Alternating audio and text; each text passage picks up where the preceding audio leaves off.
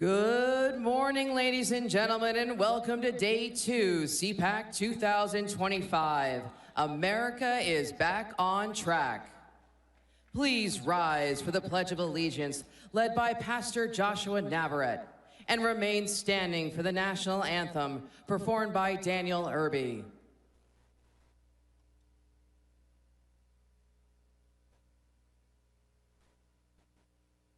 I pledge allegiance to the flag of the United States of America and to the republic for which it stands, one nation, under God, indivisible, with liberty and justice for all.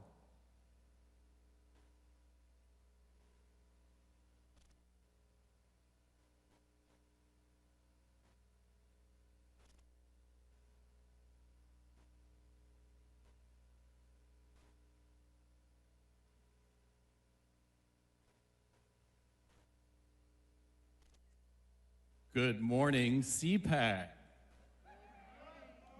My name is Daniel Irby. I am a 13-year Army veteran. And I am here to represent everyone who has served our great country. Oh, say, can you see by the dawn's early light what so proudly we hailed at the twilight's last gleaming, whose broad stripes and bright stars through the perilous fight o'er the ramparts we watched were so gallantly streaming. On the rocket's red glare, the bombs bursting in air, gave proof through the night that our flag was still there. Oh, say does the star-spangled banner yet wave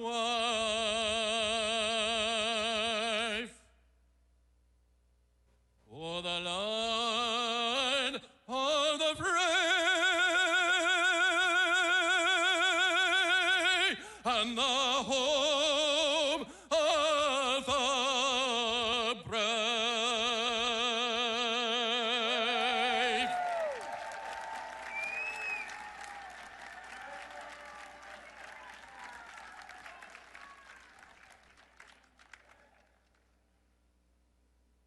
Ladies and gentlemen, please welcome back Pastor Joshua Navarrete with today's invocation.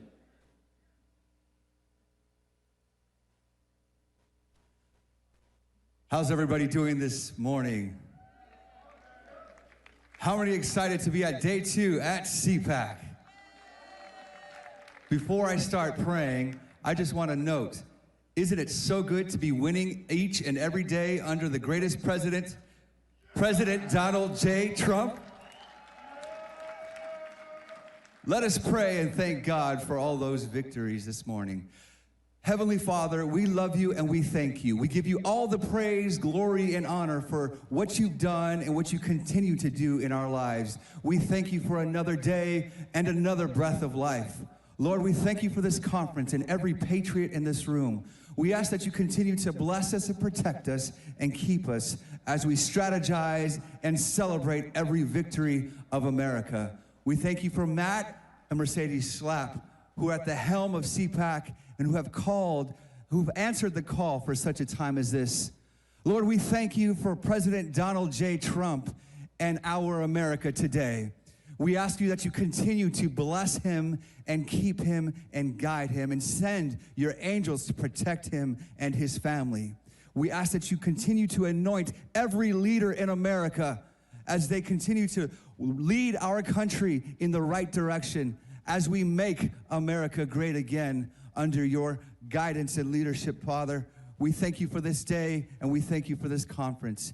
In your wonderful name, in Jesus' name we pray. Everybody says, amen.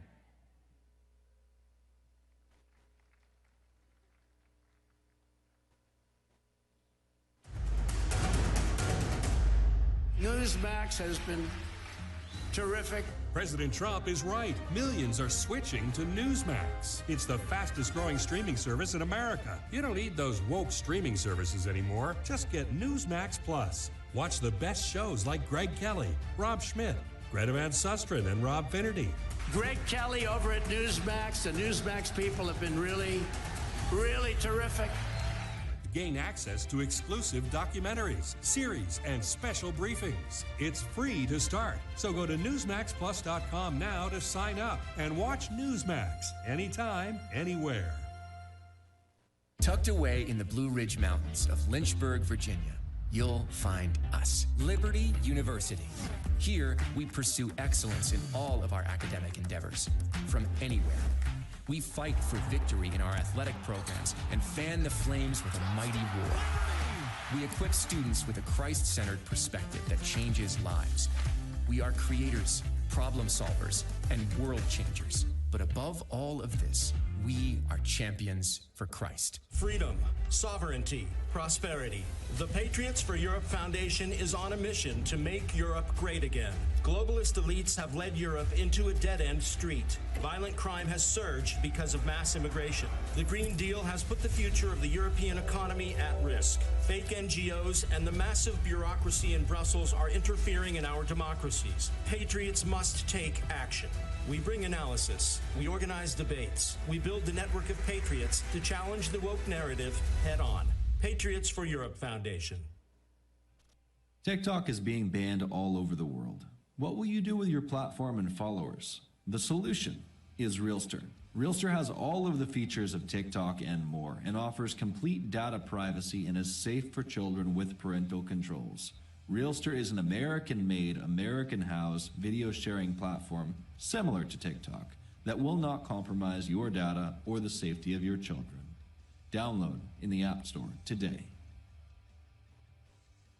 Hey, it's Matt Schlapp with CPAC. You know, we've had a huge problem in this country with election fraud. But at CPAC, that's not a problem. Our only problem is getting each and every one of you to vote. So look at your badge. You have a number on that badge. And get your phone out and vote on all the issues that matter. And my guess is you probably like what Trump's doing as well. And we'll have the results for you very soon. Ladies and gentlemen, this is CPAC International. Please welcome CPAC board member Gordon Chang.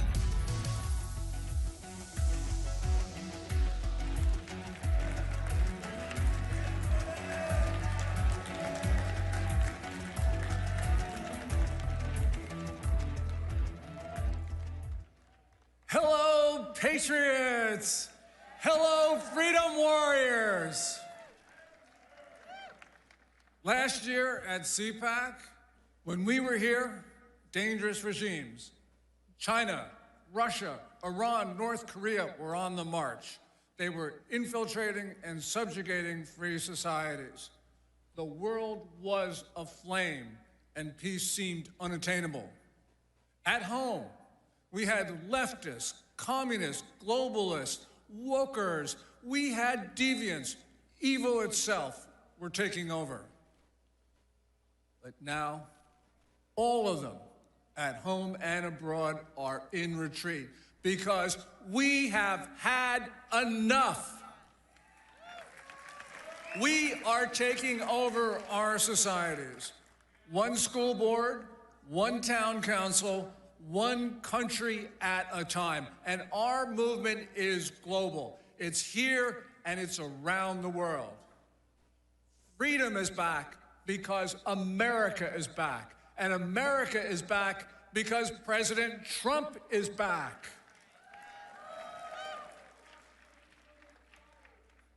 The flame of freedom burns bright in this room, in this country, and in the hearts of good people everywhere. And CPAC is leading the charge. In Japan, Aeba started the first CPAC in 2017.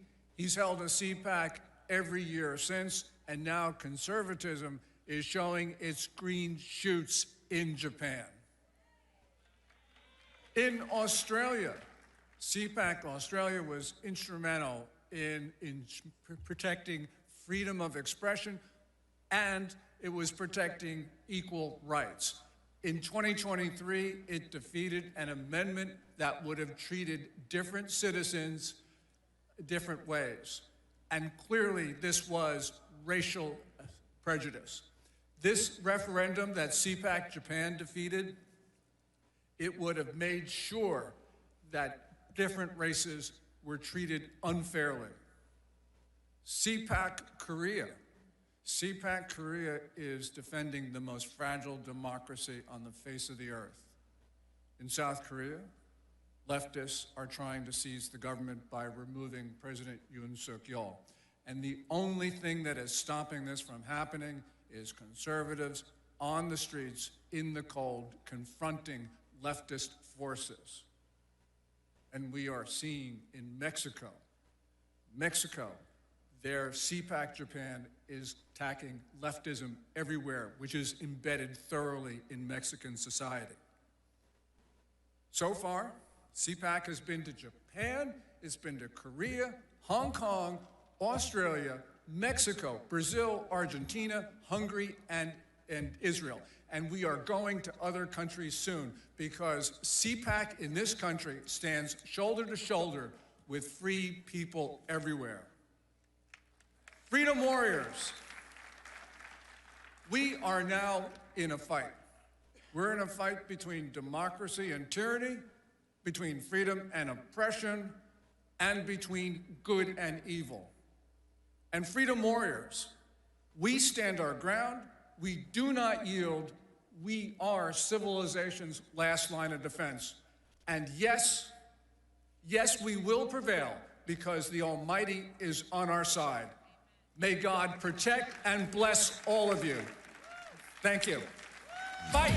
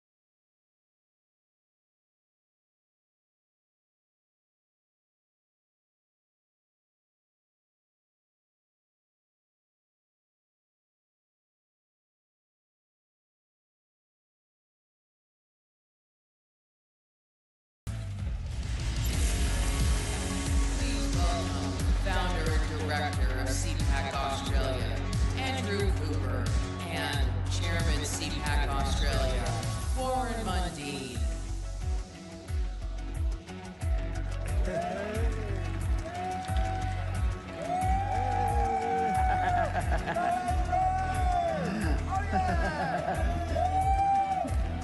Hello, CPAC. Oh, so much for that. Oh. Well, Warren, here we are on the big stage. Yes. Elon and JD, they were just there. They were just there. They're the B team. We're the A team now. We're right. Now, Warren, you're a former president of the left Labor Party in Australia. Right. One of the things I find exciting here is seeing, you know, former leftist Democrat supporters like Elon and RFK and Tulsi, even Zuck. Can you believe it? Zuck is even flirting with free speech. It's amazing. Tell us about your journey from left to right. Well, as I said, I was president, national president of the Australian Labor Party for a few years. And then, you know, but I've always had this basic belief in capitalism and freedom, liberties, freedom of speech, freedom of religion and that. And I saw the Labor Party moving very quickly to the far left. They were left, but they've gone so far left it's not funny. They're almost spinning around in a circle. And then I said, I can't stay in this party, so I left. And then I left, and then I was asked by a Prime Minister, a Liberal Party Prime Minister, to come and work for them. And I did. That was the John Howard years. And then I went on to Tony Abbott and that, and I found my ground. It was fresh air for me, the idea of freedoms and liberties that we've got to fight for. And it reminded me of the conversations I read about with Margaret Thatcher, where you got to, you know, liberty and freedoms and that you've got to fight. You have a battle for. And every morning you've got to get up and fight the same battle again. And so that's what I committed myself for. And this is when I met this great man, the founder of CPAC Australia, and he convinced me to join, and let's take up that battle. And I must say, that's one of the smartest decisions I've ever made, was to invite Warren to become chairman of CPAC Australia, because we've got an election coming up in a couple of months in Australia, and there's a resurgence of confidence within the Australian Conservatives. And a lot of that confidence can largely be traced back to you, Warren, when you led the fight against a horrible proposed amendment to the Australian Constitution. Tell us a little bit about that. Yeah, that's right. The Constitution that they're going to change was put one race above every other race. One single group that was going to have more power than the rest of Australians. And yet Australia is like America. We're a country of, yes, Indigenous people, like the Native Americans and that, well, our Aboriginal people, but also we're a large country of immigrants, people who are coming to Australia looking for a better life, looking for the freedoms and that we offer. And yet here we were, these woke people were going to change our constitution, give more power to one group than any other group. So I stood up, and of course I was with the great Senator Jacinta Nampijinpa Price. Good on her. So we got up and we fought this battle. And what we knew was that Australian people had been so beat up, had been so crushed by the wokes and the cancel culture that they were scared about voting. In fact, when we kicked off, it was something like 80% were going to vote for this change in the Constitution against 20% no. But within 4 to 5 months, we flipped it. We gave the Australian people a voice, that they could stand up against this cancel culture, that they could stand up for equality and that everyone is equal before God. We are all God's children. And we won. We ended up winning 60-40, and we destroyed that attack on our constitutional freedom. Yeah. And that was really the beginning of the resurgence, as I said, in confidence for the Conservative parties in Australia. And that, of course, has just been compounded so much more with the election of Donald J. Trump. It's been fantastic, hasn't it? It has been brilliant to see Donald Trump come back and help us in this resurgence. In fact, leading it and making the world feel more confident about standing up for their rights and freedoms. And having him there has just, we're so proud to be at CPAC here. We're so proud, to see J.D. Vance and the people who have been working so hard with Donald Trump to make the world free again. The other thing too, we are coming up with an election. We have the election. We're having an election coming up in a couple of months. And for the first time in nearly 100 years, it looks like a government will not have a second term, that we are going to slay the Socialist Labor government and bring the Conservatives back into power. And you know what, Warren? They're going to win, or we hope that they'll win, not because they're pandering to the other side. They've found their voice, haven't they? Peter Dutton, the leader, has found his voice. He's standing up for the values and principles of which we hold dear. And wouldn't you believe it? People are responding. Who would have thought? Who would have thought that people love the idea of having freedom? But having the idea that people are treated equal. Wouldn't you find it really weird that they love the capitalist system where you can run your own businesses and employ people and do things? He's standing up and fighting against the left. He's making it to be proud to be Australians. In fact, he's put up that we all should stand under the Australian flag, like you all stand under the American flag and be proud of it and be proud of your country. And it's just amazing how people are responding to this. And as I said, it looks like for the first time in 100 years, the possibility of a government being tossed out in its first term. And that is going to be an incredible time for us. Now, we have a CPAC in Australia. Who wants to come down under to Australia? All right, we need a bigger room, Warren. Well, we need a bigger room. We're going to get a big, big, big room. So CPAC in Australia is in September 18 to 20. We'd love to see you down under. We're a pretty friendly bunch. We'll have the koalas waiting for you at the airport. Be careful of the koalas. They're cute and cuddly, but they may pee on you. So what's that? Well, we thank you for making us feel so welcome here. There's one commitment we will make to you. Your president has committed to you, and you have enabled your president to have the opportunity to make America great again. I heard Nigel Farage say yesterday that he is going to make Britain great again. We will commit to you that we will do everything possible to make Australia great again. Thank you.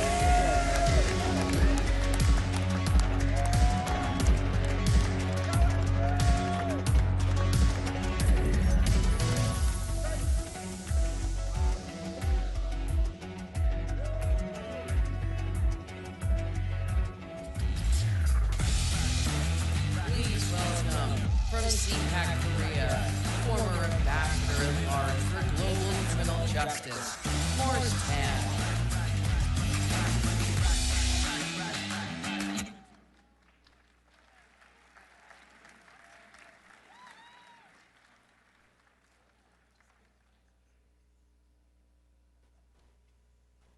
Good morning, CPAC. It was my honor to serve in President Donald J. Trump's first term as his ambassador at large for global criminal justice. And I want to hearken back to a little bit of history here. In 1950, the Joseph Stalin installed government of North Korea invaded South Korea to seek to overrun it. And in that conflict, a US-led coalition of 20-some countries repelled the communist aggression at the price of 50,000 American casualties.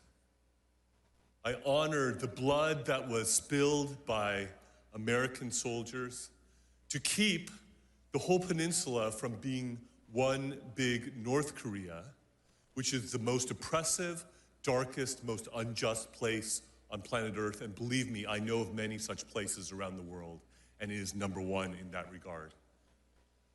Now, South Korea stands on the edge of a cliff. The democracy in South Korea is in a danger that it has not been in for decades. President Yoon, who loves America, who was strongly and staunchly allied with the United States of America, has been impeached and is in danger of being prematurely removed from office. Why? Because he had the courage to stick out his neck and say that there are things that are amiss in South Korea because there have been many indications of election fraud. We know something about that, I think, here in the United States. And there is a parallel situation going on. President Yoon, indeed, has been called the Donald Trump of Asia. And he declared martial law in order to try to seize evidence in regards to the election cheating that he believes has run rampant and has given the Liberal Democratic Party in South Korea an overwhelming supermajority in South Korea that they have used in legislative tyranny to overrun the country, to give a haven to North Korean spies, to welcome the influence of the Chinese Communist Party. And they are rushing through a conviction process potentially before the Constitutional Court that if 6 justices on that court vote to remove him from office, he will be prematurely removed from office even though he was the duly elected president of Korea by the people of South Korea. They are rushing this through because his chief political rival who wants to supplant him as president, Lee Jae-myung, who has allegedly sent millions of dollars over to North Korea against US sanctions and against the UN Security Council sanctions, who has aligned himself with North Korea and with the Chinese Communist Party, is himself accused of various crimes that if he is convicted, he would be disqualified from being a candidate for president of South Korea. So there is a legal and political race going on to try to convict and remove President Yoon before Lee Jae-myung is disqualified for running for president of Korea in the emergency election that will ensue if Yoon is removed. This is an issue for which freedom-loving, democracy-loving Americans should not be neutral. This is a situation where our government and our people should stand with our allies in South Korea and with President Yoon and stand up and be counted and let the world know that the robbing of democracy and the destruction of democracy, that we spilled blood to the tune of 50,000 casualties in the Korean War, will not be in vain, but that the democracy in South Korea could flourish and the people's elected president, President Yoon, who loves America, who is closely aligned with America, would be able to be vindicated in the Constitutional Court and restored to his rightful office. Thank you.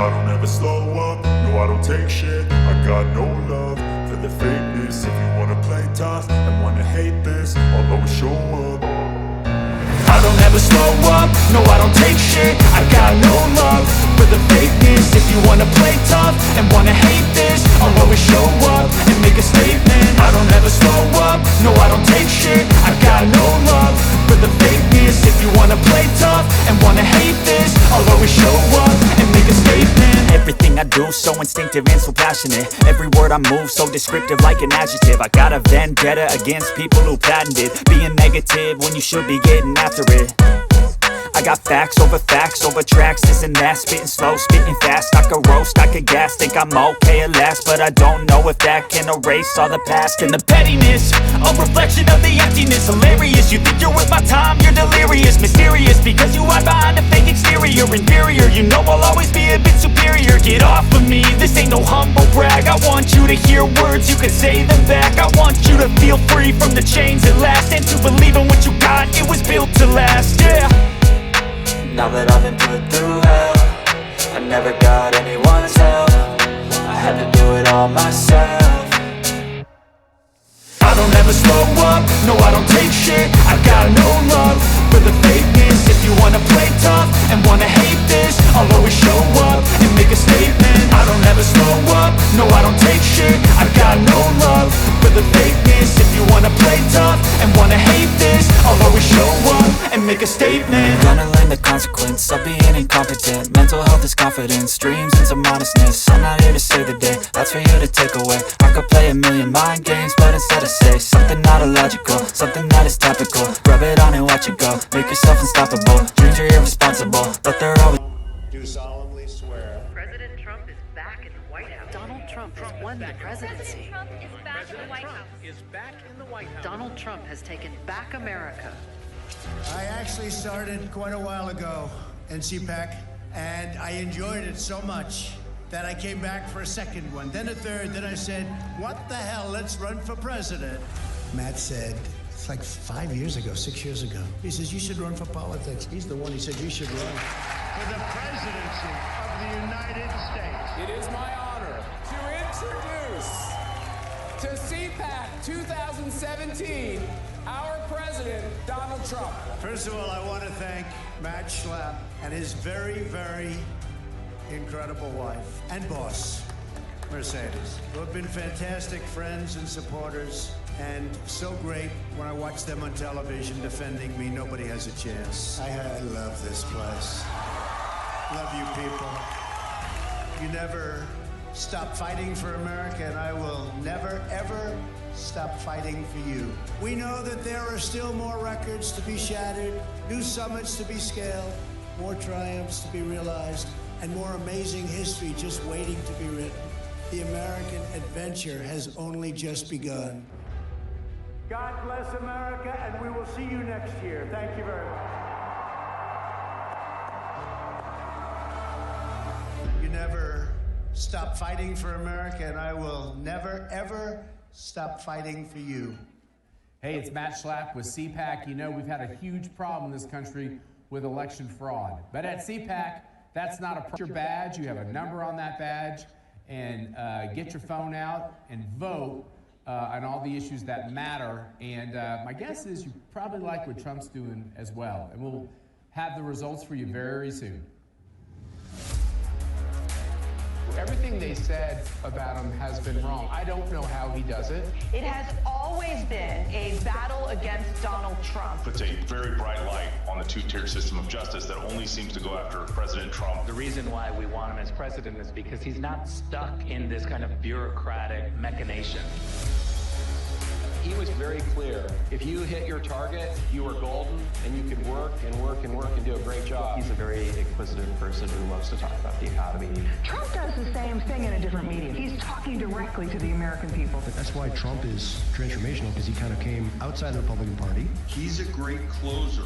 He understands what the most important issues are to voters. Not only is America a great country, but that we Americans are good people. Donald Trump stands for everything that's good, everything that we need, what needs to be changed in our society today. Think about that Trump supporter that was demonized, that was taken down, that was criticized, that was targeted. Think about that person out there. That is the one. They are winning tonight. The American people, they've spoken up tonight. We just lived through history. We're never going to see anything like this ever again. When the bad people of Mexico meet with the bad people of the United States, what's the result? Culture of death, child trafficking, abortion, illegal guns, drugs, death. Mexico and the United States, we are not just neighbors, we're brothers and sisters. We need to work together, and let's make Mexico and America great together again. Let's send the world a message. We condemn the police state tactics of Xi Jinping, Vladimir Putin, Lula da Silva, and Joe Biden. I want to start by thanking Matt and Mercedes Schlapp and everyone at the American Conservative Union. They say globalism comes to die at CPAC. I'm here to tell you that in El Salvador, it's already there. An amazing time to be in this fight for freedom. Eliminar la corrupción de la política, pero no nos vamos a rendir en volver a ser Argentina grande nuevamente. Va a ser quién va a ganar y quién va a proteger a la familia. Esa es la batalla. Y ellos, al final del día, querían llegar a nuestros hijos para dividirnos. ¡Viva España! ¡Viva los Estados Unidos! ¡Viva Israel! Vamos a ganar.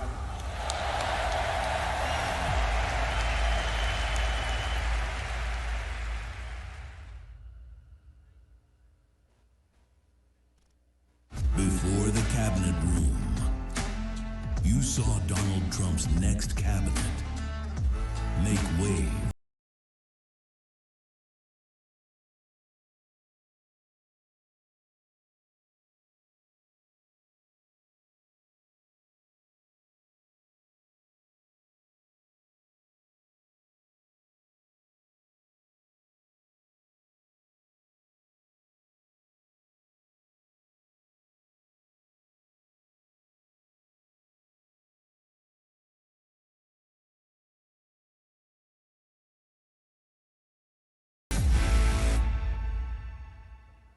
This president is calling my family, is calling me, is calling MAGA supporters enemy of America. That's right. I am the daughter of a Cuban political prisoner who fought for freedom, who fought against authoritarian and dictators. He sounds just like Fidel Castro did. Fidel Castro would target the enemies of his government and try to take them down. This is exactly what we're seeing with Joe Biden. He should be ashamed of himself.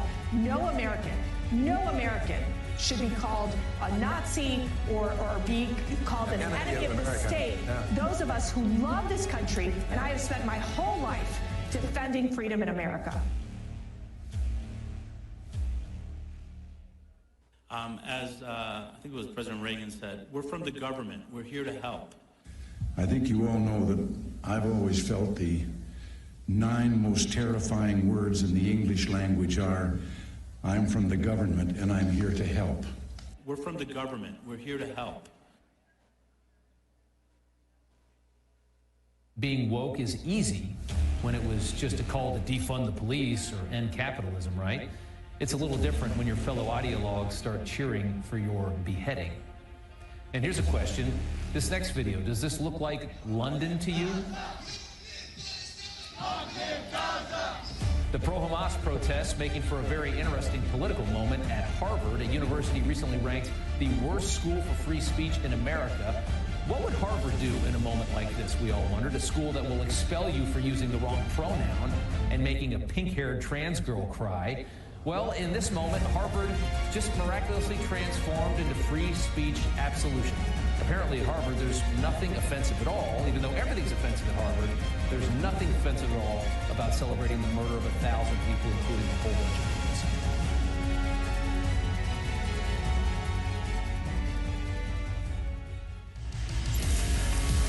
Ladies and gentlemen, please welcome President and founder of Movimiento Viva Mexico, Eduardo Verostegui.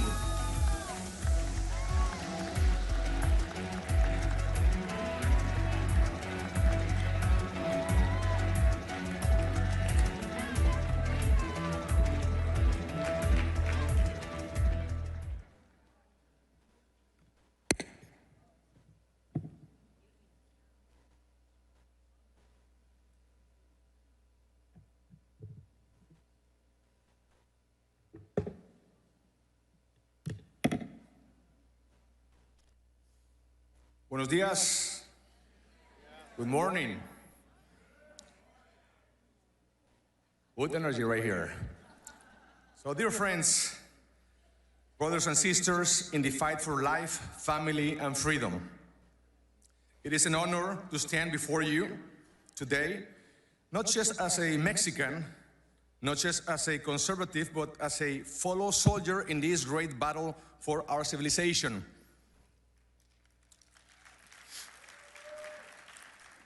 Today, we gather not just as citizens of our respective nations, but as one great family of patriots who understand a fundamental truth. If evil never rests, then neither can we. The good news is that common sense has won once again in the United States. President Trump has won for a third time. Yes. President Trump is back. And after these 4 years, he should run again. 4 more years. 4 more years.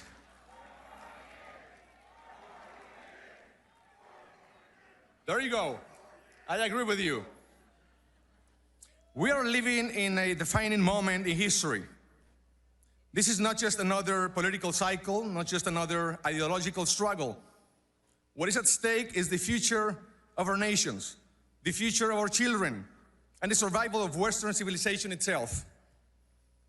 A civilization built on truth, justice, and liberty. Yet today, those values are under attack like never before across many countries in our region. The enemies of freedom are advancing in Latin America. Communism, Marxism, woke ideology, narco states, and globalist elites who seek to enslave our people. So I ask you, are we going to let them take over the rest of the world? Of course not. Are we going to sit back and watch as our nations fall to corruption, tyranny, and moral decay? Of course no. We are going to fight, and that's why I'm going to join the Elon Musk and President Trump's movement. My heart goes out to all of you. Fight, fight, fight.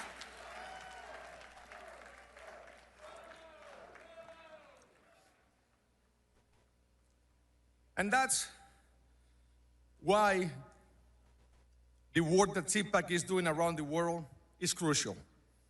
Because only when we fight together can we win. Thank you, Matt and Mercedes, for your leadership. And thank you for your invitation. And I'm happy to announce that CPAC Mexico will be taking place in Mexico City in September. Please follow our social media, CPAC Mexico on Instagram and X. Very soon, we will be sharing all the details of the event. I would love to see all of you there. I promise you, you will have the best time of your life. Great food, great margaritas with moderation. With moderation, it's okay. Freedom fighters, are you ready to keep fighting?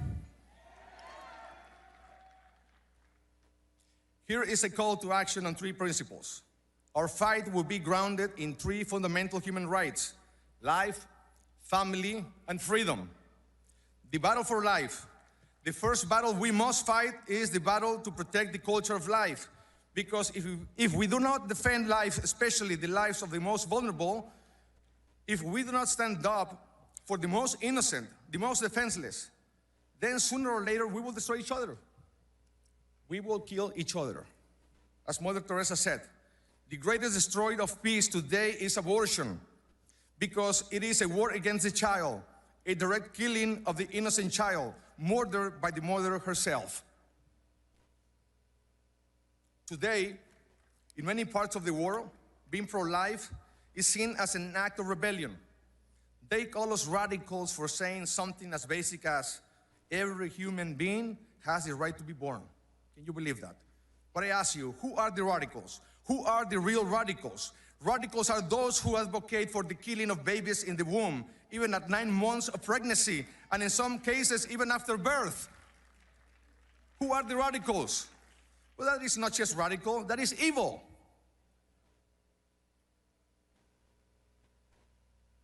They tell us abortion is a right, when in reality, it is the greatest genocide of our time. They tell us euthanasia is an act of compassion, when in truth, real compassion is protecting every human life, because every human life matters. But we will not remain silent, because evil triumphs when good people remain silent. And when good people remain silent, they're not good people anymore, because they are part of the problem.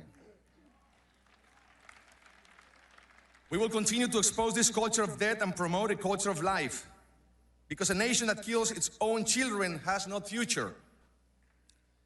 The second front of our fight is the defense of the family. The family is the foundation of society. It's the first government, the first church, and the first school. And that is why the enemies of freedom want to destroy it. They seek to impose ideologies that confuse our children, strip away their innocence, and attack marriage and motherhood. Because a country without strong families is a weak country, very easily manipulated and controlled. We will defend God's design for the family and protect the innocence of our children. Finally, we will defend freedom. We live in an era where those who speak the truth are persecuted,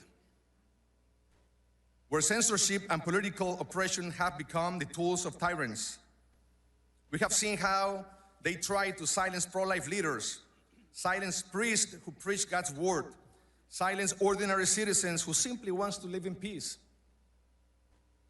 Freedom is a gift from God, and no government has the right to take it away from us. We will also follow the principles of freedom to grow our economies, lift our brothers and sisters out of poverty, and build a strong middle class. In Latin America, we have seen how socialism makes the majority of the population very poor. These people love poverty that they multiply it. They love so much poverty that they end up multiplying it. Socialism is a cancer. It destroys everything that it touches. Right now in Mexico, we have a socialist government. Mexico is becoming like Venezuela, Cuba, or Nicaragua. If we don't react soon, tomorrow is going to be too late. And for all these reasons, I'm here. I joined the fight for freedom many years ago when I was working in Hollywood as an actor. I made a promise to God that I will never use my talents again to do anything that will offend my faith, my family, or my Latino culture. And after I made that promise, I ended up not working for 4 years. Be careful what you promise. So I opened a production company and I became a film producer. We started with Bella, Little Boy, Sound of Freedom, Cabrini, and in December, the new one, The Massacre of the Holy Innocents. I'm not a politician. I'm an actor, a filmmaker, and a human rights activist. But I learned that in politics, there is no empty seats. There's always someone occupying those spaces, making decisions that will change the destiny of our nation. If not forever, then at least for a long time. And those decisions will affect our families for good or for bad. So after our movie Sound of Freedom was released, my eyes were open on many fronts. And I made a promise to God that I would not rest until we eradicate human trafficking, child trafficking, end abortion, and protect our Christian values. But I knew I had to start in my country. That's why in 2023, I wanted to run for president of Mexico as an independent candidate. But the system wasn't built for outsiders. The same corrupt politicians blocked me from competing in the 2024 elections. They were afraid of outsiders. In Mexico right now, there is no real opposition. There is opposition. The majority of the Mexican people do not have political representation. And the majority of Mexicans are tired of corruption, tired of lies, tired of politicians who serve the cartels instead of the people. And that's why it is so important to continue the fight for freedom. We will never stop. We will never give up. We will give our lives for this mission. It's not about us. It's about using our talents to make this world a better place. It is about glorifying God in everything that we do. It's about fighting for something bigger than yourself, bigger than ourselves. Remember this one. Man gives the battle, but only God gives the victory. Man gives the battle, but only God gives the victory. But But I have hope, I have faith, and I know that very soon everything will change in Mexico. Very soon we will receive official approval from Mexico's Electoral Institute to begin building a new conservative political party. I am proud to announce that very soon Movimiento Nacional Viva México will officially be underway. And Viva México is not going to be just another political party. This will be the largest movement to free Mexico from socialism, communism, the radical left, woke ideology, and the corrupt globalist. Because Mexico is ready. Enough is enough. We don't want the same anymore. It's time to change. For too long, our country has been ruled by criminals in government working hand in hand with the cartels. Even President Trump recently recognized that Mexico has become a narco state. But I have a message for the corrupt leaders of Mexico. Your time is up. I know this fight will not be easy. The establishment will come after us, threaten us, but they won't stop us. Because we know this is not just a political or cultural battle. It is essentially a spiritual battle, and we are ready to fight. We are not alone. God plus one is an army, and we are more than one. We are more than one. We are the majority. If God is with us, who can be against us? Nobody. Because I believe that with courage, determination, and God's help, we will rescue our nation. We will defeat corruption. We will defend our families, our faith, and our freedom. So let me say this loud and clear. God willing, with the Viva Mexico movement, we will make Mexico free again. We will make Mexico safer again. We will make Mexico healthy again. We will make Mexico pro-life again. We will be working really hard so we can make Mexico godly again.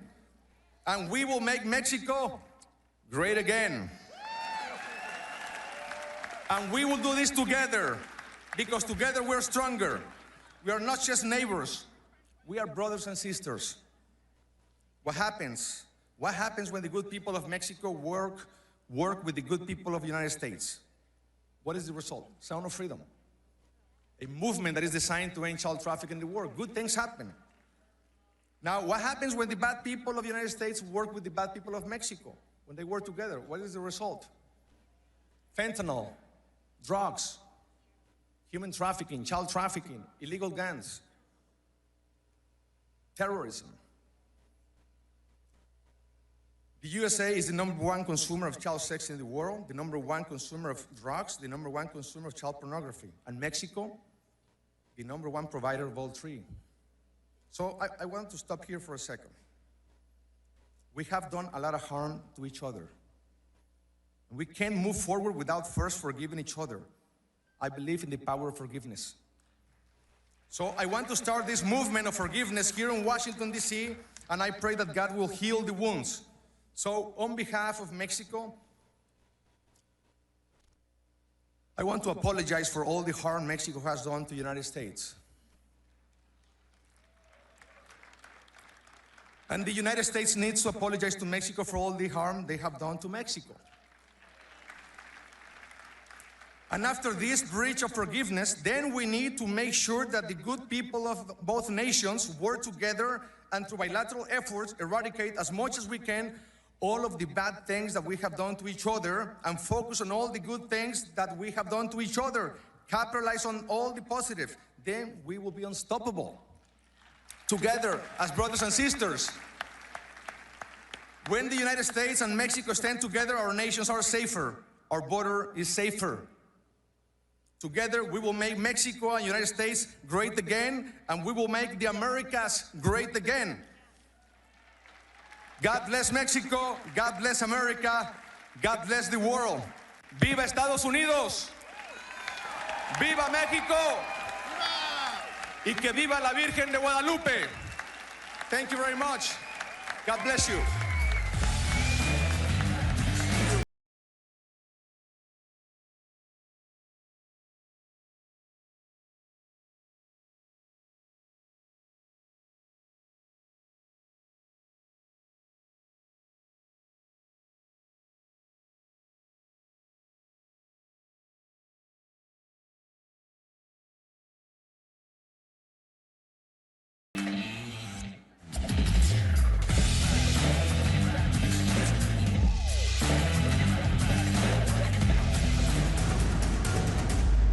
Newsmax has been terrific. President Trump is right. Millions are switching to Newsmax. It's the fastest growing streaming service in America. You don't need those woke streaming services anymore. Just get Newsmax Plus. Watch the best shows like Greg Kelly, Rob Schmidt, Greta Van Susteren, and Rob Finnerty. Greg Kelly over at Newsmax. The Newsmax people have been really, really terrific. Gain access to exclusive documentaries, series, and special briefings. It's free to start. So go to NewsmaxPlus.com now to sign up and watch Newsmax anytime, anywhere. This lunacy will end on my first day back.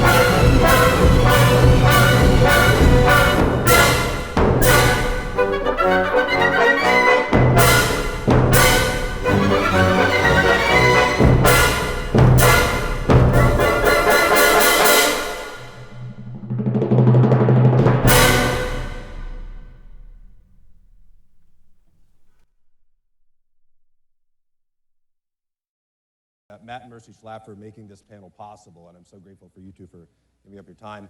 Again, my name is Billy Atwell. I'm the Senior Vice President of Communications at Alliance Defending Freedom.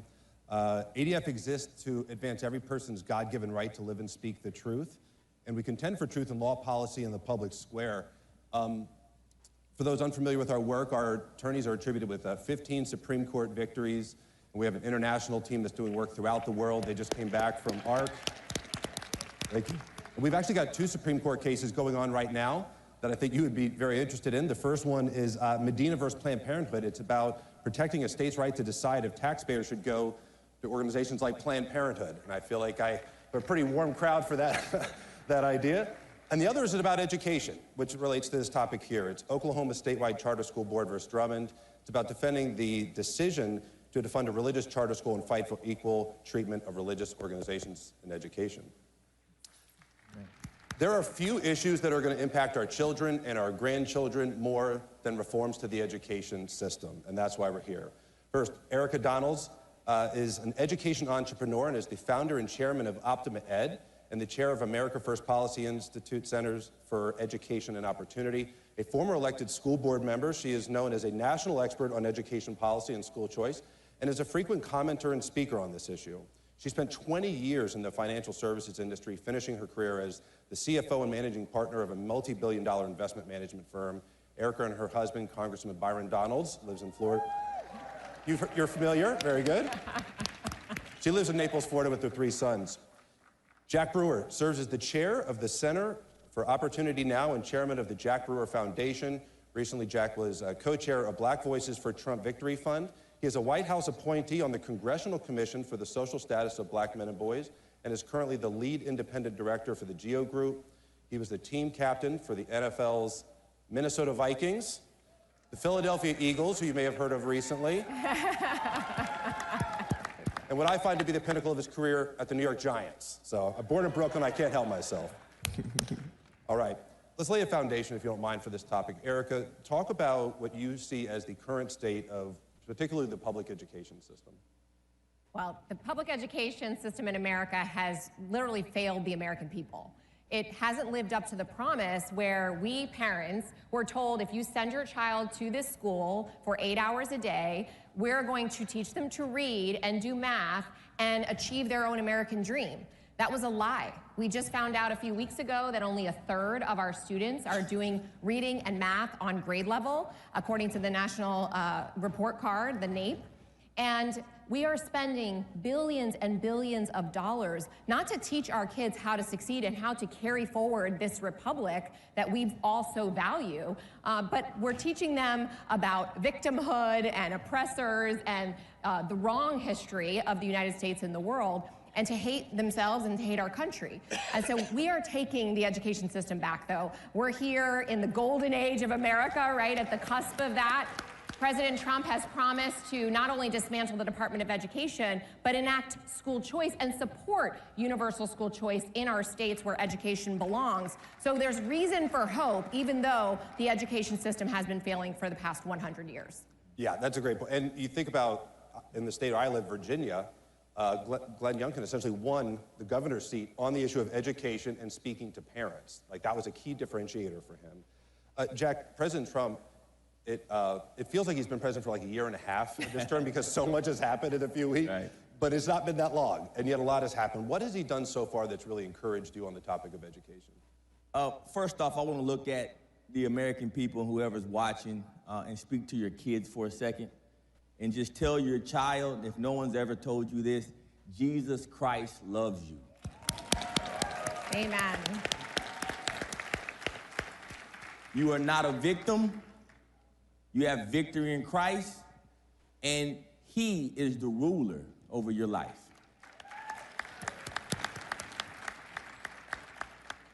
President Trump has done so much, but I think the most important thing that he's done in front of the American people is he has stood for biblical truth. Yeah. When he sat in front of the nation and said, God created man and woman, and that's it. That's right. And so when you talk about the education system, our founding fathers did not create an education system that is going to indoctrinate boys and girls to make them believe that they can be transgender and any gender they wanted to choose. Our education system was established with the basic belief in the Word of God. And so anything else throws us off. And I think President Trump has taken a stand. I think you've seen more and more companies coming back and back him. More and more employers in America have backed him because we're getting rid of these DEI policies and all these things that have drifted into our education system to start to pick winners and losers and actually separate us and put us back decades in regards to social and biblical justice. And so I just think that we should all understand the spiritual time in which we're living right now in America, particularly with our children. Yep. And let's get the 10 Commandments back in our schools. You're seeing it happen in Louisiana.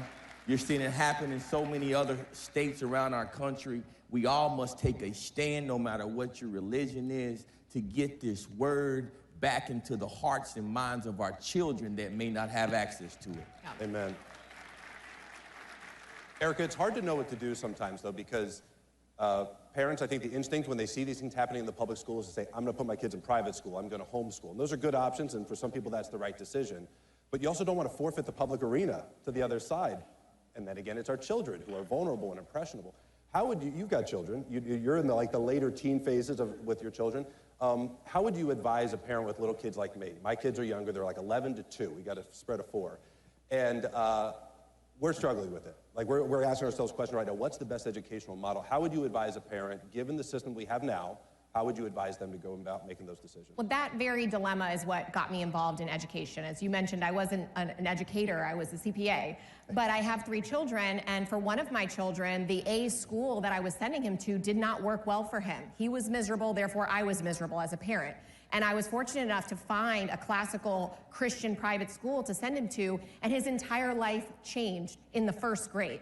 He started to love learning and thrive in that environment, and I thought, well, how many other Darrens are out there, and can I help by serving on my local school board to give them options? But that's when my eyes were opened to the education monopoly and the corruption that is happening in our school districts. What I would say is, the left wants to say that our obligation is to the collective. But as parents, our #1 obligation is to our family and to our own children, raising them in the things of God. And that is your contribution to the community, raising your children well and making sure that they are prepared to be good citizens in this republic. And so you need to take care of your own children first. I personally would not send my children into a public school in this day and age. I don't care if it's an A or not. I don't trust them. And so I would do whatever I possibly could to find the right educational environment for my children. You take care, put your own mask on first, help your children, and then do things for your community. Run for school board. It's not a bad thing to do, but a lot of the families that I know that are running for school board that are involved in education reform, they took care of their children first, but they're there, as I was, to help take care of their community and other children that don't have that same opportunity. Right, because the public education system is everybody's. Even if your kids are homeschooled or you go to a private school, that's your school too. We're paying for that. We deserve to have an influence there. We're seeing a huge shift in the country with regard to DEI. It's been unpopular for a long time, but we're seeing major institutions and politicians starting to come on board and get with it. Alliance Defending Freedom, we've got a corporate engagement division that's been working, and part of the product of that work was what we're seeing with Walmart. Shareholders are speaking out, and they're saying, we're tired of this. We don't want it, and Walmart's making good decisions. There are also corporations that are not making the right decisions, but they're feeling the pressure. Jack, talk about, because you've worked a lot with young black men and boys. You've dealt with the issue of fatherlessness, which we can get into in a minute too. But talk about the impact of DEI and that general mentality on the education system. First off, the devil is a lie, and DEI is a lie. That's right. All right? So I want to start off by saying that I'm a black man, and I happen to be the lead independent director of a multi-billion-dollar public company. And so America does have opportunity for people just like me. And I'll take that further. When you look at what DEI really does, so I do a lot of community work. I got my master's in education, adjunct professor. I've taught from, you're talking about the poorest of the poor on to multimillionaires. But the one thing that remains consistent is that whenever you tell someone that they're a victim, or you tell someone they don't have the ability to learn, then they won't. Right. So I have a little girl in one of my programs. She literally went to class. She got an F on a math exam. And the teacher told her that it's okay because she's a little black girl and that she doesn't have the ability to do this math. Telling the girl that math is racist. So for me, that burns me up inside. And so you start to think about what these little children are being taught in some of these public schools that Erika just mentioned, and it's just heart-wrenching. I'll tell you another story. When you talk about people, and Erika said this, it's not just about us, it's about our community, man. When you look at our juveniles, we gotta realize juvenile crime in the United States of America went up 21% last year. These are the little kids, the little boys. I have men in my prison program who have been locked up since the age of 14 with grown men. We have to do something for the poorest of the poor. It starts in our education system. We cannot leave these men and these children fatherless. Yep. Our nation is the most fatherless nation on the planet. We have over 18 million kids that don't have an active father in their home. I went to a juvenile courtroom. There were 25 young men and boys, most of them black. at court to be sentenced by a judge. I looked around, there was only one father in the entire courtroom. Can you imagine if your child was being sentenced? This is the epidemic that we're facing in our nation right now. Our education system will never work if we don't put the man back in the home.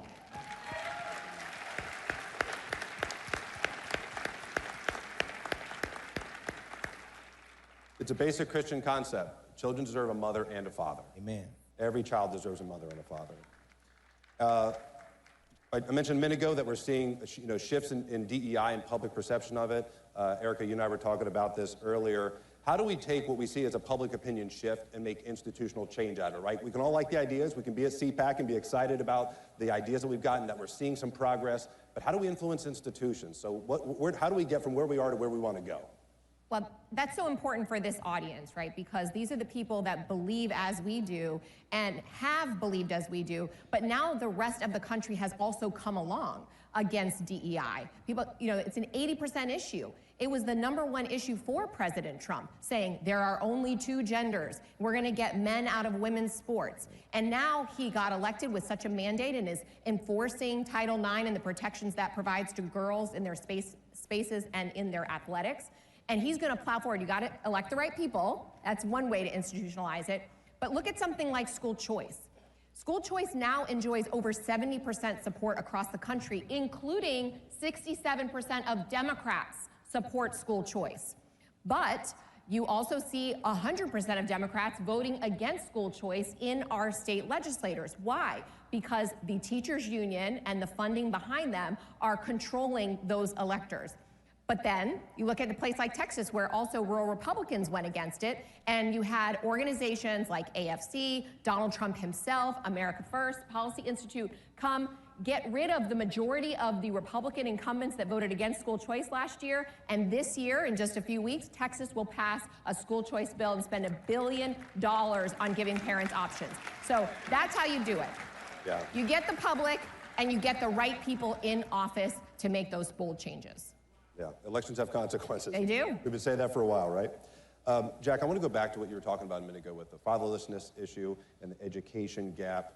What can the rest of us do? So if you're the average person in the pew, so to speak, you see this epidemic, you don't know what to do. I can't impact, I may be able to impact one child. I can't fix the whole system. But what can the average person that just cares about the public education system, they care about these kids that don't have a mom or a dad in the home, what can we do? What would be your advice? Well, my advice is, first off, understand that this is not just an issue of education or policy. This is a spiritual issue. The last verse of the Old Testament is Malachi 4:6. That verse says that he shall turn the hearts of the fathers to the children and the hearts of the children to the fathers. But the end of that verse says something that's so powerful, and it's the times that we live in. He said, if we don't do it, he shall come and smite the earth with a curse. Our earth is feeling the curse. No matter if you go to Guatemala or Central America and see that all of their men and fathers are leaving their homes trying to migrate to America illegally. Or you go over to Africa when you see these societies that have gone from a patriarch society to a matriarch society. Or you come here in America where you can have a generation like mine that was raised to believe that having a baby mama is okay and cool. Those things are generational curses that we must break. The only way you bind up a curse is by the blood of the Lamb and the word of your testimony. And so we've got to testify. We've got to talk about these things in the public square. We've got to stand for these poor children that don't have advocates and people to stand up for them and be their voices. Man, get out in your community. Go to the local juvenile. Go in there and sit in a courtroom and tell a little boy that's 13, 14, 15 that don't have a dad that you love him. Go see those folks in prison like the word tells us to do. We can't just take care of our people that have. We got to take care of those that have not.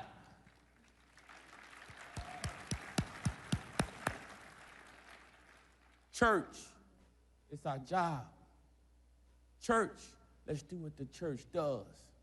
Donald Trump can only do so much. We need the church to take a stand. Churches start schools. Yeah. Churches start daycares. Churches empower organizations like Erika's to go in and push for school choice. Let's take our country back. Yes. But we can only do that through God. There is no replacement for a Christian witness. Ladies and gentlemen, that's all the time we've got. If you want to learn more, ericadonalds.com, the jackbrewerfoundation.org, and adflegal.org.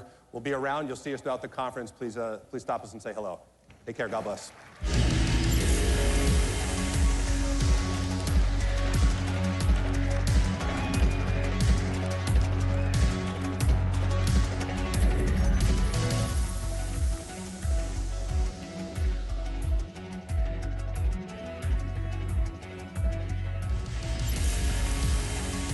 Ladies and gentlemen, up next, Joy Reid, a desperate plea for help. Please welcome senior columnist for townhall.com, Schlichter, with @ALX on X, Alex LaRusso, and your host of O'Connor and Company on WMAL, Larry O'Connor.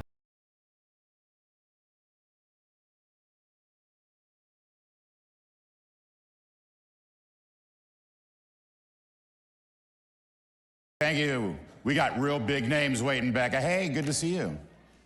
We got super big names back there waiting to come out, so we're going to get right to it. How about these guys, right? I'd be remiss if I didn't tell you that I just wrote a book about the media. It's called Shameless Liars. Can we get a close-up on that artwork there? It's got an incredible foreword by a real thought leader. Forward by Schlichter. But the subtitle is How Trump Defeated the Legacy Media and Made Them Irrelevant. And that's sort of where I want to take this, because for years, ever since the great Rush Limbaugh and Brent Bozell at Media Research Center for the last 35, 37 years, the late, great Andrew Breitbart, who brought Kurt and I into this world, we spent so much time fighting the media and exposing their lies and exposing the propaganda, and it all reached a head this year with Donald Trump leading the charge, and he won. I mean, they are meaningless now, and so I want to start with that. And Joy Reid kind of is the namesake for this panel, because Alex, she's been reduced to being obsessed over big balls. Correct. And I need you to sort of explain this to us. Yes, so like the media... Explain Joy Reid's obsession with big balls. Obsession with big balls. So she's going on media right now, and she's demanding that Congress subpoena a guy named Big Balls and Elon Musk with a straight face on. So we've reduced them to a point where they're just looking at social media for people like me who post on X, and they're getting their talking points from online. And no longer do they have a mind of their own. There's like a whole supercut. I think it was like Media Busters who did it. And there's just like all of these people on CNN, MSNBC, and they're just repeating big balls, big balls, big balls over and over with a straight face. So it's like you look at they've got to get to the bottom of big balls. So... Yes, and they brought on Kara Swisher, the noted expert on the topic for that. But yeah, that's all over an intern at Doge, who was hired by Elon Musk. And of course, we have tens of thousands of people in our government who have access to all of your personal information, including your social security number. But when Elon Musk has a small team of genius interns that are probably like smarter than everybody else on that whole panel or on their entire network, it becomes the biggest deal that they all have access to your personal information. So they just set the standard to like dox all of these government workers for some reason, because tens of thousands of people that are not elected, by the way, have the access to your personal information every single day and have.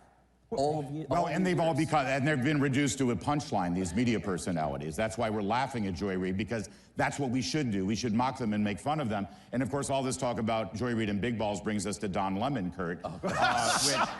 Another gem. He's my special friend. I'm gonna connect the dots, I promise you. Because, Kurt, it was during the presidential election December of 22nd, 2015, I get this call. Can you come on CNN real quick? Just a video hit. I get on, and Don Lemon's outraged because, oh, it's the worst thing ever happened. Donald Trump said Hillary got schlonged in the 2008 election. She did. And I don't care at all. And we're going back and forth. He said, you should be more upset. And I said, look, his opponent shilled for her husband who treated his intern like a human humidor. Fact check true. And he said, you can't say that. So I said it again. And he kicked me off. And what we're saying here is the media used to be something that hit us. Now we use it for a punching bag. Everybody knows the JD meme. Right. Okay? I don't really care, Margaret. They go on her show to humiliate her, and she's too stupid to know it. They don't know they're the joke at this point. How excited is National Security Advisor Mike Waltz right now, knowing that he's coming out after this panel?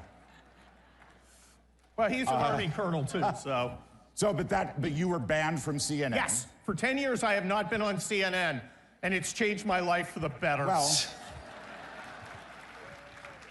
and honestly, who's got a better career trajectory right now, Kurt Schlichter or Don Lemon? Because he has also been banned from CNN. Well, look, I'm on it more than he is. Look, I literally have more followers on the Twitter machine than they have viewers. Think about that. Exactly. 100%. So, Alex, your work that you do right now, you've got a meme for everything. And the fact that these guys can be reduced to a meme, that Margaret Brennan, the host of Face the Nation, a very important show in a very important town with a very important teleprompter reader as its host, she is now a meme. She can't do anything. Yep. From how J.D. Vance has handled her with these interviews to now reducing her to saying that too much free speech will lead to a genocide. Yes. This really is the best way to attack them now, is to just reduce them to a punchline. Yeah, 100%. The thing is, it's like I said earlier, they don't have a mind of their own anymore. They are reduced to like scrolling social media and looking for the most viral moment that's going on social media, and it becomes now what they're talking about. Like, to give you an example, one of my local city council had, they just declared, my city that I'm from, Worcester, Massachusetts, just declared themselves a trans sanctuary city. So I got a tip that it was getting a little wild at the city council meeting, and I watched the 4-hour video of them all, like, you've probably seen it, the girl with the wig and everything, the blue hair. Oh yeah, that was that was my city. I went through and clipped it. For the next 3 days, it was all over, like, every corporate media, like, talking about it. So it's like they're looking at everything that they find online, and then they're making it their news cycle. So they don't have a mind of their own anymore. And, you know, we talk about the gatekeepers a lot. The gatekeepers are the people who used to say what kind of news, New York Times, right? All the news that's fit to print. Who's deciding what's fit to print, right? There's some people in a tower in Manhattan who's, that's not news that's fit to print, but this is news that's fit to print. And they would decide what was worthy for your eyes, what was news that you could consume. It's been reversed now. Correct. In fact, we are the ones, as Elon Musk says, we are the media. We are driving what's important, and that's what this new revolution is about. Well, and there's an right? And it all goes back to Andrew Breitbart. And one of the underappreciated aspects is how much fun we're having, right? That's right. Exactly. I mean, we've got to dance. They're eating the dogs. There we go. They're eating the dogs. They're eating the cats. We are having fun. We're laughing. And Kamala Harris says, my message is joy. As she's screaming. As Biden's screaming, as she's screaming. You will be happy. By the way, you mentioned Andrew Breitbart again, and I just want to say, I want to read this. This is the very end of my book, but it's a quote from Andrew Breitbart. You all remember Andrew, right? God bless him. Yeah, ALX was 5 when this exactly. Elon Musk is now saying we are the media, and he's right. We are the media, using social media platforms, using X, which is now a free platform. On Tax Day 2010, during the rise of the Tea Party movement, Andrew Breitbart was asked to speak in Washington, D.C. at a Tea Party rally. And you should look at this video, it's out there. He asked everybody in the crowd there at the Tea Party rally to hold up their phones. And he said this: "It's time for a new media revolution, and you are it. You are the media. Hold up your phones, hold up your cameras. This is the future of media. This is how we're going to fight the lies, the misinformation, and the propaganda of the mainstream media. We are now the media." Yeah. Andrew Breitbart 15 years ago said that. And Alex, I mean, you have inherited this legacy now, and you are the media. It's really interesting too, because a little bit about my story too. In 2020, I was really gaining traction, and I was about to hit 100,000 followers on Twitter 1.0 at the time, and then I was just banned for like 3 years nearly, until Elon Musk brought me back, and I'm now almost at 1 million followers on X. But yeah, Hold that thought. He had 100,000 followers, and they banned him because he was so, look at how dangerous he is. Elon Musk buys it, opens it up for free thought and free speech, and now you've got 1 million followers. Yep, nearly. I'm 30,000 from 1 million, so if you want to get me there before I leave the stage, go for it, at ALX. But yeah, so to your point, it's just like, you know, you are the media because you have a phone and you have the platform on social media. And one of the things that's ironic about this whole, you know, moral panic around misinformation, disinformation, all these people can go on their shows, like, you know, for 4 years they talked about the Russia propaganda hoax and Russian collusion hoax. So they were allowed to say that unchecked. They got to have their own guests on there, and that, like Adam Schiff saying he has inside knowledge about all this crap. On social media, no, it's a blood sport. You say something wrong, you're gonna get ratioed or community noted. That's right. So you're the media, and you're also the checker, like you're the fact checker. There's not like independent fact checkers like Meta used to have. You are the fact checker, and what actually— Well, because the independent fact checkers weren't independent. Exactly, yes, and they weren't based in fact. Correct. And this is an important point that I want you to pick up on, Kurt, because this whole idea of needing fact checkers and needing to moderate what you say, and it's all coming from this arrogant presumption that you're too stupid to understand what's true and what isn't. You're too stupid to discern from a hoax and what's real. I'm not sure that they think we're stupid. I know they say they're stupid because it justifies their existence. Yeah, that's okay, true. They want to be the gatekeeper. They want to be making the decision. And you don't need a gatekeeper if you are an individual, if you are an independent American citizen with your camera and computer who goes out and makes his or her own news. We don't need them. It terrifies them. Yeah. That is why Never Trump exists. Yep. Because we didn't need them. That and they got mad. that said, the platform and the technology and the freedom is there, and it's opening up more. Mark Zuckerberg suddenly is red-pilled, right? And that's amazing. But it all starts with this fist thrust in the air. It all starts with him yelling, "Fight, fight, fight," right? Because he has shown us how to fight. Suddenly you see Republicans on Capitol Hill are channeling Trump because he's contagious. And I think I'll give you a perfect example. George Stephanopoulos last year lied about Donald Trump. He said that he was convicted by a jury of raping somebody, and he said it 7 times in a 6-minute span. What did Donald Trump do? Did he do a Mitt Romney thing? Did he do a George Bush thing? Did he do what Republicans have done for our lifetimes, which is just be the better man and say, oh, well, you know how they are, tut, tut, let's walk away? No, he fought, he sued, and he won.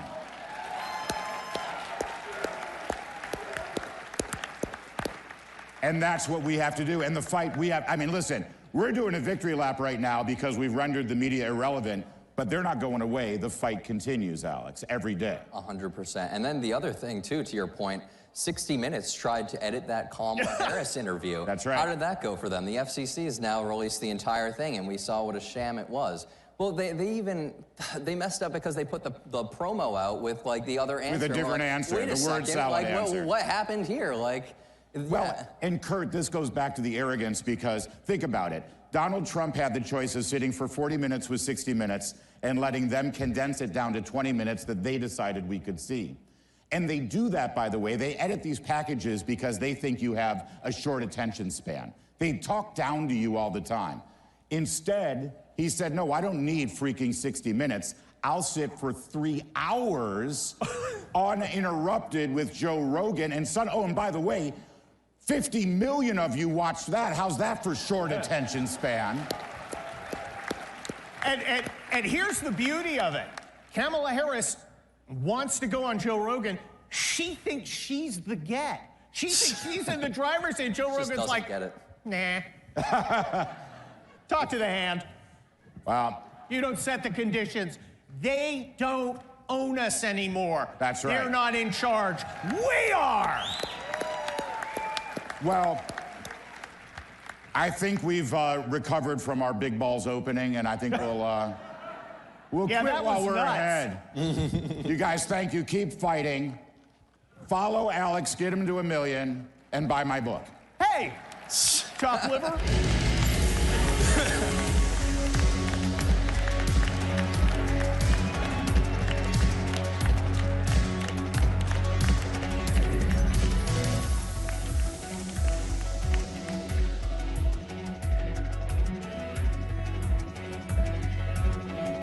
You can crack the code of nuclear waste.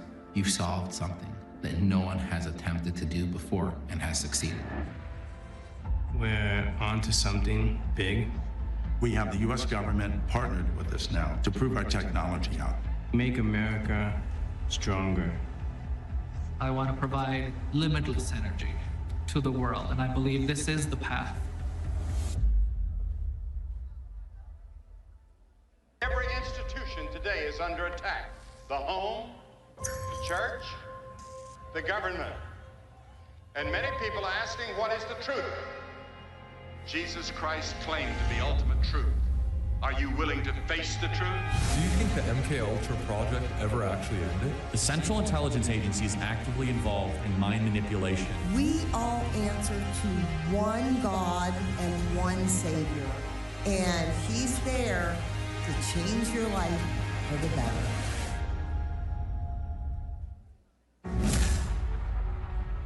During my second term, we will fight for Alaska like never before. I'm excited about what we can do with President Trump in the office. We'll work together to provide affordable energy to Alaska and allies all over the world. More investment, more certainty, production, more exploration. Thank you to everyone in Alaska, and thank you to your great governor. I look forward to a long and enduring future relationship. Drill, baby, drill. Ladies and gentlemen, this is a conversation with National Security Advisor Michael Waltz and CPAC Senior Fellow Mercedes Schlapp.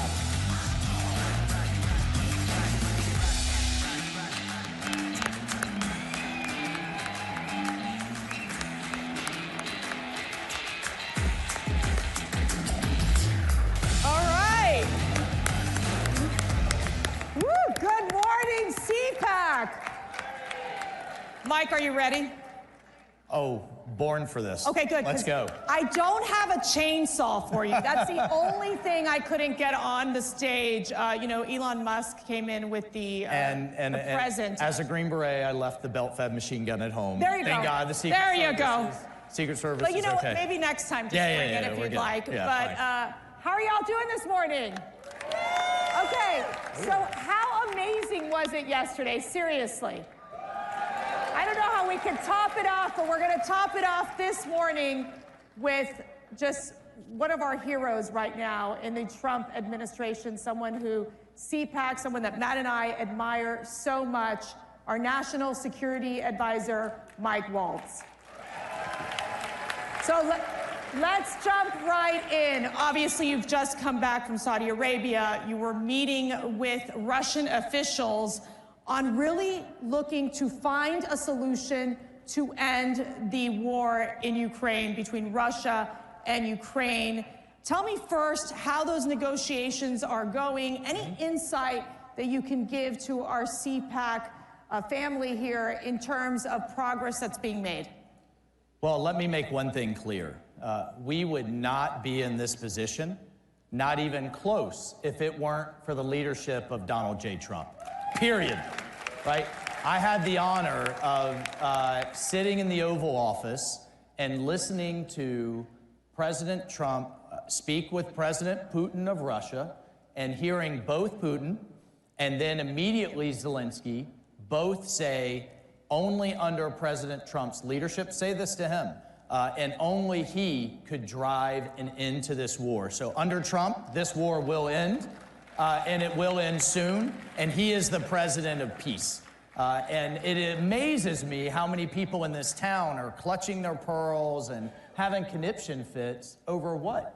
Because President Trump's ready to stop the killing, stop the hundreds of thousands of people that are dying per year in Europe, the largest war in Europe since World War II. And you see the same voices that are demanding a ceasefire in Gaza post-October 7th, then what, oppose peace in Europe? It makes no sense. But with his leadership, we've now opened negotiations. We're sitting down with our host, the Saudis, and talking to the Russians, understanding what they are going to need, and then understanding what the Ukrainians are going to need, talking to all of the Europeans. You can't end a war if you don't talk to both sides, and that's what we're doing. Thank you. It's kind of common sense, history of diplomacy. It is common sense, but you do find those in the media and the critics basically saying, how can you all be talking to the Russians? This is insane, right? They criticize the efforts that the administration is doing. And with that being said, President Trump has expressed his frustration with President Zelensky, trying to get to the point that we're dealing with. How can we get a deal on the raw minerals? How do we, the United States has given over $175 billion to the Ukrainians. It seems like the Americans, there is that war fatigue. It's time to move forward. How are we going to get Zelensky, President Zelensky, to cooperate? Yeah. Well, so first, and this is the part that the media just wants to ignore, it was Zelensky last September, as part of his victory plan, it was Zelensky that proposed, hey, let's go into a partnership together. Right. If the United States will invest in us, we have aluminum, we have gallium, we have tritium, we have all of these rare earth minerals that the modern economy needs. A lot of them are not fully developed. They need investment. President Trump's a deal maker. And so now President Trump proposes the deal, right, and sent our Treasury Secretary all the way out to Kyiv to propose it. And then we get this rhetoric in the media. Well, look, here's the bottom line. President Zelensky is going to sign that deal. And you will see that in the very short term. And that is good for Ukraine. What better could you have for Ukraine than to be in an economic partnership with the United States, number one? What better could you have for Ukraine to stop the killing, number two? And you know what? We have an obligation to you all, the American taxpayer, to recoup the hundreds of billions of dollars that have been invested in this war. Because you know what? You know what Europe's contributions are? Europe's contributions are in the form of loans. And they're often paid back on the interest, by the interest on Russian assets that have been frozen. So Europe gets paid back, but the American people don't? I don't think so, right? And so that's the deal that we're putting in place that's good for everyone. And yes, you have to talk to the Russian side to understand how we're gonna get both sides to the table. And that's what we're doing. Look, this is the common sense presidency. This is the presidency of peace. He's going to end the war in Europe. He is going to end the wars in the Middle East. He is going to reinvest the United States and our leadership in our own hemisphere, from the Arctic to the border to Panama, all the way down to our good friends in Argentina with Milei that you saw yesterday. And you know what? By the end of this all, we're going to have the Nobel Peace Prize sitting next to the name of Donald J. Trump. And who opposes peace? How do the Democrats oppose peace? You bring up a great question, which is who opposes peace? Yet you've seen the European leaders under President Macron trying to bring the Europeans together in dealing with the Russian and Ukraine situation. They have been unable to move the ball forward. How are we going to bring our European leaders on board? Well, President, and all the other narrative you have in the media is, well, we're not consulting with our allies in Europe. President Trump has talked to Macron twice last week. He's coming here Monday. The Prime Minister of Britain is coming here next Thursday. We are engaging all of our European allies, absolutely. The NATO Secretary General and I just spoke.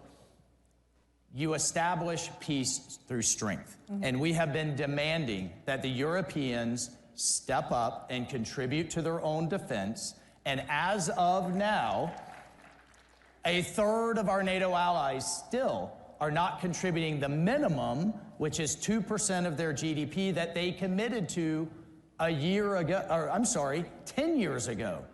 So that's unacceptable. And if, you know what, the Europeans want to take a bigger role in their own security, that falls in line with America First principles as far as I'm concerned, as far as President Trump's concerned. So, you know what, he's kind of rattled their cage a bit. And now they're saying, you know what, suddenly they've found more. And they're coming to the table with more. Fine by us. We've only been asking for over a decade now. Shifting gears here to Iran. We've got Ambassador Mark Wallace with us, basically one of the biggest fighters in terms of ensuring that we can see change in Iran and leading the efforts incredibly here in the United States and across the globe. But I've got to ask you right now, what is this maximum pressure campaign going to look like in terms of Iran? How are we going to stop Iran from exporting terrorism into Israel and killing innocent lives? Well, first, thank God that Prime Minister Netanyahu, that Bibi did not listen to the Biden team and did not listen to Kamala Harris. And as a result of his leadership and Israel's leadership, Hezbollah in Iran is now decimated. I mean, the pager, beeper, and walkie-talkie operation is going to go down in history. And as a Green Beret, I appreciate a good covert operation.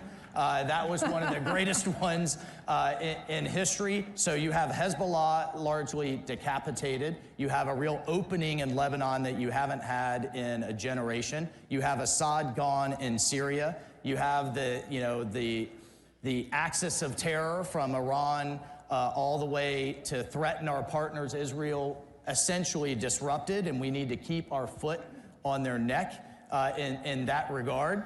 And then from a maximum pressure campaign, the president just signed that executive order returning to maximum pressure to start keeping a foot on the neck of the Iranian economy.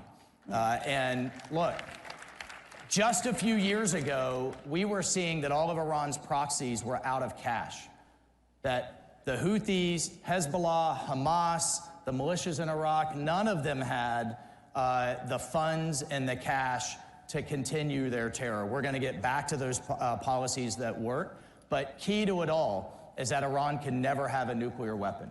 And why does that matter to everyday Americans? Look, if Iran has a nuke, there's a real question of whether they're a rational actor.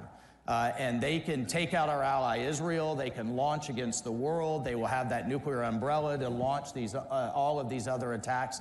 They cannot have a nuclear weapon, and under President Trump's leadership, we will ensure that does not happen. Israel. We just got word from the Israeli Defense Forces that they have returned several bodies. This is the Bibas family, the two beautiful children, the redhead children, and what was supposed to be the body of Shara, the mother.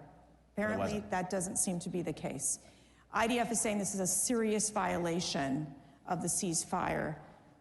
What's your message, one, to the hostages, their families, from the United States, from President Trump, and two, how can we ensure that we bring all those hostages back home?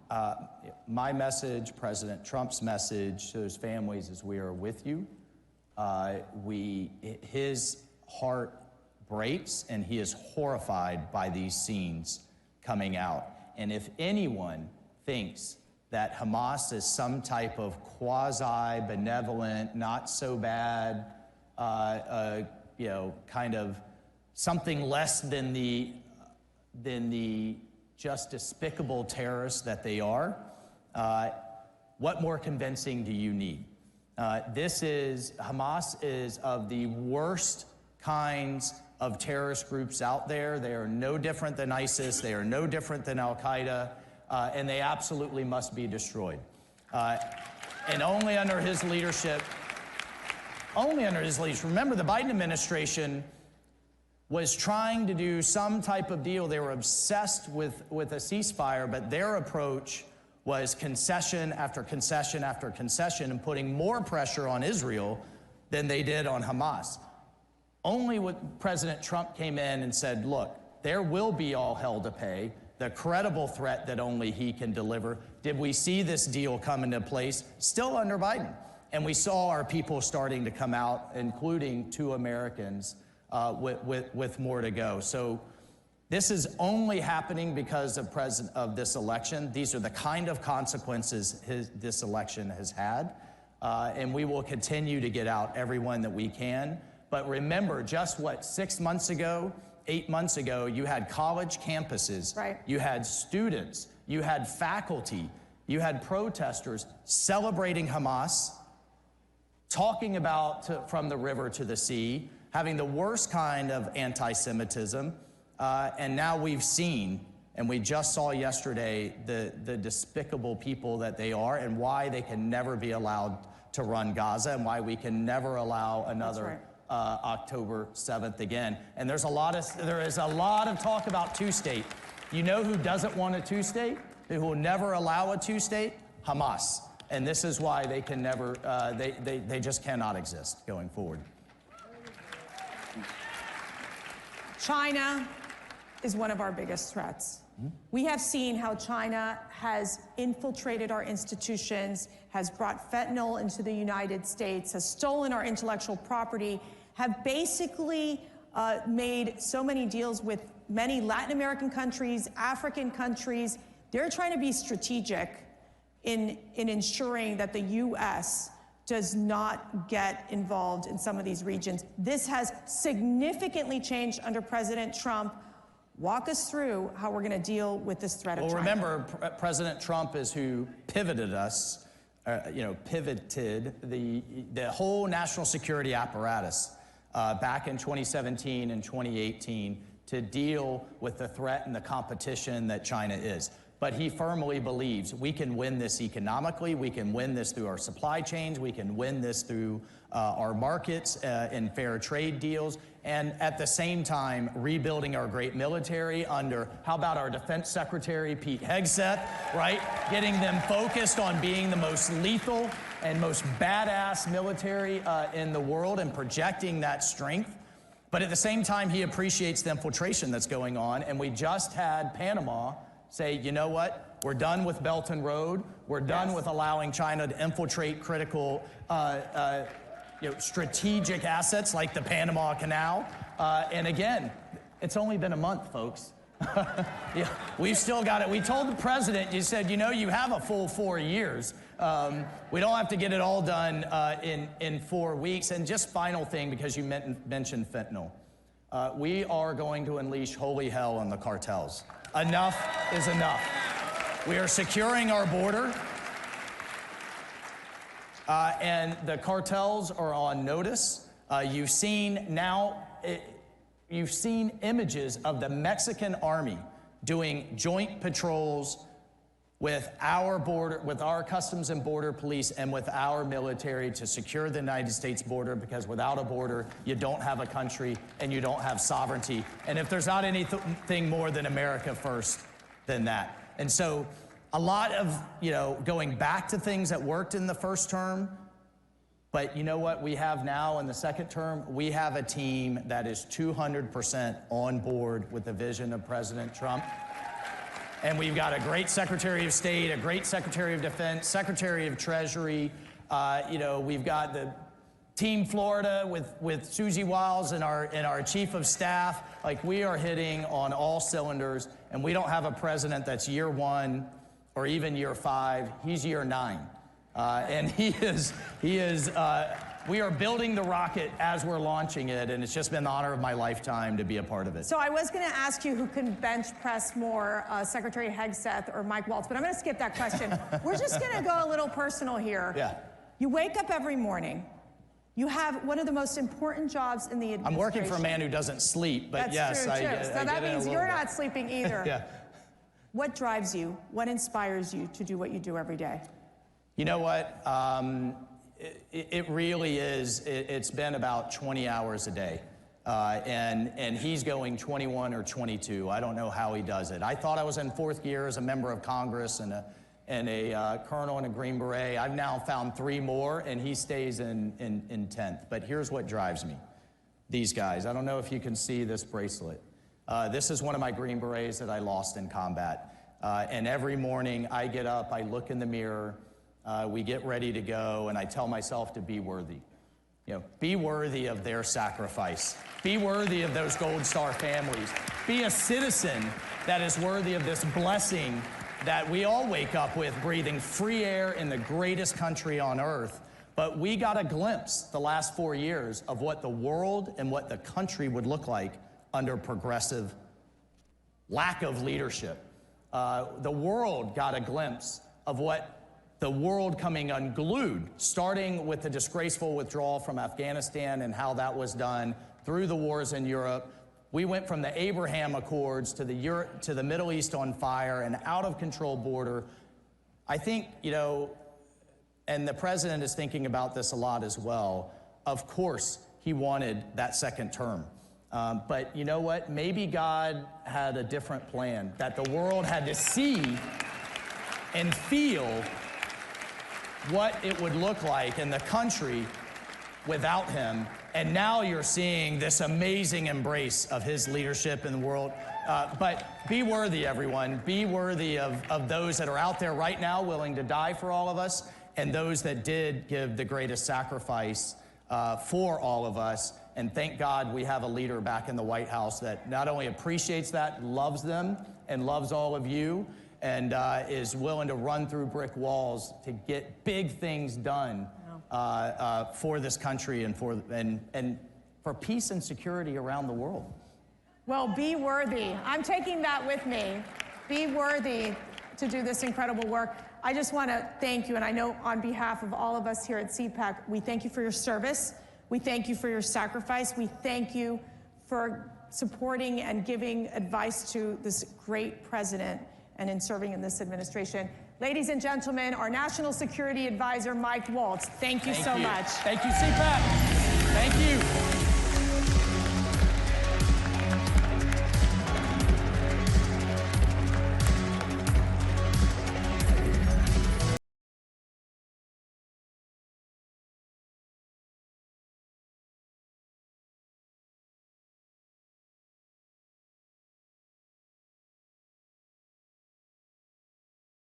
Of the United States of America. And, you know, I wouldn't say Fox has been exactly perfect. Fox has been a big difference of Fox between now and what it was 4 years ago, as you know. But we have others that come along, and they're doing well, and Newsmax has been really good, and, you know, others are coming along, and people are seeing that they're watching these conservative networks. President Trump is right. That's why millions of Americans are tuning into Newsmax for the real news they can trust.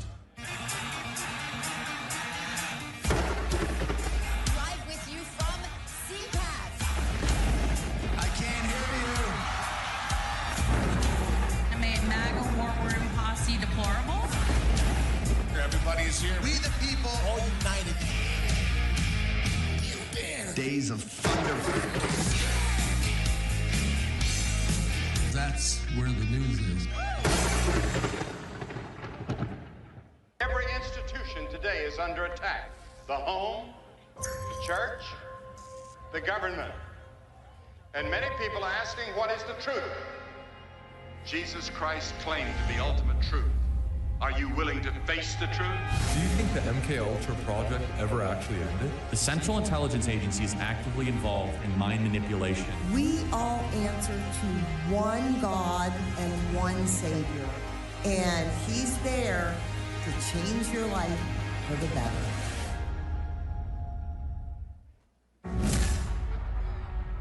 During my second term, we will fight for Alaska like never before. I'm excited about what we can do with President Trump in the office. We'll work together to provide affordable energy to Alaska and allies all over the world. More investment, more certainty, production, more exploration. Thank you to everyone in Alaska, and thank you to your great governor. I look forward to a long and enduring future relationship. Drill, baby, drill. Hey there, scan your QR code on your badge so that you can view the agenda. Check out our membership circles and learn more about our centers. Ladies and gentlemen, please welcome CEO of MyPillow, Mike Lindell.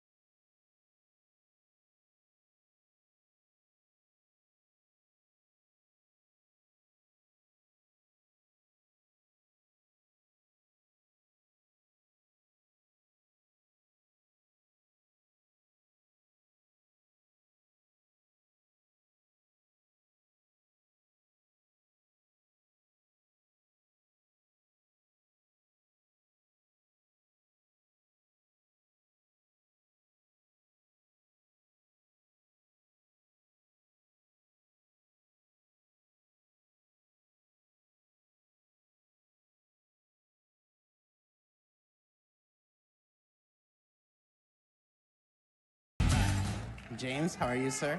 Good to see you, Matt. I like those cufflinks.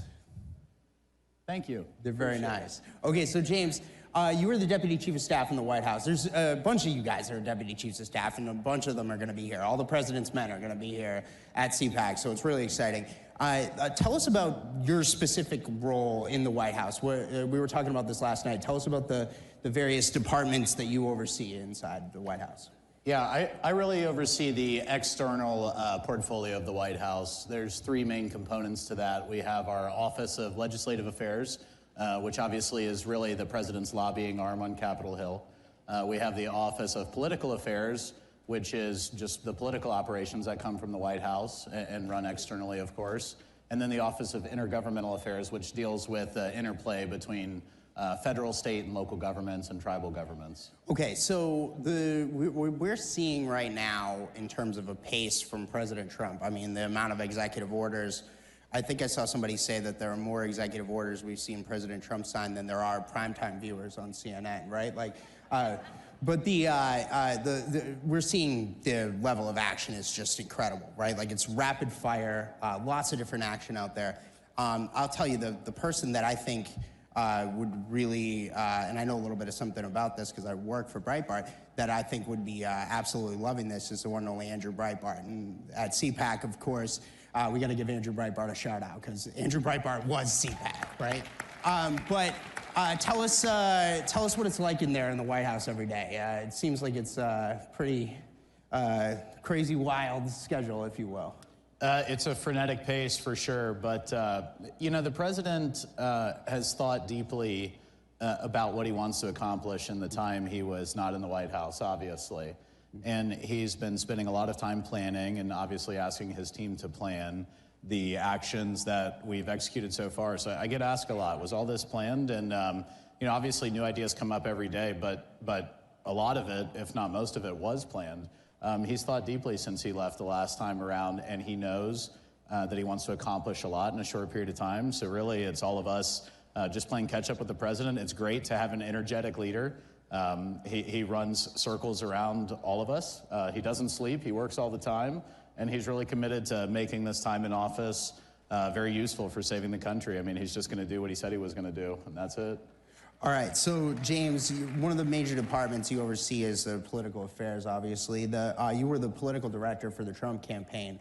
One of the reasons why we are where we are today is that President Trump was able to, in this last election in 2024, pull off arguably one of the greatest political transformations in the history of mankind. I mean, we are seeing, lifelong Democrats, frankly, vote for President Trump. A lot of black voters, Hispanic voters. I think I saw him put on his Truth Social recently a list of all the counties he flipped from Democrat control.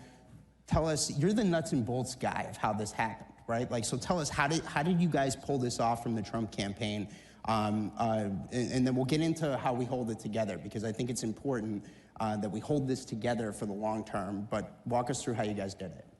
Yeah, well, so they say success is where preparation meets opportunity, right? Obviously, we had a plan, but the plan primarily was to capitalize on opportunities that existed within these, different populations of voters that maybe have not traditionally voted Republican.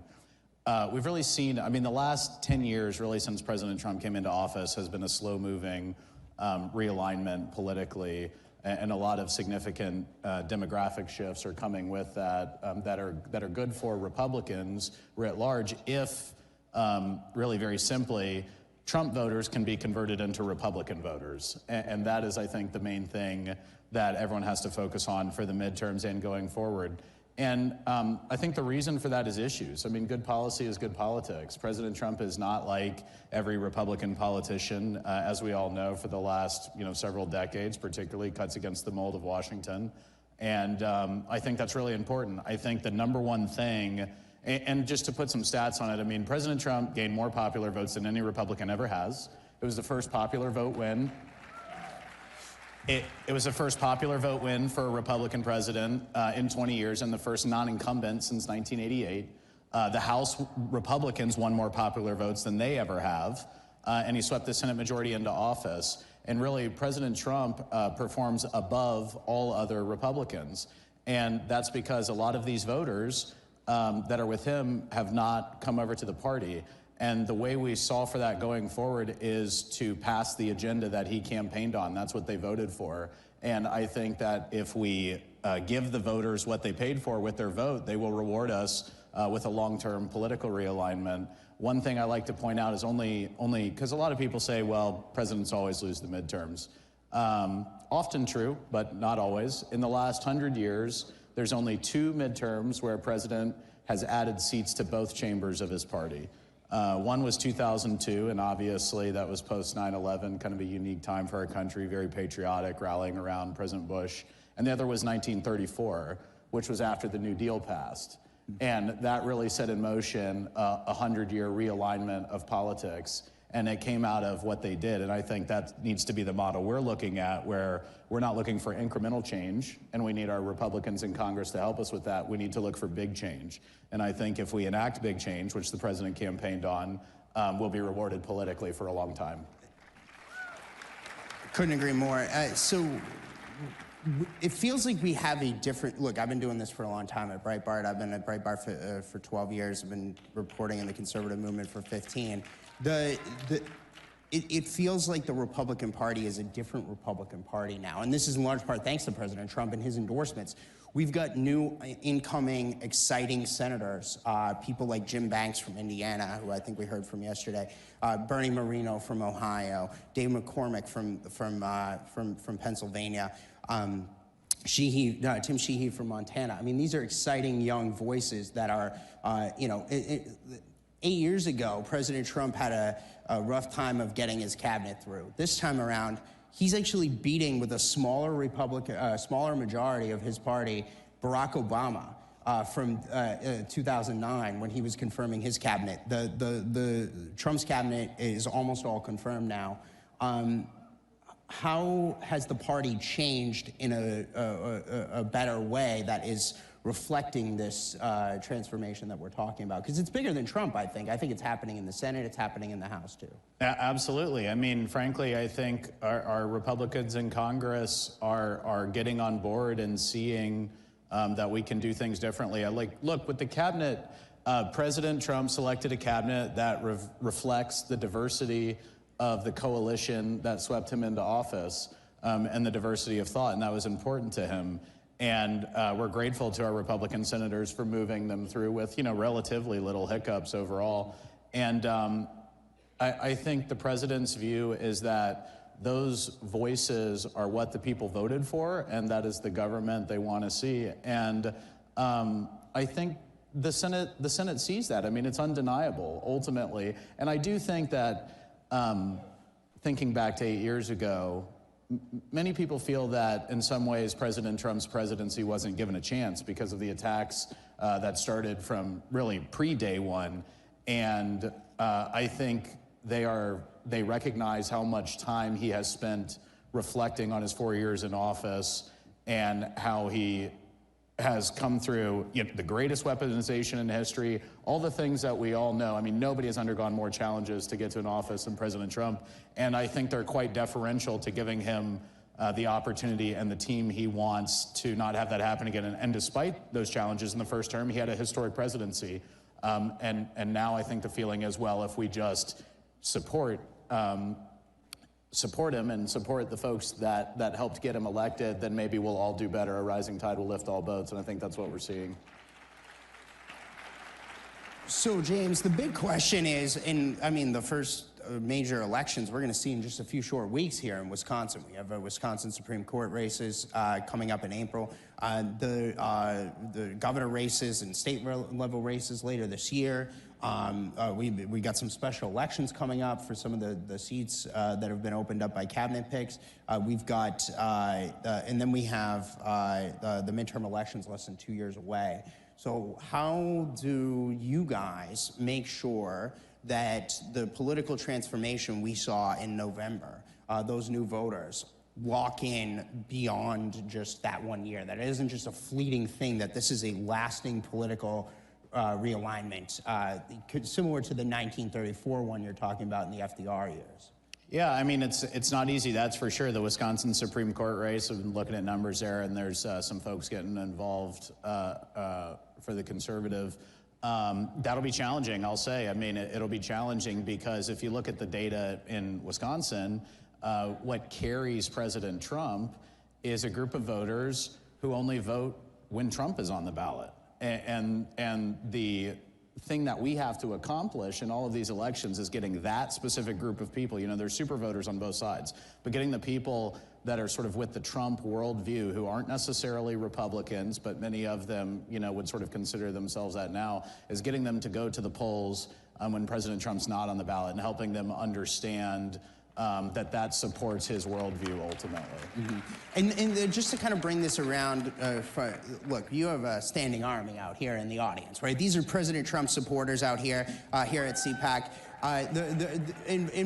The millions and millions of people watching at home, what would be your marching orders to these folks out here in the audience that are watching this event right now, that are watching us have this conversation? What do they need to do to help solidify this political realignment? Well, I mean, two things. One, put in the legwork. Obviously, we always need volunteers, and in the Wisconsin Supreme Court race, you know, the Wisconsin GOP and many others are getting involved. And if you've got time to spare, go do it. It's very important. There's a lot at stake in that race, not the least of which, you know, could be the future of congressional maps, which is very important. We'll see what happens.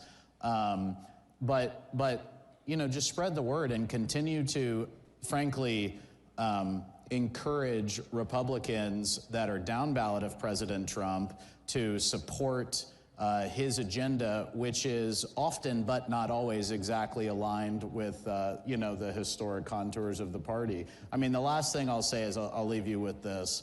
There's 13 seats in the House of Representatives that are occupied by Democrats that President Trump won. On average, the Republican underperformed him by 5.2 points. There's only 3 seats in the House that Republicans hold that Harris won. So that gives you some sense of the fact that we should be playing offense here. But that requires bringing all of the other Republicans up to the vote coalition that President Trump has and brought into office. So follow the Trump agenda and pass it, and we will all be rewarded for it. Really exciting stuff. Thank you, James, for a great conversation, and give our best to President Trump. Thank you. Yeah, thanks, Matt. Thank you, sir.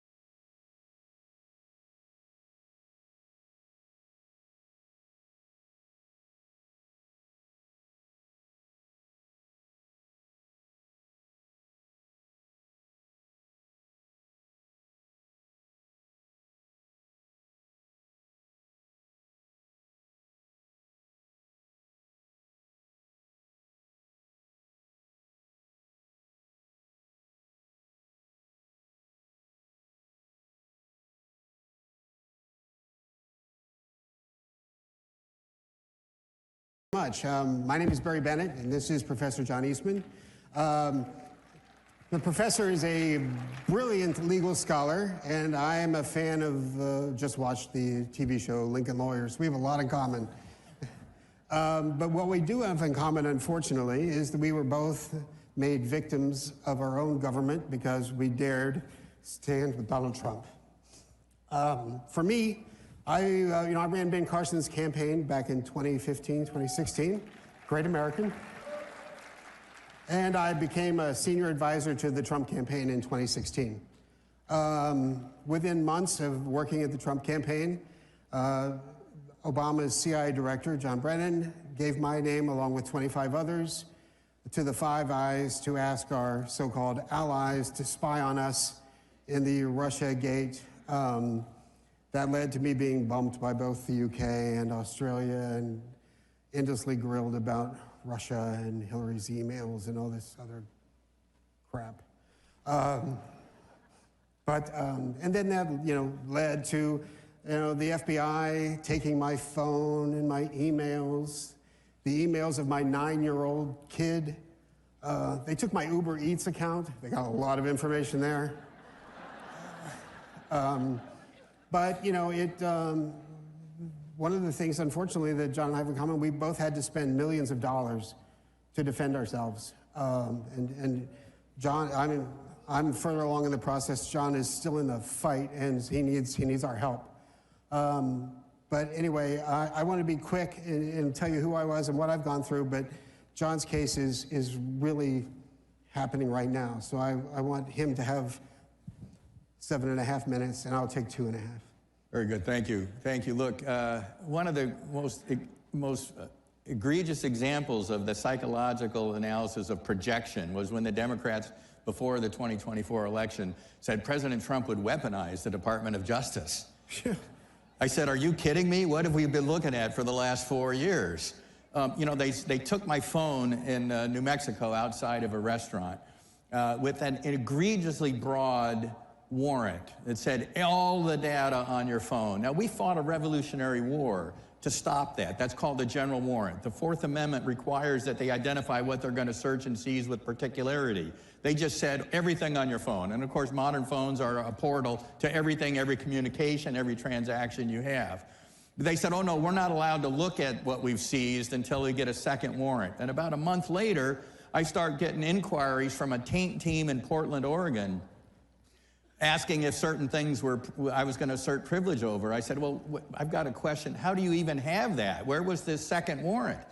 Oh, we got that. I said, I haven't seen it. Well, yeah, but the phone was in our possession by then, so we've served the warrant on ourselves. This is utter nonsense, and they are shredding the First Amendment, the Fourth Amendment, the Fifth Amendment, the Sixth Amendment, the right to counsel, the right to attorney-client privilege. I had a client, my wife sometimes he would forget the time zone difference from where I was on the West Coast and where he was, 4:30, 5:30 in the morning, and my wife would nudge me and said, you better get that, it might be the client. Well, the client was the President of the United States. And he asked me to help him get the legal challenges to the fraudulent and illegal election in 2020 for the courts to actually consider that. And for that, I was named as an unindicted co-conspirator in Jack Smith's criminal prosecution against President Trump, an indicted co-conspirator in Georgia, an indicted co-conspirator in Arizona, where I had no involvement whatsoever. They've put my bar license in California currently on inactive status. I can't practice out there. At least I'm still able to practice before the Supreme Court of the United States. But part of what's going on here, and they've admitted this, it's to scare lawyers from ever taking on causes or clients that the left doesn't want you to take on. This is an egregious abuse of our criminal justice system, the likes of which we have never seen. In 1940, Franklin Roosevelt's new appointment as Attorney General, Robert Jackson, he would later become Supreme Court Justice and later head of the Nuremberg trials after World War II. And he had all the U.S. attorneys in the country at a meeting, and he warned them not to abuse their power. And the greatest temptation for abuse of power was to find people you don't like and then scour the books to see if you can pin something on them, rather than beginning with the crime and investigate who done it. And that's what we have been witnessing out of the Department of Justice, out of the FBI, out of that ridiculous select committee on J6, with Liz Cheney running it, and destroying exculpatory evidence, issuing subpoenas without sign-off by courts, acting as law enforcement agencies without all the guardrails that our Constitution puts on law enforcement agencies. And people have said, well, Eastman, why don't you just look forward and leave it alone, don't look back? If we don't get to the bottom of what they did and hold the people who did it accountable, they will do it again the first opportunity they get.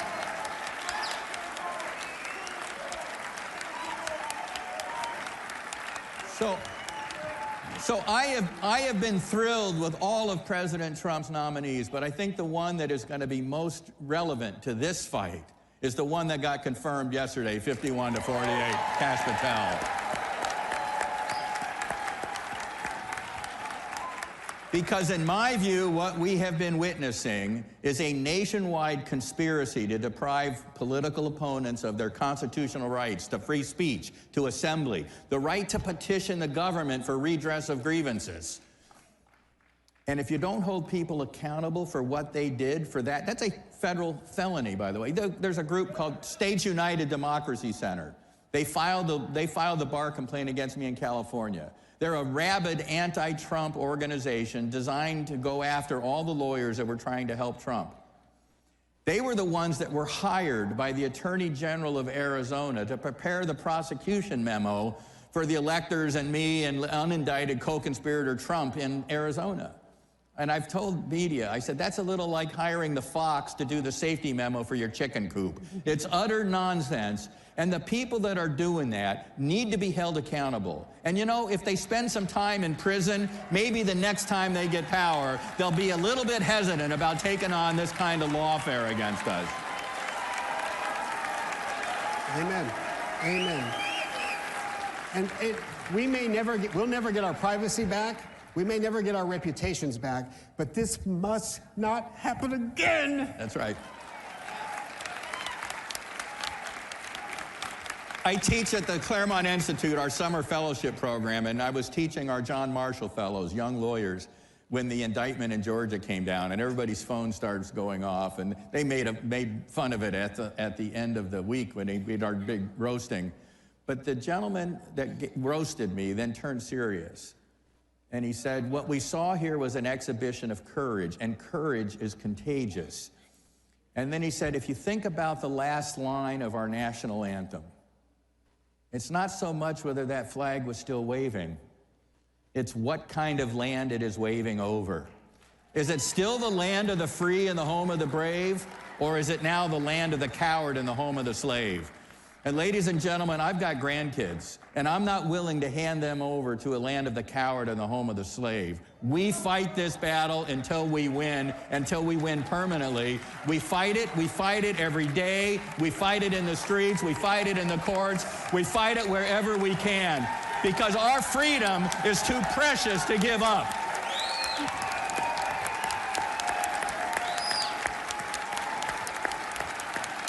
Thank you.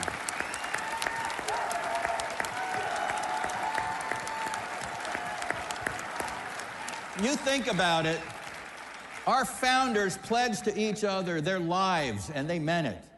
Their fortunes, and they meant it. Just ask Robert Morris, who funded the Revolutionary War largely. But most importantly for them, more important than either of those, they pledged their sacred honor.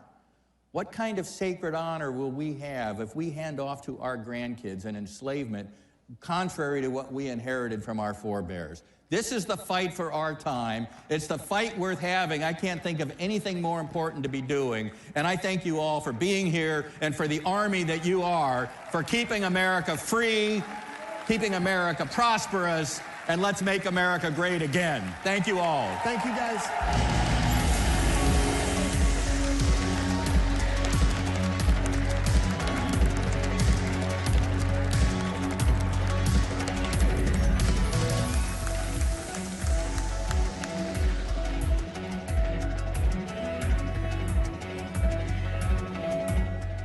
It's our America. We conquered it. We built it. Great values like honesty and fairness. Great courage. A great nation needs a free press. Newsmax is it. 30 million Americans regularly go to Newsmax when they really need to know. They watch Newsmax TV at home. On the free Newsmax app, they go to Newsmax.com. Start today. Newsmax is real news for real people. Wherever human freedom is under attack, in courtrooms, legislatures, and the public square, we stand ready to defend it. This is why Alliance Defending Freedom exists. Supreme Court victory for a Christian woman who was taken to court for standing firm in her beliefs. The First Amendment follows a golden rule. If we want to protect speech for ourselves, then we need to protect it for others. A video released this week by ADF International has attracted over 34 million views and even attracted comment from Elon Musk. It concerned a pair of Swiss parents who've had their child taken away from them because they objected to her gender transition. We're not just here to stop the erosion of liberty for this moment alone. We are here to keep the door open for the gospel. And when the gospel does its work, truth doesn't just hold its ground. It advances. It sets people free for generations to come. This is our mission at Alliance Defending Freedom.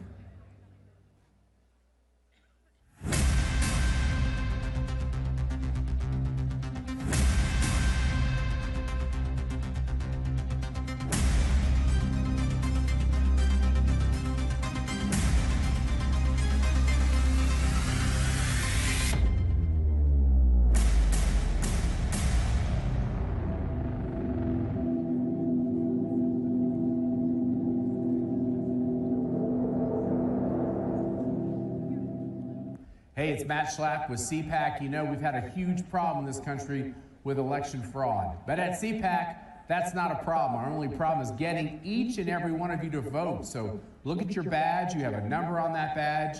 And get your phone out and vote on all the issues that matter. And my guess is you probably like what Trump's doing as well. And we'll have the results for you very soon. Before the cabinet room, you saw Donald Trump's next cabinet make waves.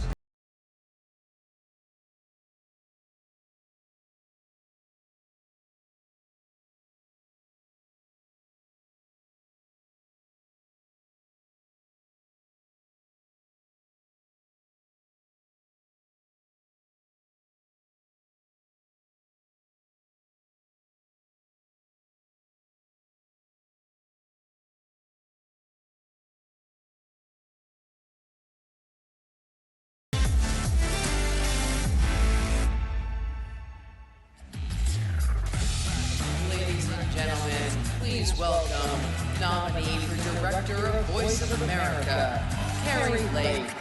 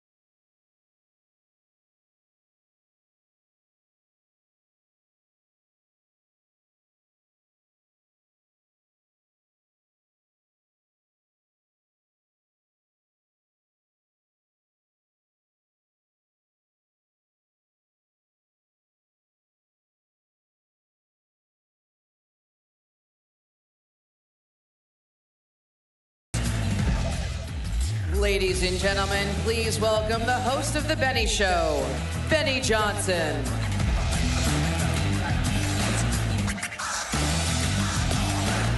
What's going on, CPAC? Woo! What's happening? Welcome to the golden era. Look at these crazy Australians. Who let them in? They're from Australia. They escaped the concentration camps in Australia. It's amazing. The COVID camps, they got out. Good for them. Way to go. We're going to save Australia. But we're having a great time saving America, are we not? Let's frickin' go. Yes. CPAC, I'm so proud of you, by the way. Can we give you, can you give yourself a hand? This is what CPAC looked like in 2020 versus 2025 right up here. Check it out. Oh, yes, baby. Oh, yeah. We call that a glow up on the internet. Who's more in favor of the chainsaw than the warmonger? Yes. I'm allowed to show this because Mercedes Schlatt tweeted it, okay? All right? I freaking love them. Matt and Mercedes doing an unbelievable job, all right? Capturing the energy of the moment. That was so awesome with Elon. Was that a real chainsaw? Did it work? Did you like actually do it? Okay, great. All right, fantastic. The golden era. Just a reminder, you live in a red country. You live in a red country. Ladies and gentlemen, that's getting redder. This is the 2024 election. Look at that. This is the directional arrows of how much more red the country went. And it is so amazing to actually have this moment to celebrate with you. Because you know why the country went this way. The country went this way because we finally had a candidate that kept his promises.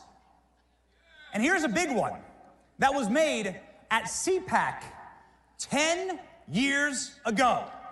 From our boy, Donald Trump, standing right on this stage, right in this location. And Donald Trump said something remarkable. Check this out. This is a 10-year-old clip.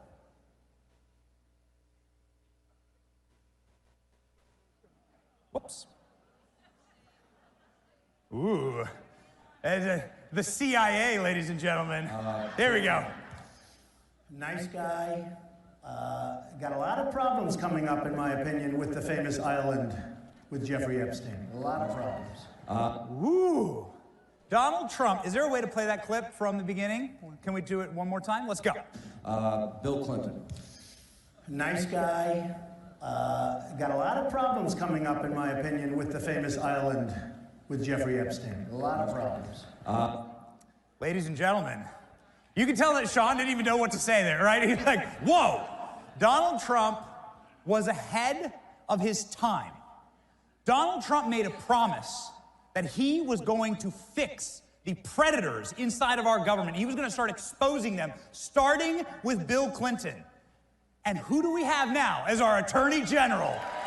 Pam Bondi, the woman who made it punishable by death to go after a child in the state of Florida. Pam Bondi, and as of yesterday, Kash Patel, the man who has promised to expose the entire Epstein list. Woo, baby!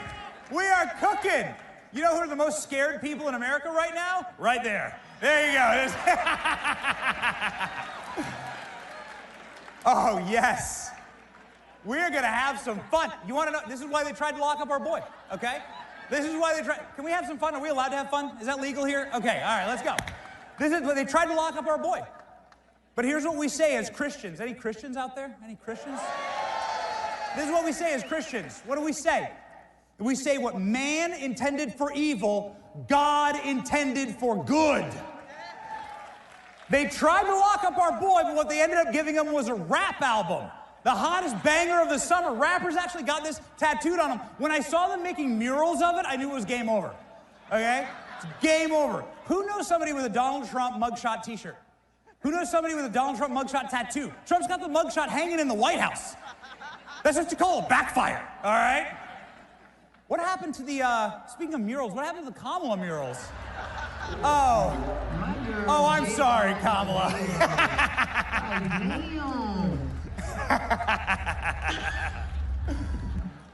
That was the day after the election. They were like, see you, lady. What man intended for evil, God intended for good. And we're making some new art, by the way, in the White House. We're switching up some of the paintings in the White House. You know, after they sent out the photographers, Joe Biden was sitting there like this. You know it. You know, it's like the guy. Good time to try. I mean, it's like, you can't stop him. Joe Biden called us garbage. Did you hear that? Joe Biden called us garbage. What man intends for evil, God intends for good, right? That's right. Who's proud to be the garbage that backs President Trump? I'm proud of it. That's right. Look at our boy. Look at him. He's rocking it. The story here is that his staff told him he can take the vest off. And Trump's like, I love the vest. I'm keeping the vest. Ladies and gentlemen, they tried to kill him. They tried to kill him. The most evil thing you can do to somebody. Who believes that this is the #1 most witnessed miracle in humankind? The most witnessed. Billions of people have seen this miracle, physically watched this miracle. And what happened next? Trump goes back to the Butler rally. He does a rally right on that spot. Brings in Elon Musk. Elon Musk does like the jumping on stage. You used to see it, right? Too bad he didn't have the chainsaw for that. God intended it for good, actually. And God saved us. And I believe that we witnessed the most seen miracle of all time. And then Donald Trump went back to Pennsylvania and did something else remarkable. He went to... Our boy went to McDonald's and showed us what salty servant leadership actually looks like. When was the last time you saw, just call it Donald's at this point, right? It's just, might as well just call it Donald's. Just let it go. Who's down? Look at him go. Look at this. You know this is why Joe Biden voted for him, because he fixed the ice cream machine. You know it. I love you guys. I love you guys. This is fun. Let's have fun, right? It's been amazing. We're witnessing miracle after miracle after miracle, like RFK eating McDonald's. That's how much Trump's changed it all. Dude, RFK, you got this guy. Who's proud of RFK, man? He's coming in there, making us healthy again. You got RFK rolling up.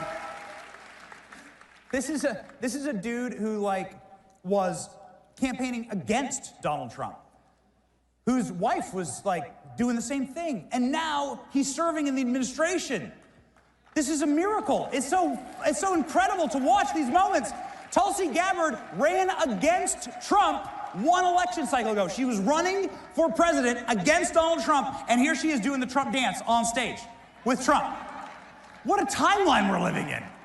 Who's proud of Tulsi Gabbard, too? We got some Tulsi fans in here? Man. It's such a special moment. And so it's important to center ourselves and remind ourselves what this is all about, all right? Any parents out there? Any grandparents out there? You grandparents throw it up? Anybody? Any young kids who want to be parents out here? Any young people who want to, look at this. Shout out to the young kids who want to be parents, right? We need you. And it's actually never been easier, right? Have you ever met a lib? Nobody wants to breed with those people. You know, it's yellow teeth, purple hair, they smell bad, no deodorant, no showers, okay? They don't know what gender they are. It's tough.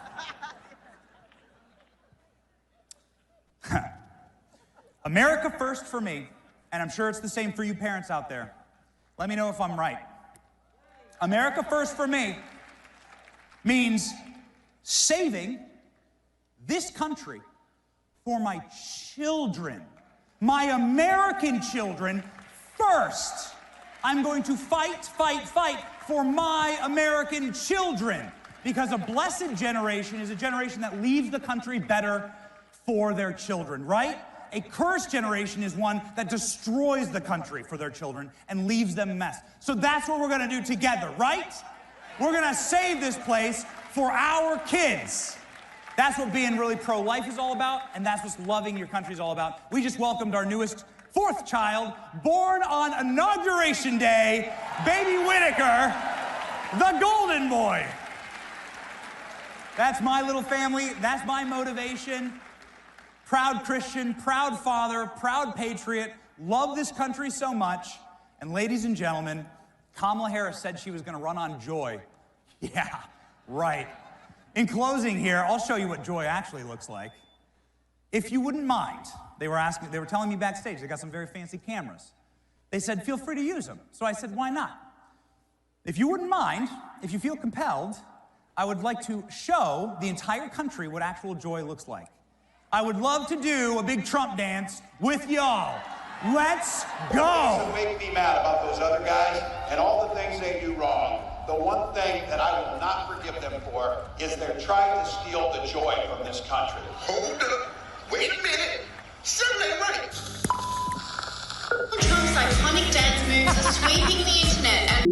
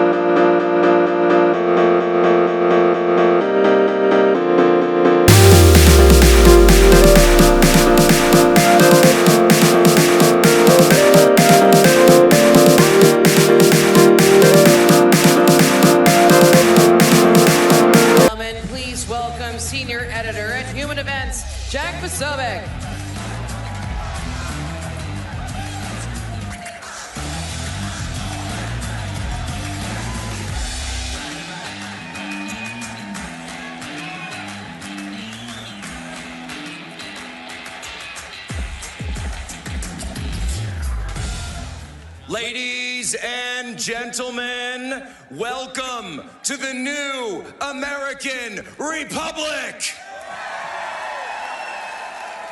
President Donald J. Trump has returned to office as he always said that he would. President Donald J. Trump was put there by the people like you, by the warriors of freedom, by the warriors for America and for the American spirit. Give yourselves a round of applause because you never gave up. You never gave up the fight. You never quit, no matter what they threw at you, no matter what they said about you. You, the people of CPAC, the people of America, rose up and said, we are done. We are done and we've had enough of that city right across the river, and we are targeting exactly the people of that city, and we are coming in and saying, guess what? Where our eyes are wide open and our hearts are full of the fire of the Lord God above, we are going to come to this town and we are going to restore freedom for the American people. And we witnessed a miracle 1 month ago when Donald Trump was returned to office. We absolutely did. And then when Donald Trump swore to uphold the Constitution, I saw so many people now saying, oh, but Donald Trump is here. He's violating the Constitution. He's shredding the Constitution. And I say no, Donald Trump is not violating the Constitution. Donald Trump is restoring the American Constitution. Donald Trump is the living embodiment of the American Constitution. Donald Trump is embodying the values of our founding fathers for the first time in a long time in Washington, D.C. And to all the champagne socialists, as they cry into their lattes, I say to them, well, guess what? You're gonna have a lot more time to sit around and cry into your lattes, because if you're a bureaucrat that's been going out there wasting the American taxpayers' money, guess what? You're going to be fired. If you're a crooked politician that's been stealing money from the American taxpayer, saying that you're sending it to Ukraine, but using it to line your own pockets, guess what? Kash Patel is coming for you, and you are going to be locked up. We're going to investigate all of it. And if you're an illegal migrant or someone who's not supposed to be here, let me tell you right now, and I'll issue a message: pack your bags, because you're going home. This country was built by Americans for Americans, and we will hand it off to our American children. And to the warmongers of the war machine, guess what? Your war machine is grinding to a halt. The wars will end and peace will break out across the world. And by the way, I've never seen the mainstream media and the Democrats more upset when we're ending wars and actually restoring peace in the world. It's as simple as that, because I'm sorry, World War III has been canceled.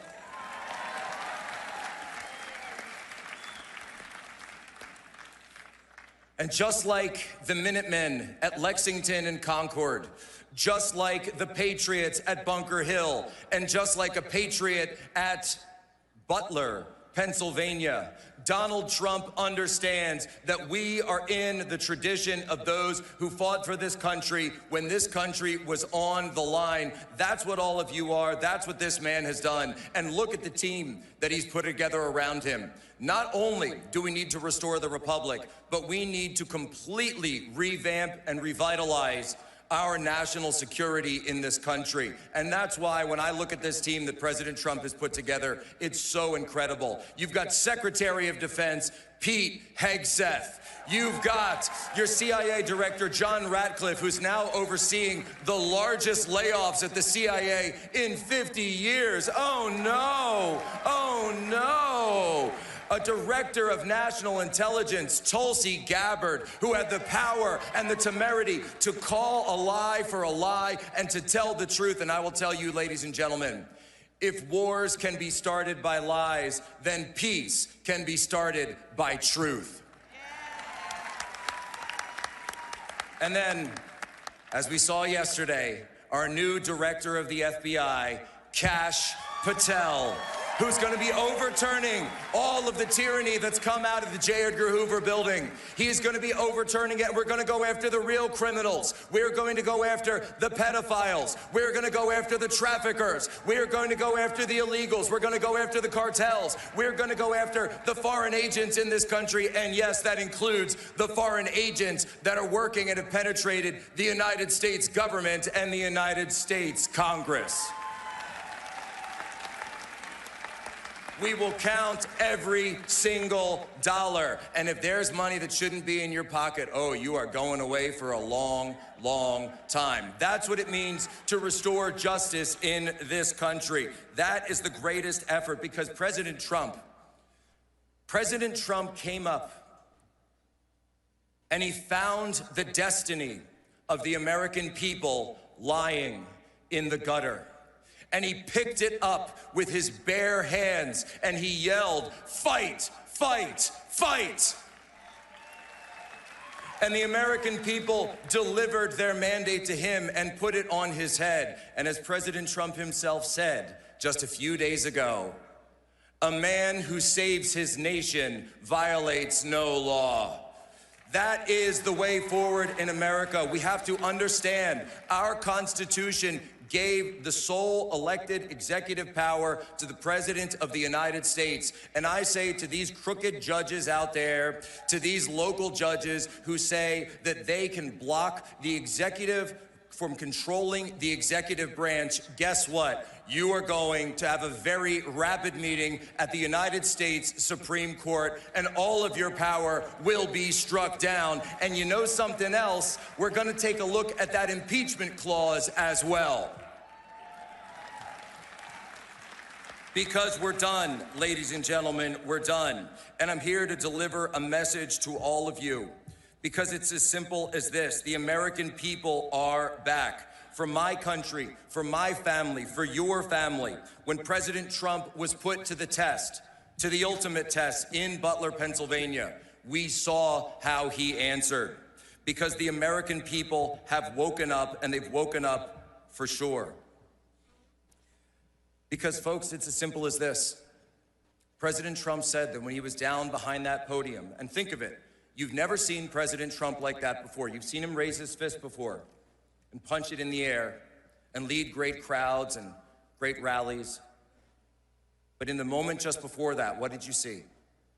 You saw President Trump on his knees with his hands clasped before him in prayer to Almighty God. And I believe in that moment, God spoke to President Trump and delivered him his ultimate mission. And that is the mission that you are seeing take place right now, every day in this new American republic. For we wrestle not against flesh and blood, but against principalities, against powers, against the rulers of darkness in this world, against spiritual wickedness in high places. And therefore, put on the full armor of God, so that when the day of evil comes, you may be able to stand your ground, and after everything they have done to you, to stand. I can't tell you what the future will bring, ladies and gentlemen, but I will tell you that victory is not measured when Donald Trump wins an election. Victory is not measured when Donald Trump returns to office. Victory is only measured at the final day,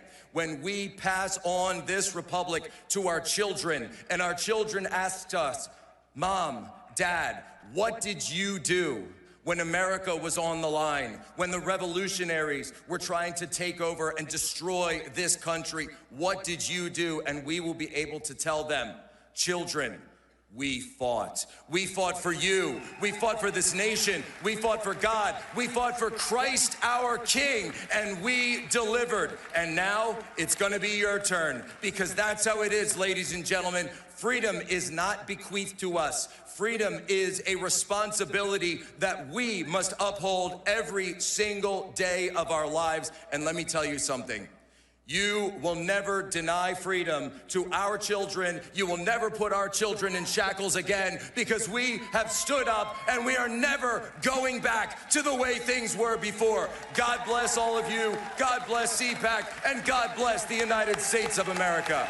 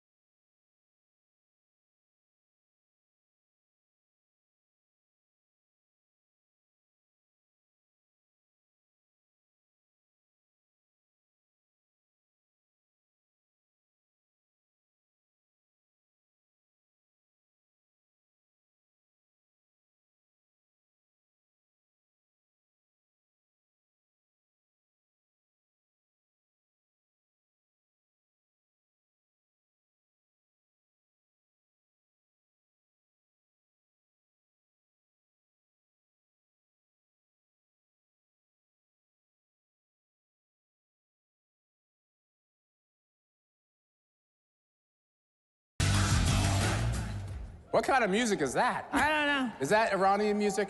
No, but we should play one. Hey, was Benny Johnson not great? That's great. I saw some dance moves out there that were pretty, that was pretty good. Did you get to see that? Benny got the whole crowd dancing. I'm not surprised. I mean, he's such a charmer. And tonight, just so you know, I don't know where Natasha Owens is. She's probably she's getting another dress made. She's got a special dress. It was like she's got a special song for you guys tonight. So anybody who's going to the dinner, and if you're not going to the dinner, make sure you watch. I know C-SPAN's got this. X has it. Ben Shapiro was showing this, live streaming this on the Daily Wire yesterday. Right. So many ways to get this content, so you make sure you watch. Thanks for being here, guys. Thanks for having us. So I'm in a little bit of a vulnerable position today because I don't know if that's a good thing, Schlapp. I've known Mark. It's a good thing. I've known Ambassador Mark Wallace. I choke on that because, you know, when your friend has an august title like that, Never used it before. Ambassador, whatever. But, you know, it is kind of, I mean, ambassador to the UN, so it's that takes it down a couple notches, actually, when you say UN. But the, sorry, I got, it's just the way it is. You're vulnerable here, Schlapp. I just want you to know. I am vulnerable because he's known me a really long time. Priscilla O'Shaughnessy's here. I know she's going to be mad at me for saying it, from my hometown in Wichita. Priscilla's known me since I'm like 18, 16, 17, something like that. So you could probably learn some bad stuff from Priscilla if you Matt, you're decide really what's telling next your for her. age right now, okay? And Wallace is in the same position. But Mark, it's a great honor for Mercy and I to have you and your beautiful wife. You guys do such amazing work. You had me, give me a very special invitation to go to the 80th anniversary at Auschwitz recently. I went to Poland, Mr. and Mrs. Balaban and Henry. I went to Poland, your home country, even though you're Americans. And a beautiful place. We met with amazing people. It was a very moving trip. Thanks for including me. But to have you here is very special for Mercy and I. You're a great friend. The work you do, you've done behind the scenes and prominently to try to make sure that we defang Iran and Hiva, from your point of view, give the Iranian people a shot. It's the mullahs who are in the way, just like the same problem we have in Cuba, the same problem we have in China. So thanks for being here. Guys, thanks for having me. And I have to do a little something to start this. Oh, You have to no. indulge me Oh, no. because it's a sentimental thing. I have to get some real thank yous out of the way and talk about what this is, because I've known them a very long time, and I've seen this grow, and I've seen what it's meant to the Schlapps. And it's very moving for me to work with them. They're very dear friends of mine. But first we have to say, I have to acknowledge and tell a story. I want to acknowledge the government of Poland, Prime Minister Tusk, my friend Radek Sikorski, and the Polish delegation. The president of Poland's coming as well. And there's an entire Polish contingent here. Guys, stand up just for 1 second. And the Poles here, you stand up. Every Pole. Come on. Every Pole. Stand up. Come on. No, no, the delegation. There's please, more. The entire delegation, stand There we up. go. Because the reason why that's so important is Poland is here in so many ways, and their government is so wonderful. And I had a crazy caper to exfiltrate a drone out of Ukraine and work with our allies, the Poles, to sneak an Iranian drone out of Ukraine and fly it on a Polish C-130, and it's displayed here. They're great allies, and before the president even did it, they are the biggest NATO defense spender in the world. They spend nearly 5% already, and they are really the poster child of what we want a NATO ally to be about. And it's so great to be here, and all the Poles to see them here. It's really exciting. Now, I was talking in the green room. It's, you know, the Schlapp green room, I guess. And I was talking to the Foreign Minister Sikorski and Amanda McKinney, who's here. And I'm talking Iranian drones and things. And this is what CPAC's about. All of a sudden, it turns out that Poland, and I didn't know this, is one of the great apple producers in the world. And Amanda, wherever she is here, produces incredible apples in Washington State. So immediately, the CPAC discussion in the green room that was about Iran drones turned into a apple diplomacy. And that's what this place is. Which could have easily turned into tariffs, so it could have gotten really fun, right? But it's a testament to what CPAC is about. And, you know, having known them, it's really what the Schlapps are about, because you can have a conversation with real people about real things and important things and the binds that tie us together. And Matt and Mercy, I've seen you, and I knew you before you were Matt and Mercy. And to see that and the things that you do for our country and for all of us, you know, I just think we should give them an applause. I have to do that. I've known them a long time. But to Matt and Mercy,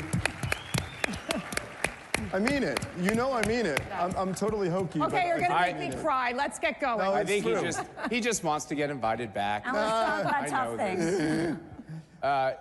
Hiva, you married this guy who is this anti-Iranian regime activist, anti-extremism activist. We have a lot of commonality. Your organization doesn't really get involved in politics. You're really involved in national security. We are.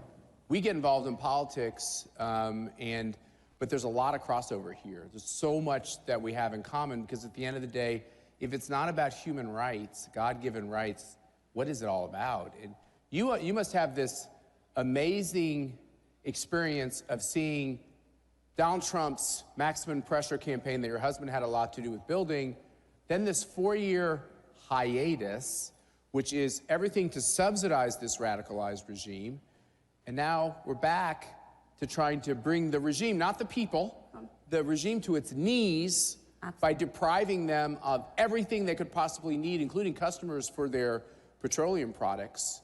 How does it feel to be back on the right track? It brings hope back. Let me tell you, the 4 years, it felt like a betrayal. It felt like a betrayal. All the money that President Biden gave back to the Iranian regime, not a single one of it went to the people to do anything good for this country. People suffered under, continue to suffer under this regime. This regime kills its own people, kills its young women, young men, that all they want is freedom, basic freedom of just not, how threatening is my hair right now to you? A young woman died, well, yeah, too. But a young woman dies on the street for just showing a bit of her hair. And President Biden did not support any of it.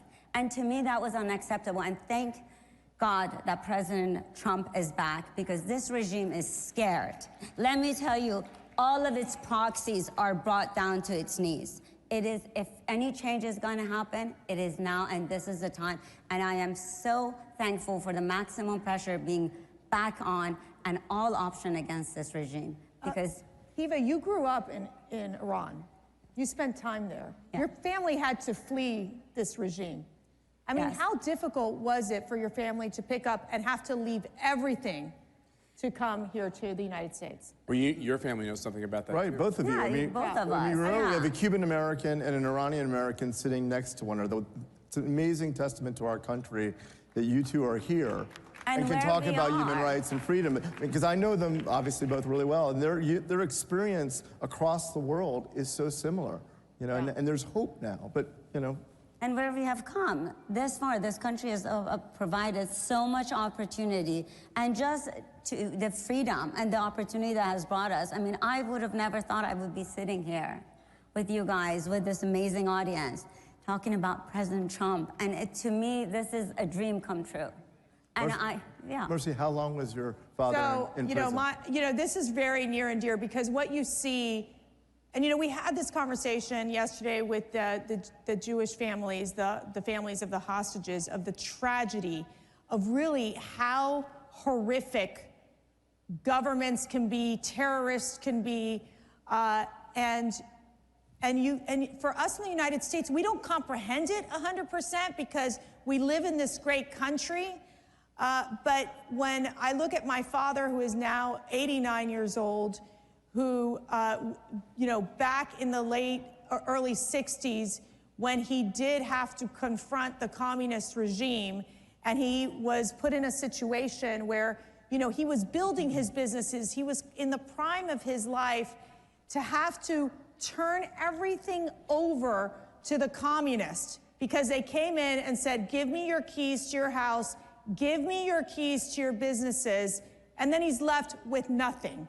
And how many countries have so many people, millions and millions of people, who have lost everything in the hands of these horrific authoritarian regimes and these communist regimes? And so for my father, he was thrown into jail after trying to overthrow the Cuban government and was in jail for literally close to 8 years, where he was thrown into solitary confinement, naked in a dark room for 2 to 3 months at a time, where he was tortured, where he would hear the cries of his friends being executed.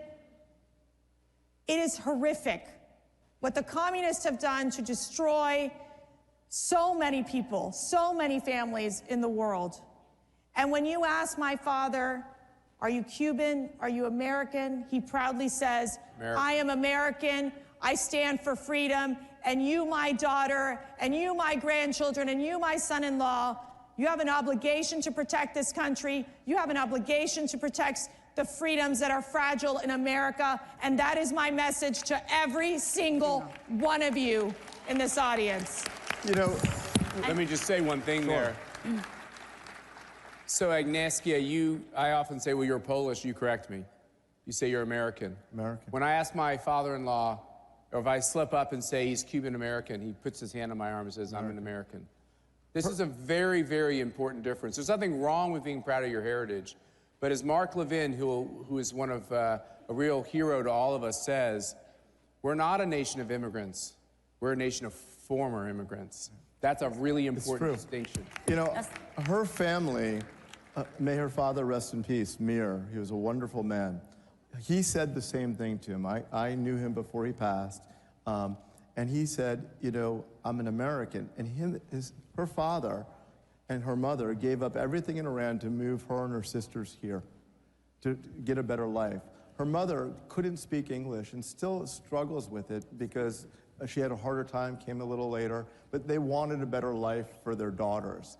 And that's an incredible experience, all in the face of oppression.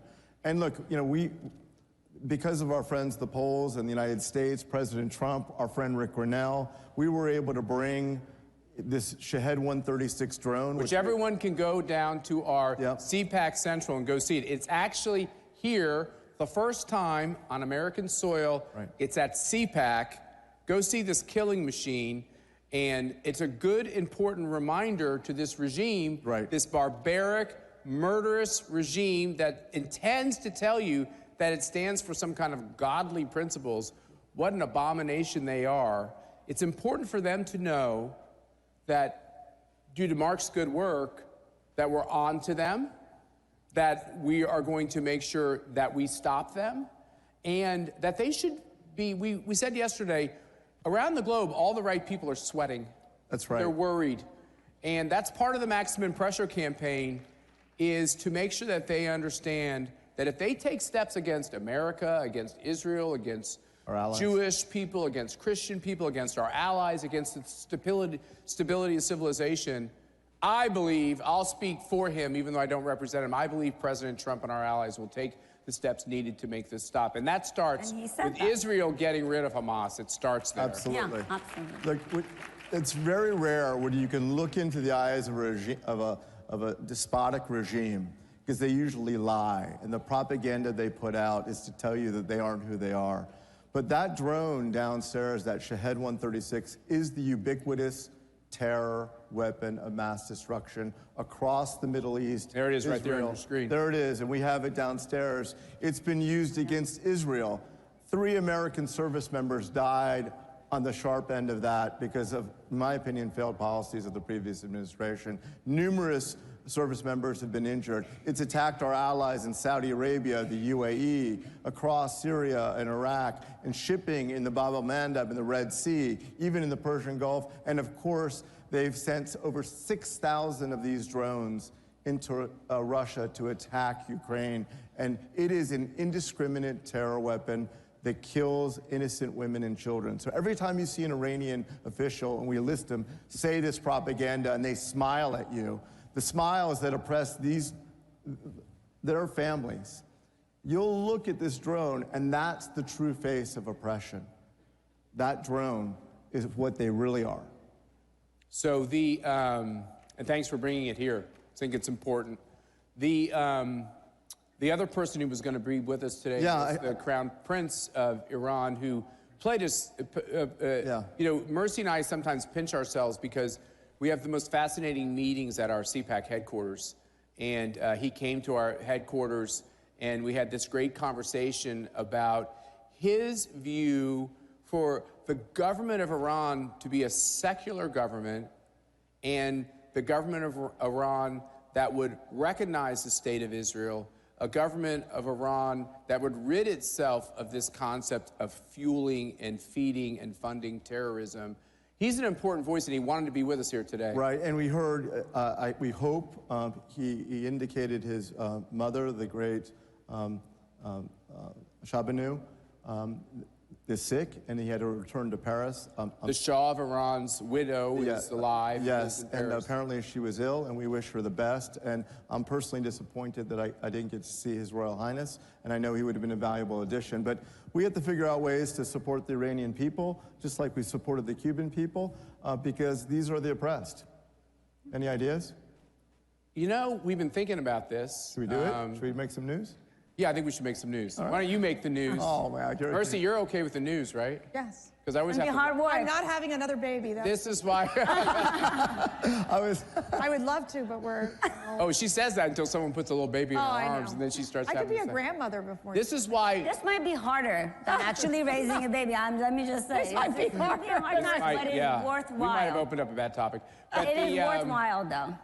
I will say this is one of the reasons why we're here as couples, too, because I kind of saw how you guys operated at the museum that you're opening up on the corner of Auschwitz, at the corner of the camp where this horrible criminal lived, who was the camp Commandant. If you watch the movie The Zone of Interest, the Huss house, Rudolf Huss, we don't like saying his name, I'll only say it one time, but the man that institutionalized the industrial scale slaughter of Jews and other people, Poles, Romans. A lot of Poles. Yeah, a lot of Poles, but millions of Jews went to their death looking at that house. It is the true face of evil. We managed to put and you were there, we put a mezuzah on the front door of that house after 80 years. Yeah. Yeah, and I got to touch it. It was incredibly meaningful. It was so interesting when we put that mezuzah on. Sometimes you just do things and you don't realize, and we put it on that door, we observed the halakhic principles in doing it, and we just did it. And everybody, Jews, non-Jews alike, wanted to go touch that mezuzah, and it's become just a real rallying point. It's an evil place. The wonderful U.S. I will say it's an evil place. I felt evil there. Yeah. I didn't like being there. So it's very important that we take evil places and try to, make them more holy. And we got to teach. We got to teach the people. We got to teach the people that these tragedies, these genocides, they happen. They have destroyed communities. They have destroyed families, and it must stop. So let me just say one thing. I wanted to say this one thing. It's really important. So we had a great tour guide at Auschwitz, and I'd never been to a concentration camp, a death camp, a work camp. On purpose, I hadn't gone. Yeah. Because I already know I think it's terrible, and it upsets me so much to even be there. But one of the things I learned was the initial intent of Auschwitz was to kill political prisoners in Poland. Yeah. So many Polish people were killed who were trying to stand up to authoritarianism. Is this right? This is right. And this is the story for America. I'm not comparing it to that. I'm simply saying the lesson I learned was whether you're talking about people that are persecuted by the government. We've had this whole conversation with Julie Kelly here. What happened to people that felt like the last election had fraud? And we have all these J6 victims. You have all these people who couldn't even speak their mind. They had their Facebook page canceled, while the mullahs have their Facebook page. Donald Trump and others people have their Facebook page taken away. The lesson of all of that is when you snuff out political speech, that's just the beginning, and it can lead to even worse things. So you're right, sweetheart, we have to really understand our history. So part of our understanding our history is calling out the bad guys now, right? Absolutely. Ambassador Wallace? Absolutely. So how do we do that? Well, I think one of the things we have to do is think about how we can help the oppressed, right? How do we rally that? And look, we've operated when the Crown Prince was supposed to be here today. We can do something to try to help organize that diaspora. It's a diverse diaspora, different people, different competing influences. And look, like any diaspora, Mercy, the Cuban diaspora, there's a lot of, at times, friction. But if we can do something to show that we stand with these diasporas, as diverse as they are, and bring them together in one roof, the moment the unity is shown against these despotic regimes, it's the first day of the last day of those regimes. So what do you think? I think we should look at the title of this conversation. I'd like to have a MAGA mullah meltdown. A MAGA mullah meltdown? A CPAC Iran in exile? I think a CPAC Iran in exile. What do you guys think? I think would that cause, there we go, that would cause a meltdown. Right, we could invite all the Iranians, leaders and groups who all at times have friction, but are all united against this regime. And I know, Matt, you've done so many things with CPAC, but that would be an incredible way to show the people of Iran that their future might be just around the corner. What would your dad think about having a MAGA mullah meltdown? It will be a big task, but it is worthwhile, and we have to Let's do it. That's Let's the do only it. way. You guys join us? You guys got to show up. Don't worry, we're not going to Tehran. Yeah, we'll do it here. We're going to go someplace closer. All right, thank you all. I will not be participating if it's Tehran. That's right, not doing that. Thank you all for being Thank you here. so much. Thank you for Thank bringing you. this weapon of mass destruction. Make sure you go down to the CPAC Central to check it out. And we got so much more going on today, so just don't leave the room for very long at one time, okay? God bless you all.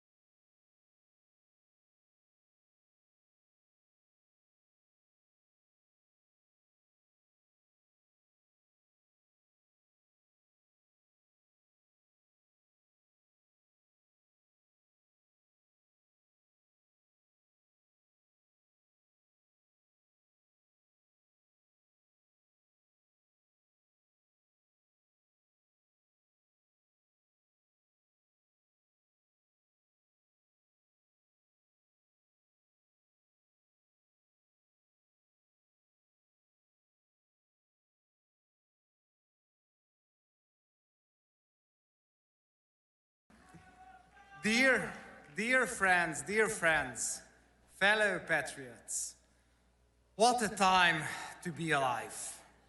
For a wonderful month, Donald Trump has been back in the Oval Office, and we can all breathe free again. And would you look at Elon Musk and Doge?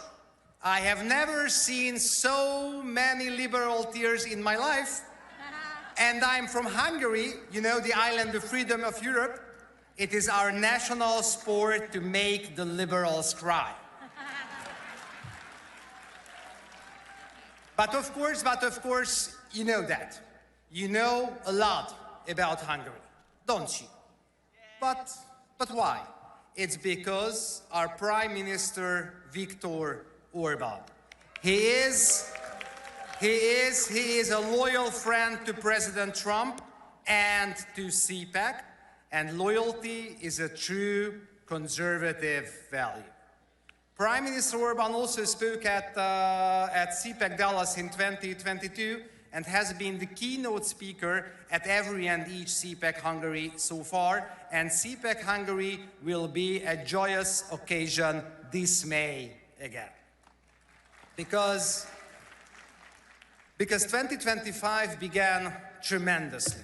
The Trump tsunami has swept the Dems out of office, and there is a revival of the right on the old continent, led by Prime Minister Orbán and the Patriots for Europe.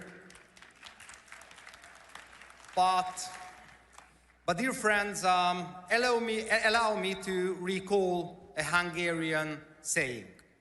It is in victory that one must remain most humble and have a realistic view of the world, I would add. We may have won a famous battle in the struggle for the soul of the West, but the fight against the woke is far from over. Until Donald Trump came to your rescue, the United States hadn't had a strong leader for almost 2 generations. And sadly, the same applies to Western Europe. And the lack of leadership and vision has led to a systematic collapse on an economic, political, and security scale. The disease has spread to every and each level of our societies, but its roots are cultural. And culture is a matter of national security. When Elon Musk let the Doge loose at USAID headquarters, he was targeting the root cause. Corrupt, malicious, Marxist propaganda poisoning the well of our civilizational greatness. But USAID was only one of the heads of the woke hydra. The left's geopolitical manipulation machine also operates through Hollywood, Brussels, the UN, the Washington Swamp, the big media, the Ford, the Gates, the Rockefeller Foundations, and of course, George Soros' Open Society Network. Just imagine that good old Georgie spent $1.4 billion to meddle in Europe. The woke machine assimilated bureaucracies and policy making at all levels of government. It launched a concerted assault on the family, Christianity, and the sovereignty of nations. And the establishment has been more than happy to play along as puppets of the globalist deep state network. So do you know why they hate Trump, Orbán, or Milei so much? Because they refused to submit, wouldn't assimilate, and can't be destroyed. And now it turns out that they were right all along. Just one, but hugely important example. Both President Trump and Prime Minister Orbán have been pushing for an end to the bloodshed in Ukraine, going against the progressive warmongers. And now, with the new sheriff, your new sheriff in the White House, peace negotiations have finally begun, and it's really shocking to see supposed pacifists whining that the war might be over. So, you know, the lesson is strong leaders make peace, weak leaders make war.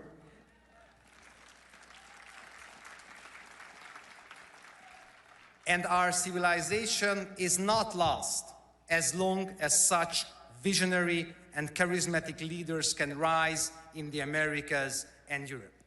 But in order to cut off every single head of the woke hydra and break the great geopolitical manipulation machine of the left, we must unite our forces. You conservatives, we respect the past, so we should write the future too, and so we will win,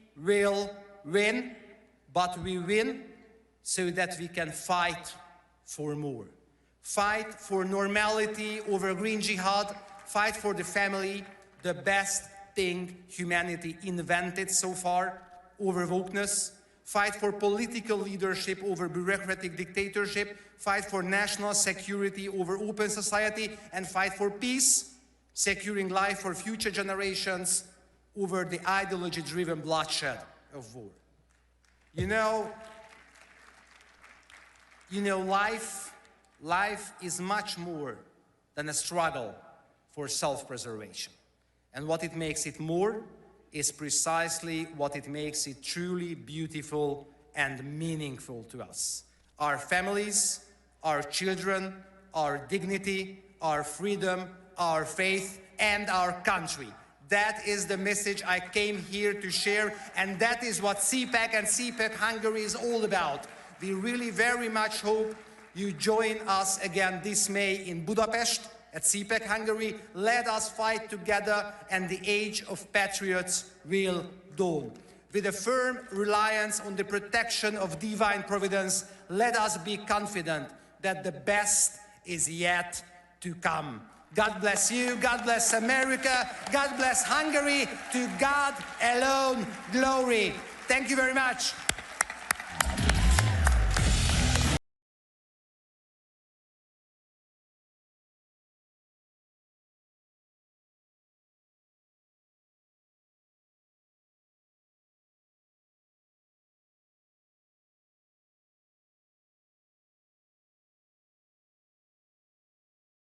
I switched. I switched. I switched.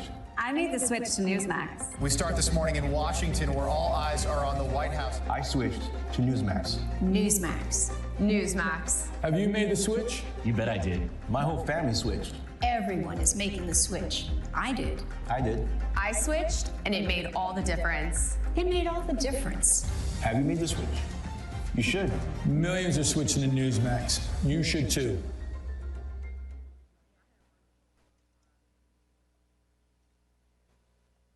America is under attack. Our families are being crushed under the politics of a radical agenda.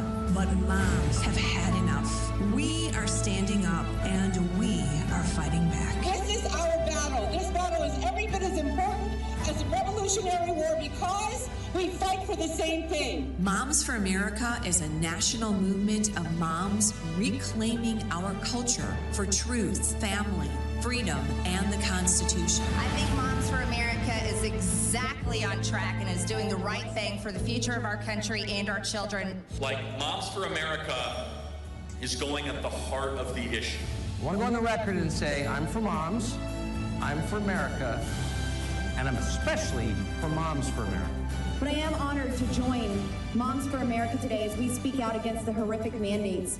With a national network of over 500,000 mothers, Moms for America is one of the fastest growing movements of women in the country. The most dangerous place in all of nature is between a mama bear and her baby cub. We are the change. No matter what, no matter where, and no matter how difficult the obstacles are that are facing us and our families, we will not give up and we will not give in. So if not now, then when? If not you, then who? Welcome to the Homeland Revolution.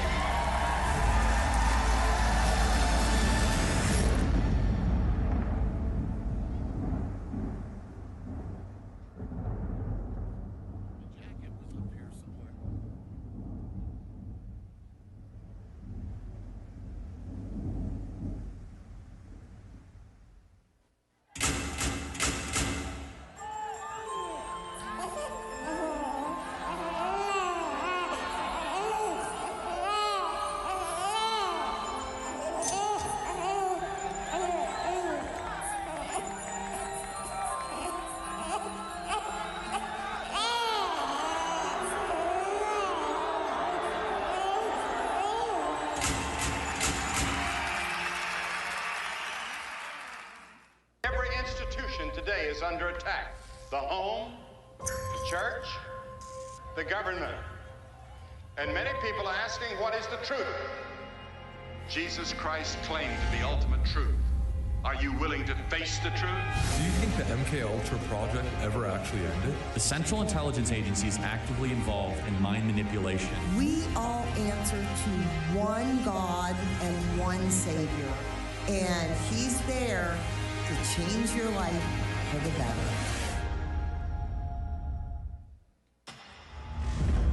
Creators, it's time to take control. With Bursts, you create impactful content in seconds. Powered by blockchain, your content and earnings are protected, transparent, and yours to control. Play TV isn't just a platform. It's a community of creators building a new future together. Your freedom starts when you press play. Hey, it's Matt Schlapp with CPAC. You know, we've had a huge problem in this country with election fraud. But at CPAC, that's not a problem. Our only problem is getting each and every one of you to vote. So look at your badge. You have a number on that badge. And get your phone out and vote on all the issues that matter. And my guess is you probably like what Trump's doing as well. And we'll have the results for you very soon. Ladies and gentlemen, this is Inclusion Delusion, Hollywood Survivors. Please welcome President and CEO, Great American Media, Bill Abbott, actor and filmmaker, Dean Cain, and your host, co-host of Morning on Merritt Street, Fanchon Stinger.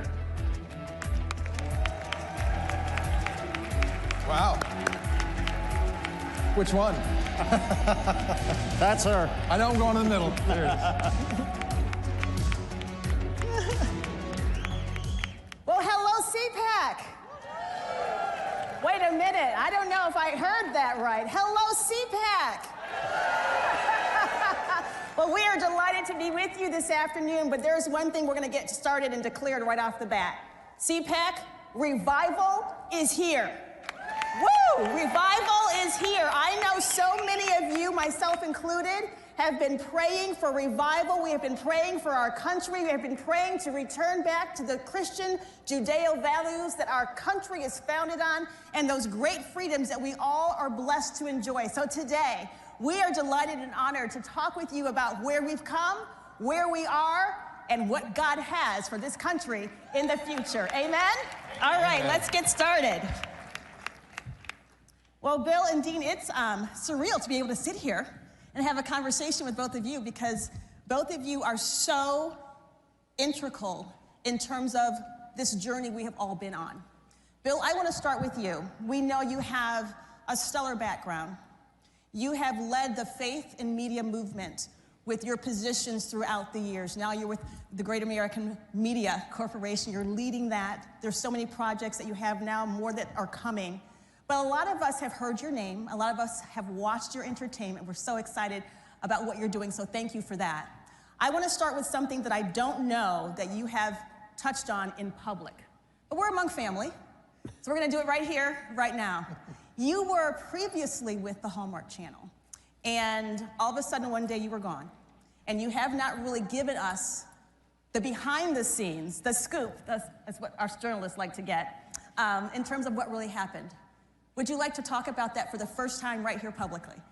Of course, sure. I'm dying to hear this story. I really want to hear this. Well, we worked together a lot at that time. Yes. And we will work together. At the Hallmark Channel, but amazingly, after you left, I didn't work at the Hallmark Channel anymore. Well, you're next after he tells his story. Your story's coming. No. Well, you know, so we had a great team at Hallmark that built an incredible franchise and a great brand and a network and a bunch of networks, actually. And we got to the point in 2017, we were #1, fourth quarter, with Countdown to Christmas, and very successful. And at that point, though, you could see the change in, you know, the chairman and the management at the parent company and the family to become much more woke and DEI-driven, very DEI-driven. And so, you know, they were in DEI before it was cool to be in DEI.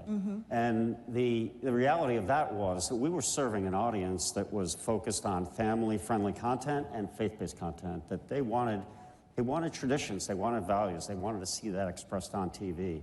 And so there was tremendous pressure from the family to make changes. So at some point then you decided, and you stood up and had the courage to say, I'm not going along with this. I heard, and maybe this little birdie told me the right information or the wrong information, but there was an incident that happened with the White House tree lighting. Well, this was really the beginning of really seeing this become public or become evident to me. We were chosen to host and televise the White House tree lighting. It was President Trump's first time doing the tree lighting. And there was an article in The Hill that said, Trump White House partners with Hallmark Channel for Christmas tree lighting. And it was wildly successful. It was the president's first tree lighting. We had talent there. It did big ratings. It was a big part of our Christmas presentation. And the reaction was, at the time, that's not so good. And you're either with humanity or you're against it. That's what you were told? Yes. And what was your response? Well, at the time, you know, I was totally shocked. We had an incredibly successful business that was thriving, and we were, you know, by any measure, we were told for many years we could never be successful as an independent, that we were just, you know, in over our head. We wouldn't be able to survive, and we were hugely successful. So, you know, I kind of took it with a grain of salt. At the time, though, I was, you know, very shaken by that thinking, and then you saw it become more pervasive over the next couple of years. So, you know, and we had an audience that was so loyal, loved what we did so much, and they had nowhere else to go on TV. There are many places. Any place you want to go, you're going to find different type of content that is not family-friendly and values-based. When you're faced with something like that, there had to be a level of heartbreak there, because you've poured your life, you've poured your career into that, you've poured your mission, your testimony, your own personal faith into that, and when you come to a moment like that... And reading notes from viewers who were just so disappointed with, you know, what the direction was is heartbreaking. Wow. Dean, you were with Hallmark Channel as well. Of course, you guys have a history, and you left. Tell us a little bit about your personal experience. By the way, did I host that Christmas dinner? I did host that one. As a matter of fact. Did you know that was going on behind the scenes at the time? No, I was too busy working for him. I didn't know that was I didn't realize that was the feedback, which is amazing, because I remember it being a very successful event, and it was great fun. And it's shocking to hear that. It's actually ridiculous. And, you know, when Bill left Hallmark, I was shocked as well, because I had been doing a lot of films for them, and I enjoyed them so much. I'm a single father, and I wanted to make a lot of content that my son could see and my family could see and be around, and that I wanted to watch. And you really built an incredible brand. Absolutely. And then all of a sudden, Bill was gone, and my phone never rang from Hallmark again. And I was like, wow, okay, whatever has happened with the sort of the wokeness, that wasn't going to be me on the other end of the line, which I was okay with. I mean, I had plenty of other things to do. But I found that shocking. I love what you've built. Congratulations again. But it's just that you've proven that what you're putting out there is what people want to watch. And that's fantastic. You know, as far as being canceled, they tried to cancel me in Hollywood so many times.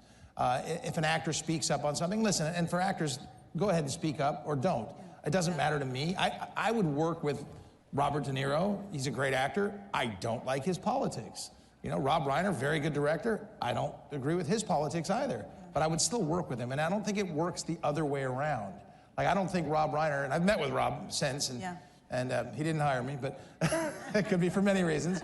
But, you know, you just sort of wonder, you know, why it's so solid, such a solid wall on one side and not the other.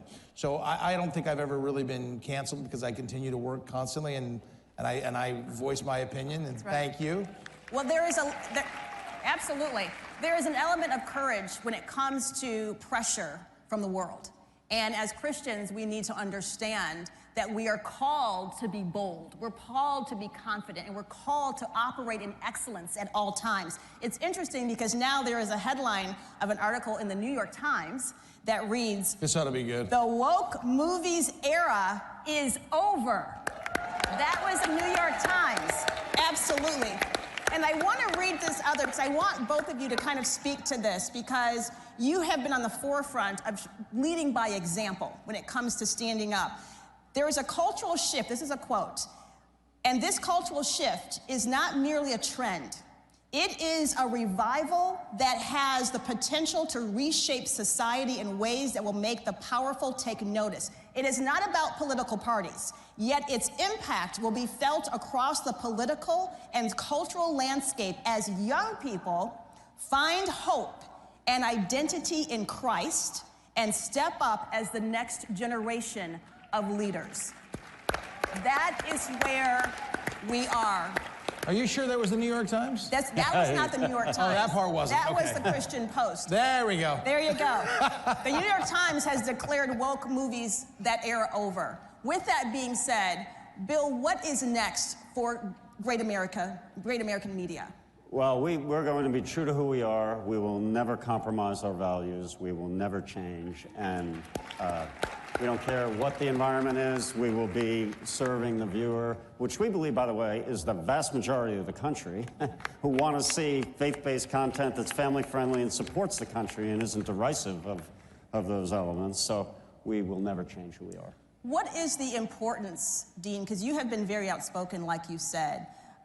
It is not the majority of the country that was asking for the woke content that was being put out. I work for Dr. Phil's Merit TV, and Dr. Phil has done so much research on this fringe that seems to have the microphone. You have challenged that. Talk about the significance of where we are right now and what opportunity we have to spread faith, family, and traditional values. Well, you kind of don't have to look any much further than what Bill has done at Great American Media. Yeah. There's a reason that folks have flocked over there. I'm not sure about the Hallmark numbers anymore, but I got a funny feeling they're not as good as they used to be, my friend, and I think your numbers are up. People go and watch what they want to watch, and they'll find that, and I think that's wonderful. Andrew Breitbart, who was a friend of mine, once said that, you know, politics are downstream from culture. When you're making content like Bill is making and putting out there, people want that, and they will come to it, and they will see it. And I think that's super important. I love making that stuff because I want my son to be able to, you know, watch this. Now, he's 24 now, so he's getting into different things. But when he was in high school, he was at a Christian school, and I did a film called God's Not Dead. I did not play a nice guy in that. And everybody watched the film, and the school went to see it, and they're like, dude, your dad's a jerk. Like, no, he's acting. He's acting. But I mean, I think it's so important to have those conversations, and those kind of films and shows, they have those families have conversations because of them. When you're putting out this other content for just a fringe number of people, they'll die. And that's why, you know, companies like, I'm not going to pick on Disney, but Disney has not done a remarkable job with their franchises, rebranding, changing things. And look at the success that Bill has had, and I think it's wonderful. Having the courage to do that, though, is so incredible, because without talent like you in God's Not Dead, it isn't the franchise that it is. That's right. Thank you, good sir. I've had the opportunity to be in 2 of the God's Not Dead movies. We met at the Dallas premiere of God's Not Dead, In God We Trust. If you haven't seen it, it's a powerful movie because it mirrors what is actually happening in our society today. It's the spiritual warfare that we all are watching play out.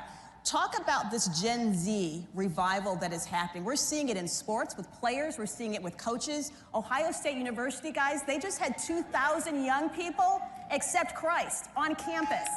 This is happening. So talk about how we're going to come alongside those young people and help catapult them into being the next generation of godly, faith-filled leaders. I think you talk about it openly and you have those conversations. I mean, if we had this conversation 3 years ago, you know, oh my gosh, what a horrible conversation to have. But now it's okay to have this conversation. And you should. And my son's 24. Does that make him a Gen Z guy? Does that qualify as Gen Z? So. Does it?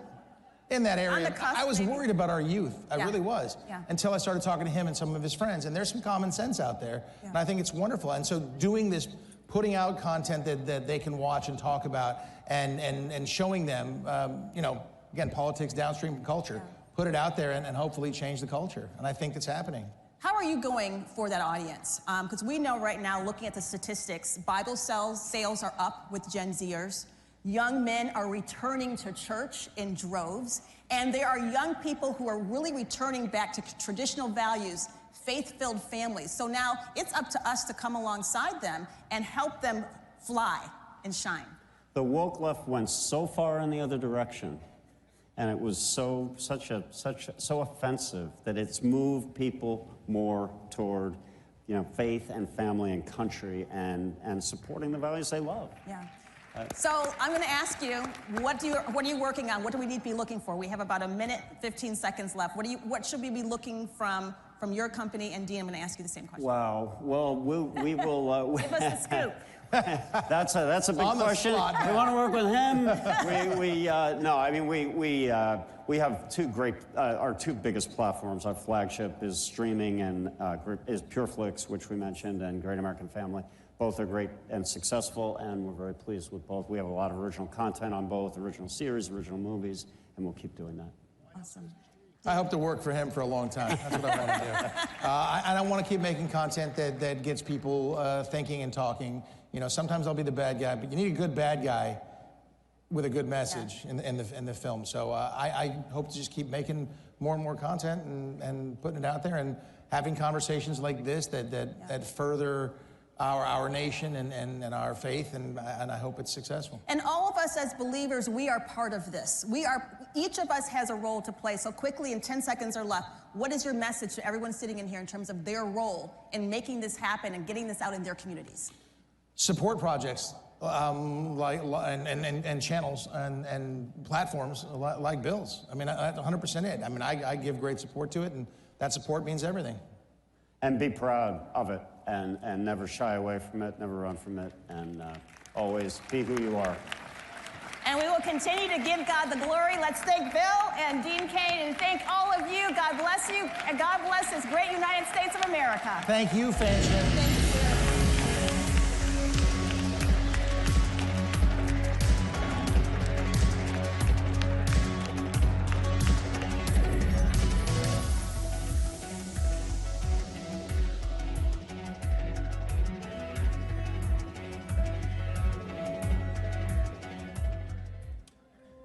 Welcome to CPAC. At Great American Media, we celebrate what matters most: faith, family, and country. Today, we invite you to experience storytelling that uplifts, inspires, and reflects the values we all cherish. PureFlix is your home for entertainment without compromise.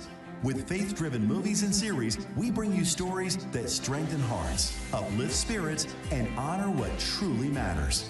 And on Great American Family, where faith leads, where stories inspire. Welcome home. Whether it's Christmas all year long, heartfelt romances, or movies that bring families together, we are here to make you feel at home. At Great American Media, our foundation is quality. Our promise is to always deliver entertainment that aligns with your faith and values. Thank you for standing with us as we stand for faith, family, and country. Enjoy CPAC. And remember, when you choose Great American Media, you choose entertainment that lifts you up. Join us and experience the best in faith and family entertainment.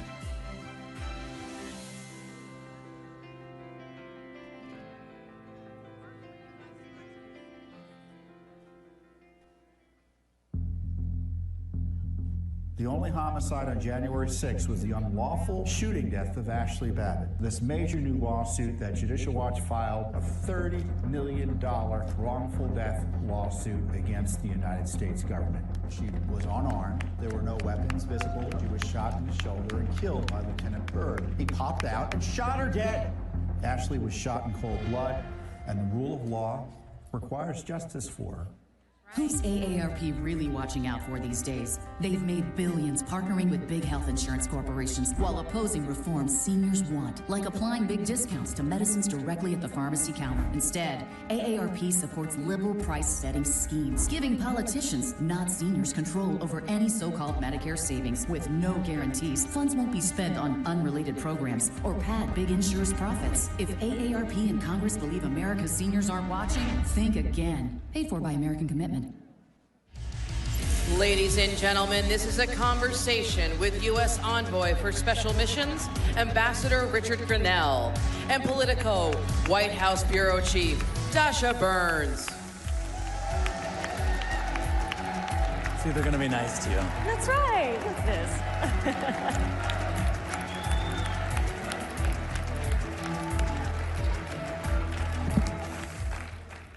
Hey everyone, it is his fault that a Politico journalist is on this stage, so don't get mad at me, get mad at the ambassador.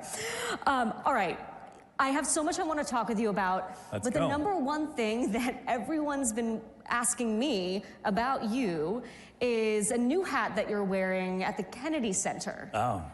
What? What is going on? How did that happen? How big an art connoisseur are you? Walk me through the behind the scenes there. Well, we want to make art great again. And what does that mean? No, look, I think, I don't know for sure, but I think the frustration that President Trump had is that the Kennedy Center has no cash on hand, no reserves, and they have been paying for the salaries with the debt reserves while taking around $40 million of public money. And so you can't have that. If you're gonna take public money, then you get to have public input. And so what we're gonna say at the Kennedy Center is, first of all, we gotta clean up the financial situation. We have to do the big productions that the masses and the public want to see. We want to have really good programming. So the first thing that we're doing, I think the big change is for everybody to know you got to be at the Kennedy Center in December because we are doing a big, huge celebration of the birth of Christ at Christmas. How crazy is it to think that we're going to celebrate Christ at Christmas with a big traditional production to celebrate what we are all celebrating in the world during Christmas time, which is the birth of Christ. Do you worry at all, though? I know there have been some folks who have been dropping out of performing at the Kennedy Center in protest. Do you worry about being able to bring in big artists to the center? No, we don't, because we already have them, and I think it's a real misnomer. But let me just say, there's one thing that got a lot of attention that this group dropped out, and it was all blamed on President Trump and me.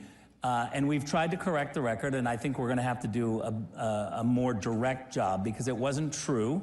They had the Kennedy Center, before I arrived, before President Trump was the chairman, the Kennedy Center had made some decisions about this individual group to change them because ticket sales were atrocious.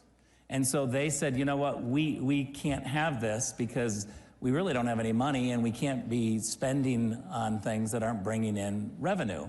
And so they made this change before we came, and then it was announced, and suddenly it was, you know, the gay men's chorus or something was dropping out because of Trump. That wasn't true. And it was replaced with some other things. That happens all the time. So I would just challenge you. So you would welcome the gay men's choir to perform if they were interested? Well, first of all, right now, if you're going to take public money, you have to prove that you actually can bring in revenue. We don't have any money. The woman that had my job before me was getting paid $1.3 million a year, and we had no money. How much are you getting paid for this? Way, way, way less. Wait, but let me ask real quick, though, because we were talking about this a little bit backstage. How did this happen? Because you're going to Venezuela, you're going to Munich, and then suddenly you wake up and you're running the Kennedy Center? Well, again, I think it was a frustration from the president that there was no money at the Kennedy Center. But why you? Content and how was did it crazy. come about? I don't know, you'd have to ask him. Look, I love the arts. I'm somebody who, goes already to lots of different art styles. I appreciate a whole bunch of different styles of art. If I started naming all these things, you would be like, wait a minute. You're a connoisseur. We believe it. So listen, I want to talk about some of the major conflicts that we're seeing around the world right now that I know you've been working on. Number one, I mean, I think this has been top of the list for everyone at the White House, is the situation in Ukraine. In your conversations with President Trump, what do you hear from him about what's going on with his relationship with Zelensky, President Zelensky? Because it's clear that they've never necessarily been best friends, but it feels like in the last few days in particular, that relationship has soured. What's going on? Look, I think, I'm so thankful that we have a president who's concentrating on peace. And that's what Donald Trump has just said. Let's stop. Remember that we handed Joe Biden total peace in the Middle East and total peace in Europe. He handed us a war in the Middle East and a war in Europe, and we can never forget that. So I do get a little bit frustrated with reporters when they try to say, oh, your decision now isn't perfect. I'm like, yeah, we were put in a hole. We were put in a terrible situation. There are no great solutions right now, so you're gonna have to be patient with us that we're trying to dig the Biden people out from this terrible $100 billion hole that they created. That's the first thing.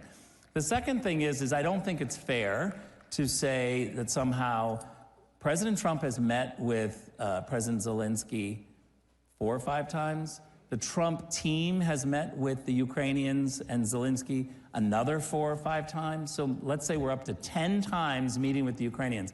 I never once heard from the media an outrage that the Russians weren't invited to those talks. However, the one time that the Trump team reaches out to say, how about we talk to the Russians, there's this hue and cry from the Europeans and everybody to say, why aren't the Ukrainians involved? Well, I think it's because the Russians are the aggressors in this situation, and that's another question I wanted to ask you. President Trump has blamed Ukraine recently for starting the war. You know better than anyone that it was Russian aggression, actually back in 2014. People forget that this goes over a decade back. But it was Russia that invaded Ukraine. So do you have a sense of why President Trump is making these claims now that Look, Ukraine started the war? I think what President Trump is saying very clearly is we have to stop this war. He is somebody who's concentrating on saying to both sides, let's talk to both sides and figure out how we stop this. Again, we have terrible choices because of the Biden team. There's not a lot of great choices. And so, yeah, is there frustration that things are not perfect in Ukraine right now? Yeah, but I'm a little bit annoyed that we were handed a file that was war when we handed them a file that was peace. And so I do think that we're frustrated. And it's But why make those false claims about who started the war? Why call Zelensky a dictator? What is happening there? Look, I think the American people are really frustrated with Zelensky. I think that there's a big frustration that he's not making great choices for peace. And again, when the American people are spending hundreds of billions of dollars, there's a frustration. Let's go back, you said 2014. Let's go back just to the beginning of this war, where Joe Biden messaged for more than 30 days that he knew through intelligence that a war was absolutely coming.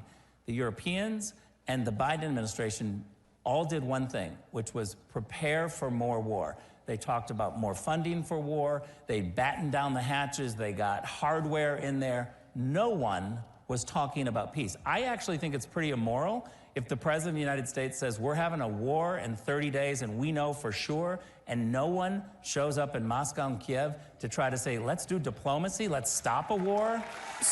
And now we're $100 billion later, and so there's a frustration. So you said President Zelensky isn't making the choices for peace. What do you think are those choices that he should make to bring an end to this, that he's not making now? First of all, hundreds of billions of dollars of American money, again, I'll say that, and a whole bunch is missing. So we immediately say, okay, mismanagement of funds. What we want to see is talks with Putin. I don't think that talking means that you're weak. I actually think talking is a tactic to get to a goal. And so we've seen with President Trump, he can show up with Kim Jong-un, and we need to be able to have these conversations with the Russians. Look, I've done negotiations my whole life. I did Serbia-Kosovo negotiations. And I can tell you that if you're in the middle trying to bring peace, trying to make sure we're not spending hundreds of billions of dollars on war and we're saving lives, you need at least a person in the middle who can say, I'm going to talk to these guys, and I'm going to talk to these guys, and I don't care what kind of criticism I get, I got to figure out a way for peace. It's not going to be perfect, Josh, I will give you that. But again, I go back to the fact of we had it perfect in terms of peace. We were handed a war, and now we're being criticized of, well, how do you dig us out of a war, and you're not doing it fast enough, and you're not doing it fair enough? So we're a little frustrated. So the social media stuff, I mean, President Trump called Zelensky a dictator. Do you believe he's a dictator? Well, I think when you reject having elections and you're not moving towards that way, that people get angry about that. Is Putin a dictator? Of course. Putin is a dictator? Yeah, of course. So the stuff that we're seeing on social media... But I want to say one thing that's really important in this conversation. Donald Trump has done something different than Republican foreign policy leaders have done for 25 years. This is a paradigm shift, what he's doing. We articulate very clearly under Donald Trump, we don't do regime change. We are going to deal with the countries that are in front of us. And our criteria is not how do we make that country better, how do we make America better, stronger, and more prosperous for the people that live here. So I was in the East Room when President Trump held the presser with Prime Minister Netanyahu, and he announced the plans for the Riviera of the Middle East in Gaza. Is that art of the deal talk? Is that a serious plan? What is your sense of where President Trump is headed with that idea? Well, first of all, let's start from the fact that he's a great negotiator. So we know that he's negotiating all of the time. Secondly, I think, again, I sound like, you know, I keep repeating myself, but we had peace there. We had peace agreements, right? The media and the intelligence agencies told President Trump if you moved the embassy, there would be outright war. We know the opposite happened. Peace agreements broke out. And so I think you got to say to Donald Trump, you know how to deliver peace. You certainly know how to negotiate Americans into a peaceful situation. And so my kind of attitude is let's watch and see how this plays out, because I have full faith that Donald Trump is a great negotiator, and he's delivered peace before, and he's going to have to do it again now because of the Biden regime. Regardless of what it looks like, us getting involved in Gaza, I mean, President Trump has talked about getting out of foreign entanglements. That's a promise that he made on the campaign trail. How does that jive with his promise? I think that's an incredibly fair question. Thank you. You hear that, guys? No, I do. I think it's a legitimate question to say, wait a minute, you've said this. Yeah. Again, what I think the thinking and the criteria is how do we deliver peace? And I've spent 8 years at the UN, and what's been happening in the Palestinian territories and in Gaza, we've been talking about for decades. We were talking about this. The U.S. still has a role to play and should play a role in peace in the Middle East, even with the America First agenda? Yes, but that doesn't immediately mean that we jump to boots on the ground. And I would say the other thing is, I'm a diplomat. You're going to hear me talk about diplomacy, not about war and the things of war. But I will say that as kind of a chastisement to the public debate right now, when you talk about security assurances, stop assuming that security assurances are just simply American boots or UN boots and guns. I can't think of a better security assurance than private equity folks on the ground. American businessmen on the ground trying to do deals and help rebuild or help bring economic development.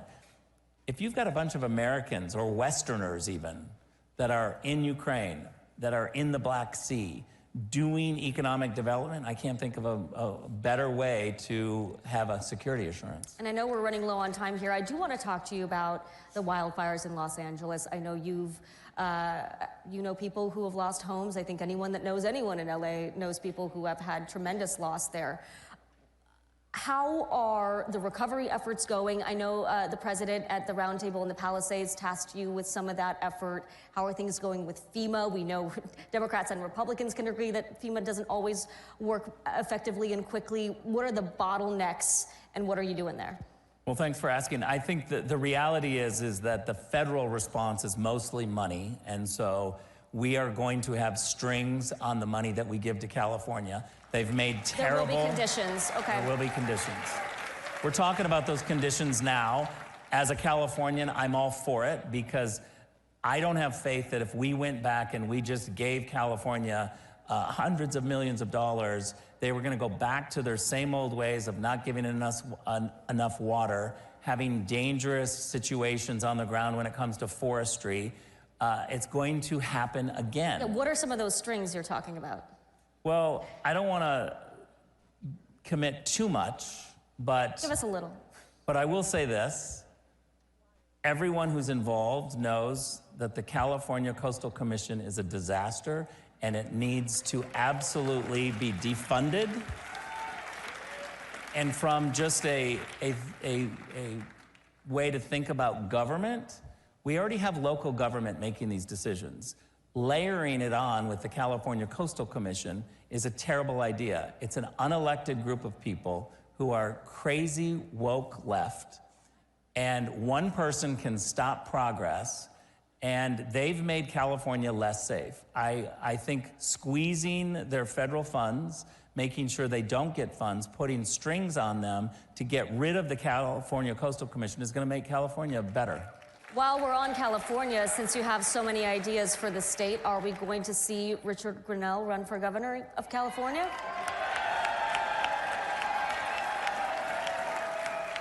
Honestly, it's not in my plan unless Kamala Harris runs for governor. If Kamala runs... You're jumping in? I mean, here's the thing. We already know who she is. We've spent hundreds of millions of dollars to define who Kamala Harris is. If she thinks that she's gonna run for governor of California, a Republican is gonna win, and I may not be able to resist trying to run against her. Making news here at CPAC. Lastly, before I let you go, we talked about the Kennedy Center. You've got that performance coming up in December, but what is your ideal performance at the Kennedy Center if you could have anyone perform? Dolly Parton. Dolly Parton. Is that an official invitation? Of course, of course. I'd love to see it. All right, Mr. Grenell, thank you so much. Thank you, everybody.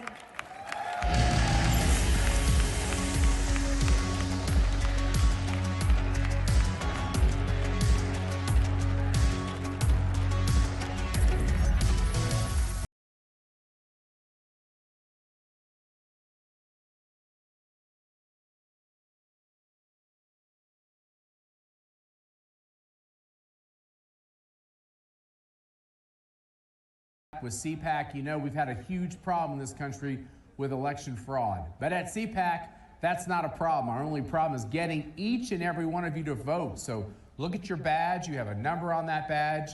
And get your phone out and vote on all the issues that matter. And my guess is you probably like what Trump's doing as well. And we'll have the results for you very soon. Wherever human freedom is under attack, in courtrooms, legislatures, and the public square, we stand ready to defend it. This is why Alliance Defending Freedom exists. Supreme Court victory for a Christian woman who was taken to court for standing firm in her beliefs. The First Amendment follows a golden rule. If we want to protect speech for ourselves, then we need to protect it for others. A video released this week by ADF International has attracted over 34 million views and even attracted comment from Elon Musk. It concerned a pair of Swiss parents who've had their child taken away from them because they objected to her gender transition. We're not just here to stop the erosion of liberty for this moment alone. We are here to keep the door open for the gospel. And when the gospel does its work, Truth doesn't just hold its ground. It advances. It sets people free for generations to come. This is our mission at Alliance Defending Freedom. Every institution today is under attack. The home, the church, the government. And many people are asking, what is the truth? Jesus Christ claimed to be ultimate truth. Are you willing to face the truth? Do you think the MKUltra project ever actually ended? The Central Intelligence Agency is actively involved in mind manipulation. We all answer to one God and one Savior, and He's there to change your life for the better.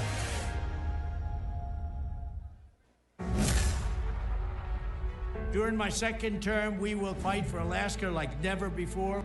I'm excited about what we can do with President Trump in the office. We'll work together to provide affordable energy to Alaska and allies all over the world. More investment, more certainty, production, more exploration. Thank you to everyone in Alaska, and thank you to your great governor. I look forward to a long and enduring future relationship. Drill, baby, drill.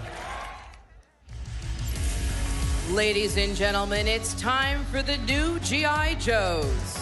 Please welcome former U.S. Navy SEAL Rob O'Neill, UFC fighter and Special Forces operator Tim Kennedy, and your host of the Carl Higbie Frontline on Newsmax, Carl Higbie. Yes! What up, Drago? I love you, brother. All right. Well, they gave us open mics, no script, and a bunch of guys who used to shoot people. Just a scope. No, so the last, we were talking 12 years actually, not just last 4, have been disastrous for the military, not only domestically, but on the global stage. That's the truth. Yeah. Yeah, pretty madness. Been losing wars everywhere that we look. On multiple continents, we've been losing our strategic positions and strategic bases that we have fought for decades. From Africa, literally every single continent, Eastern Europe, and obviously in the global war on terror after 20 years, the most embarrassing withdrawal in American history. Yeah, well, Rob, let's talk about that. We had the withdrawal from Iraq. I was in Iraq in '09 when we were drawing down. I know you guys were in and out of the same areas. I was watching us pull resources out, denying the fact that there were bad guys still doing bad things, that were killing coalition troops. And yet they wouldn't let us get them because of the perception that the war was over. Yeah, the perception of the war being over is something we've been doing wrong, and that's getting too political. And I don't mean just the politics of the country. I'm talking personal power for politicians. Making a promise to get out of a place because that was said in the campaign, or in the case of Afghanistan on 9/11, and just making decisions that don't make sense because a lot of stuff, I don't know if you noticed in D.C., doesn't make sense. But the way that I put Iraq was one of those things where we shouldn't have invaded, but we shouldn't have left the way we did. And when the convoys coming from north to south, we should have hit them with some A-10s. ISIS is gone, didn't do that because I guess we could be nice to the enemy. But the thing with Afghanistan that I noticed too is if you took the bin Laden team and asked them to come up with the worst possible way out of Afghanistan, we would have come up with exactly the way the Biden administration did it. And that's all because they wanted to be out before 9/11, and we lost a lot of people because of that. Right, but the unwillingness to actually define the enemy was the bigger problem. It was, we're going to work with them, we're going to give them money. I mean, hell, we left, what, $80 billion worth of stuff, including night vision and Humvees over there. They didn't define the enemy, and therefore we couldn't defeat it. I mean, that's the story of oldest time, right? Whether it's Vietnam, the Korea War, us being able to define who we're fighting is something that it's necessary for us to know who to beat. You know, if you take the military and you point them, I still believe, even though we are in a dangerous position with Secretary Hegseth trying to fight to bring back the strength, we still have, without a doubt, the most powerful military on the planet. And I'm so inspired by the young men and women that, especially recently, have raised their hand to serve. But watching Pete Hegseth, I mean, it's the truth. Yeah. In Germany, training with the Special Forces unit, like with the Hulk running right in front of him. That guy was huge. He was huge. That's a big dude. I'm just like, that's the America that I know and that I love. Put that on a recruiting poster. I mean, Rob, we had record low recruiting over the last 4 years. It turns out if you tell a bunch of people that were in your ranks that they don't like them anymore, they go home. Yeah. And we had posters of people with 2 moms, or transgender this, or DEI that. It's like, well, this is a place where we're supposed to put bullets in bad guys' faces. That's it too, and the military can be very simple. The way you're successful in the military is master the basics, keep it simple, and leave the diplomacy to the diplomats, right? Go in, crush people, and leave. That's all it's got to be. And then we just start getting into this woke ideology with, okay, you're raised by 2 women in San Francisco. Great, fine. I don't think ISIS is afraid of that. I don't think Al-Qaeda is afraid of that. And even like Queers for Palestine, if they went over there, they'd throw them off if the I building. went over there with them, they'd murder them before they murdered me. They don't like them. Yeah. But the problem is, we're trying to play nice with everybody. It's like, well, I don't know if it's you don't understand them, or like we were talking backstage about the enemy. You can't, or you just said just now on stage. We're bad at defining the enemy, and we just think that. Here's a little thing I learned as a battle interrogator, especially dealing with terrorists. They lie. No. Yeah, they'll lie. What? Yeah, they'll lie to your face. Weird. Drago, back me up on that. But, you know, we can sit here and joke about this, but there's some serious work. And look, I actually talked to Secretary Hegseth this morning about it, was trying to get him to call in, but he has this little thing like managing the whole country's, you know, DOD. But he, you know, he's got a serious job ahead of him. I mean, they've already increased recruiting in 30 days. Weird how if you put warfighters, you attract more warfighters. But in order to do that, I mean, you're talking about a massive deficit, not only from a financial standpoint, where we've spent 3 times as much on aircraft carrier budgets, where we've, you know, massively reduced the force. The COVID vaccine was one of the greatest reductions of good men and women, and we have to build that back. How do we start? It's a great question, and I think from the top down, seeing the Secretary of Defense out doing PT with the troops in the morning, you know, it's not just the number in which we were failing to recruit for the past 4 years, but it's who we have been recruiting. We were recruiting, and I'm so grateful for everybody that raised their hand to serve. We want strong, fearless people that want to be part of the most lethal fighting force on the planet. That's who we want. We want them as a deterrent. We want the rest of the world and every single one of our peer-level adversaries to look at our men and women in uniform and be like, nah, not freaking worth it. Yeah, exactly. Well, that's, you know, that's the other thing too, is Rob, you walked in a door, shot the world's most wanted criminal in the face, and didn't think twice about it. How do we get more people? Thank you. How do we get more people that want to join because of that versus college benefits, which are great, but also, you know, pushing DEI, pushing personal growth, and things like this? How do we get more people that want to join because they want to do what you did? I think it starts with the recruiting, and it impacted me more to see the Marine killing the dragon with the sword. I really like that. Plus the movie Navy SEALs with Charlie Sheen. That was really, greatest movie really, ever. Really, That's greatest movie why I became a SEAL. 100% accurate. But it's got to start with that too. And we're in a place too, and it's the generation with staring at your phone, not going to the gym, stuff like that. We just lower the standards. It's like, well, you can't do the set amount of push-ups. We'll just cut it in half. And I think that, the good men and women are out there. We just haven't been focusing on them. They're great people. There always has been. The leadership has gotten bad simply because you get to a certain level, be it senior enlisted or a senior officer, you become political because you want the next job right down the street here. I mean, the way to do it is literally get back to the basics, which is forward defense, alliance solidarity, and deterrence. And we're just simply not going to deter people by being nice, but the military's job is not to be nice. Again, we do have public affairs, great. We also have infantry who will swim over the horizon at night and kill you, and that's what we need. And not to mention, we will complain about it the whole time we're swimming. Oh, yeah. Why do SEALs post-career don't like cold water, or... They torture us with it. It's wet. The water's wet. I've seen dudes in combat go an extra mile just to not get their feet wet. Yeah, man. I'm not even making that up. You know, America's finest, just keep me dry. Yeah, exactly. With recruiting, the standards have to be set. They have to be met. They cannot be moved. They cannot be bent.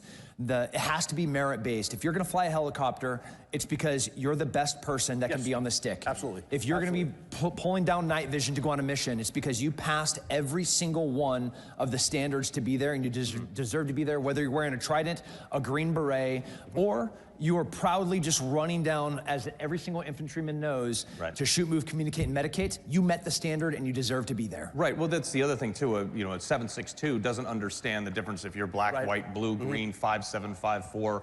250, 150, it doesn't matter. So why did we get away from a general standard, and now if you're a 40-year-old woman in the military, you can get 24 minutes to run 2 miles, but if you're a 22-year-old male, you have to do it in 18 minutes. Like, how did we deviate? Well, I mean, again, we need to get back to, we deviated just by, well, I mean, we saw, when I joined in 1996, uniform, bad haircut, and all we saw was green or blue. That's it. But now we're to the point, because of a softer outlook, or because we're so connected, just be yourself.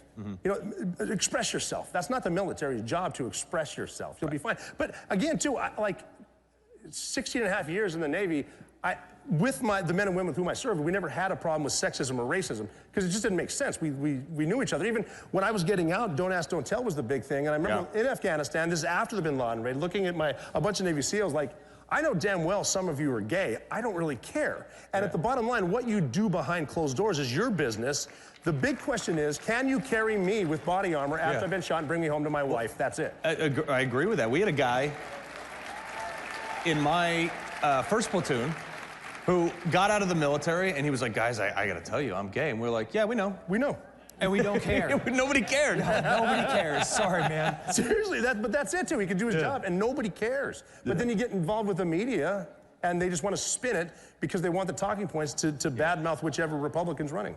So let's talk, you know, Secretary Hegseth comes in now, 8% cuts across the board. A lot of people on the other side are saying, well, hey, this is going to diminish our fighting force. And I look at that, I'm like, look, we're still using floppy disks and fax machines. And some of the, like the DMV is more technologically advanced in some areas of the Pentagon right now. So, you know, there's a vast, massive redundancy within the Department of Defense, you know, and how do you get to the bottom of that without even slightly creeping on the mission of capability? And when, if you're trying to become effective and more efficient, the first thing that you do is you recognize fat and you cut it from it. So whether it's fraud, waste, and abuse, and in some instances we're seeing DOJ just come through with a battle axe to do that, which is awesome. Yeah. On the military side, I mean, I would definitely argue, and I know personally, as I think everyone else does, and if you've been in the military, that there are good redundancies, like a good PACE plan, primary, alternate, contingent, emergency, and on the communication side, on, you know, like multiple routes in and out. But when it comes to bureaucratic regulation, and the military is not supposed to have that, what is called the kill chain. How effectively can I take from a decision to do something to the execution of it? How fast is that thing? And that kill chain has gotten so many bureaucratic steps in there. We have become ineffective and inefficient. Those have to be cut. Yeah, well, that's the danger of the big corporate mindset too. I mean, you guys know as well as I do. You get the green light to do an op, and you have to get it approved up the chain, and by that time, the guy's already left his house and fled the country. That's true, yeah. And I mean, it comes back to the efficiency that they're doing right now. You need redundancy in place, like with submarine warfare. If one gets an order, another one needs it too in case it gets hit and no one knows, that stuff like that. But the Pentagon hasn't passed a budget. An audit. Hasn't done it, and you got to start with that because, and we see it down at the platoon level where they're like, well, here's our budget for the year, and we have to spend it all, or we won't get it next year. It should be the opposite. Right. If you're more efficient, maybe these guys are squared away. We can get them more work. We can get them more funding. Right. But it's almost like the free money thing where we're just going to get it again as long as we get rid of it. And it also seems if you cut even 8%, let's just round it up to an even 40 for good time's sake, and you will remove all those limitations, but you'll also remove a significant amount of processes that were put in place after World War II, a time where we have now quadrupled our number of generals, and now I would say effectively, we lost the war in Iraq and Afghanistan because the enemy gets a say in that. How do you rebuild that within the ranks? I mean, there's obviously morale has already gone way up under Donald Trump, big time. But how do you rebuild that with generational support? So, right now with General George and the Sergeant Major of the Army, Mike Weimer. Mike Weimer, former unit guy, was part of the special missions units, also a special forces guy. They clearly have said time and time again, they want to focus on lethality, maneuverability, flexibility, and these are things that bureaucratic systems and multiple checks and balances always slow down. They want kids being able to 3D print a tool that would have cost, through a government contract on a named project, tens of millions of dollars. And 7 years to approve. That's right. Yeah. And all of that, we have to innovate. We have to innovate our way out of this, and we have to become the 2025 fast, lethal fighting force where the rest of the world is like, nobody. Want nothing to do with that kid from Oklahoma that just throws hay bales, and now we're giving him the best tools possible to go and kill his enemy. Right, and something on that too, that good point. I think just we were talking about Secretary Hegseth working out with the guys and the big monster dude. That's something else right there that you haven't seen with the SecDef, but that's what you need. It's always been impressive when the general officer, the general or the admiral, comes and talks to the E5 Mafia. Right. Hegseth, Mr. Secretary, sorry, Pete, I've always been saying we need a mid-level officer with combat experience to take the Secretary of Defense, because he will talk to the troops, and that when you're working out with the troops, you can ask them simple stuff. Right. Where are you from? Why'd you join? What are you anticipating? What do you expect out of this? How's morale? Okay, morale's bad. Why? Morale's good. Why? Find out why, and then obviously, it is a pyramid, you know, top-down type stuff, but they might want to think about potentially changing that up a little bit. But also flattening the organization, allowing that direct feedback. I remember when I was in, you know, the Admiral would come down and they'd be like, you know, hey, look, if you have any questions for the Admiral, clear it through us first. Carl, you're not allowed to ask any questions whatsoever. But it's, you know, and I raised my hand, this is in 2009 after we just gotten back, and I said, what's the desired end result in Iraq? I mean, I got in a lot of trouble for that, but they had no answer. Yeah. It was heartbreaking on the ground in Afghanistan, you know, in August of 2021, all the way to the 26th at the Abbey Gate bombing. That sent a shockwave through all of GWAT and recruiting. Nobody likes to lose. America's not built to lose. We're built to be the most powerful fighting force on the planet, the military is, and the country that's the strongest that's ever existed in the existence of our species. Greatest country ever. So our young people need to look at the service members, men and women in uniform with the flag, and with pride, be like, I want to be like Rob. I want to be like Carl. Right. I want to go win wars. It's time for us to start not just being preventative, but for everyone to know that the next war that we go into, we are not just going to fight it. We're not there to perpetuate the military-industrial complex. We are there to destroy our enemy in the most violent way possible. There you go. I just want to point out that the Army guy said that they want to be like the two Navy guys over here.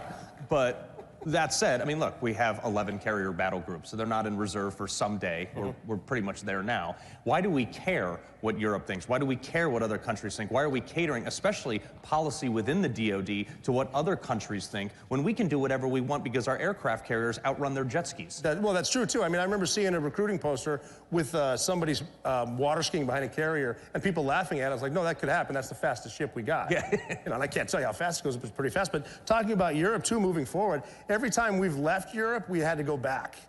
So we got to be careful about that now, too. But the problem is with Europe being so weak, most of them aren't paying the 2% GDP they're supposed to be paying. But we're not going to be able to deter China, especially a China-Russia coalition, while we're trying to hold the hand of the people that are afraid of Ukraine or what, you know, going into Poland. I don't think they're going into Poland, but regardless, we're not going to, the fight, you got to figure the 5,000 miles of a supply chain we're going to need in the Pacific. Right. When China tries, within the next few years, tries to take Taiwan, there's other allies over there dealing with a much bigger enemy, and then you're getting into the AI thing, the drone fighting. I'm so glad that wasn't prevalent when we were there, but microwave weapons, stuff like that. I mean, we're still back in time. We do have smarter people than this panel. They're working, but you know they got to be smart about being. That's a pretty low bar, if you don't know, for us.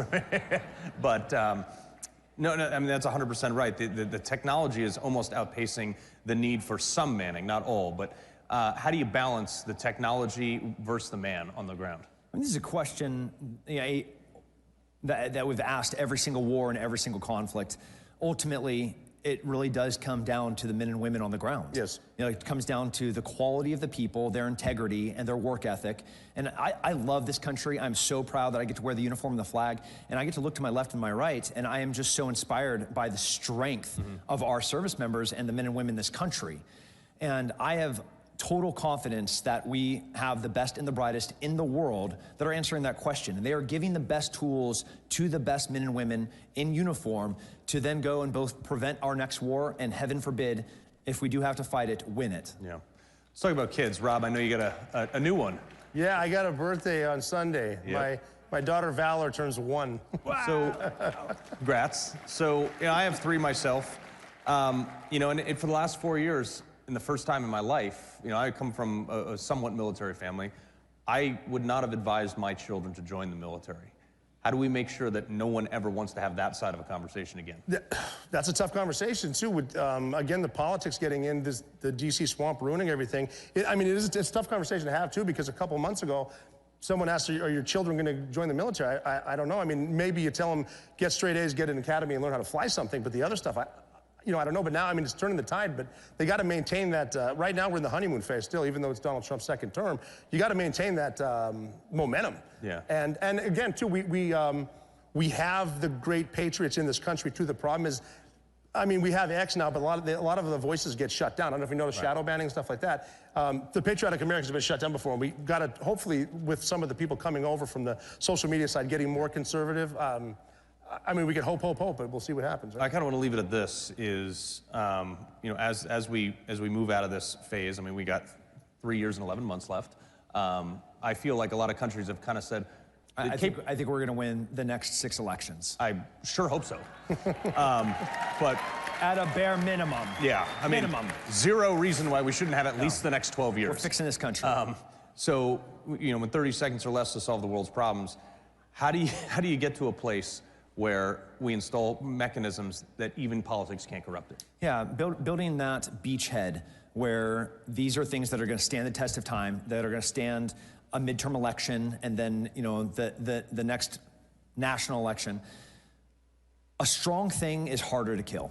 Like this idea, to answer that question simply, a strong soldier, a strong military, they're just flat out harder to defeat. So I want strength, masculinity, power, big, murderous men to be running towards the military, to put the flag on their shoulder to serve this country. That's what I want. Who don't really care about people's feelings. They do not. No. They care about winning, and they want to be strong when they do it. Rob, Tim, been a pleasure. Thank you.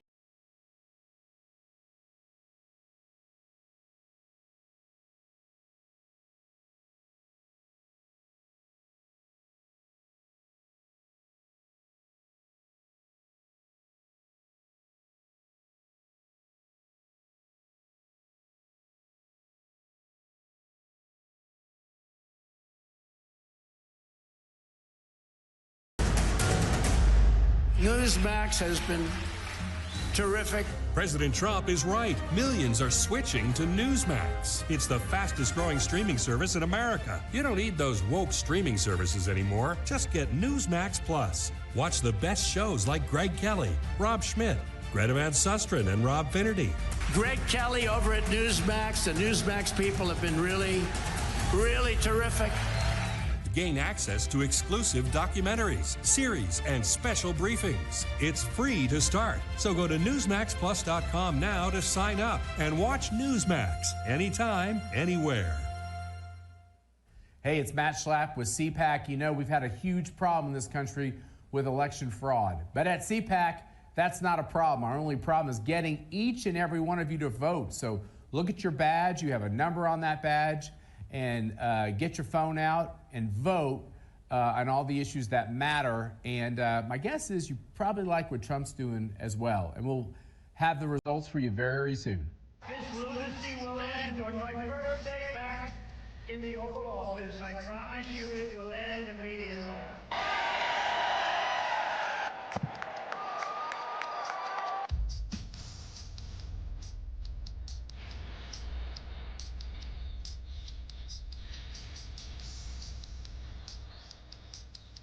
I, Donald John Trump, do solemnly swear. RSBN, by the way, how good is RSBN? They do a good job. So beautiful. Creators, it's time to take control. With Bursts, you create impactful content in seconds. Powered by blockchain, your content and earnings are protected, transparent, and yours to control. Play TV isn't just a platform. It's a community of creators building a new future together. Your freedom starts when you press play. Still under construction, but already the biggest news station in Poland. the only international TV station that interviewed Donald J. Trump. I'd like to say hello to the Polish people. Poland's leftist government wants to destroy us, but we are not backing down. We're building conservative, English-speaking European news station. Join the movement. Support the revolution. Make Europe great again. This is Republica, the home of free speech. Ladies and gentlemen, this is CPAC in action. Please welcome founder Ditat Dose Group, Hobe Schabander. Founder of Walkaway, Brandon Straka. CPAC chairman,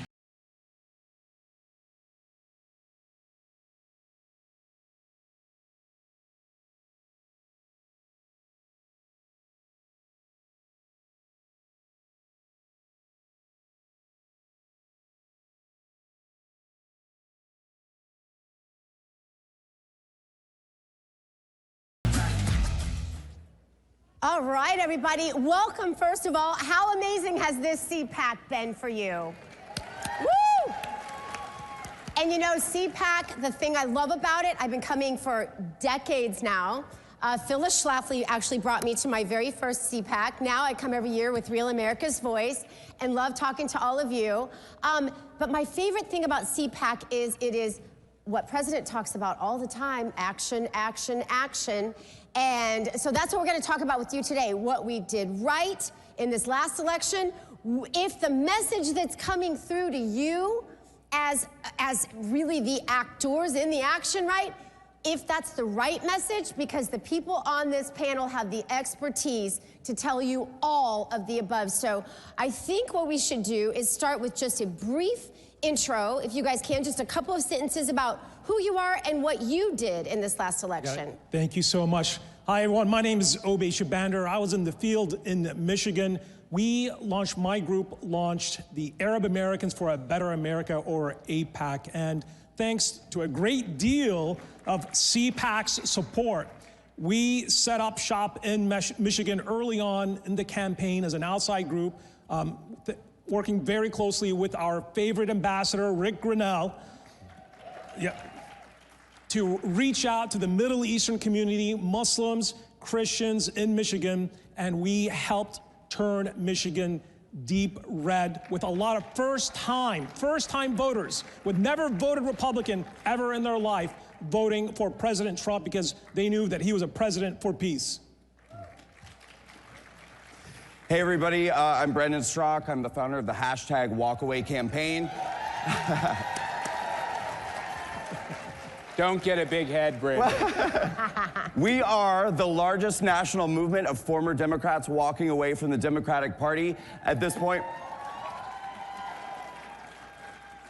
In 2018, we started a national conversation about the need for people to walk away from the divisive, hateful Democratic Party and political left. As of today, Walkaway has grown to over 750,000 people who have joined our movement, tens of thousands of people who have created their written and video testimonials about leaving the Democratic Party. And dare I say that I believe that the 2024 election was the walk-away election. And I'm not just saying that. I'm not just saying that because we walked away with the presidency, and we walked away with the House, and we walked away with the Senate, and we walked away with the popular vote, and we walked away with every swing state in the country, but because massive numbers of minorities walked away from the Democratic Party in 2024 and led us to victory. Well, you know this guy. Do you have any sentences you want to say about what you do? Well, I just want to say that my wife, Mercy, just walked in. I think she's doing a great job. Thanks for coming to listen to me. I was told that there's going to be some harsh judges of how I do in this panel, so I'm very nervous right now about what the scores are going to be. In my household, you have to do a good job where I have 6 women who kind of let you know you don't do so good. But and all my kids, almost every one of my kids is here today. So if you see them, be careful because they're good staffers, I want you to know. Okay, so let me just give you a quick overview at CPAC. You guys are all very generous to us and to many other conservative groups. CPAC has, I think, a big role to play there, but Brandon's group has a big role to play there. I bet you have Michigan groups that have a big role to play there. The one thing as a conservative community, by the way, I'm preaching to myself right now. The one thing as a conservative community, which I think is the pro-America community, I'm not so sure conservative is even a word we have to use right now. We just believe in America and America's values, that we got to partner together really, really well if we're going to beat the bad guys, if we're going to beat the commies. So this is a little bit to myself. I get competitive. I think, well, that's a CPAC thing. CPAC did that. And we're doing a good job as an organization because all of you are helping us, but we all have to work together. And I have to say, to begin my comments, I think we ought to give a rousing applause to having an RNC chairman who was uber competent and did a great job in Michael Whatley. Susie Wiles, the campaign manager for Donald Trump, deserves a round of applause for being uber competent, and Kristi Noem. Let's give them a round of applause.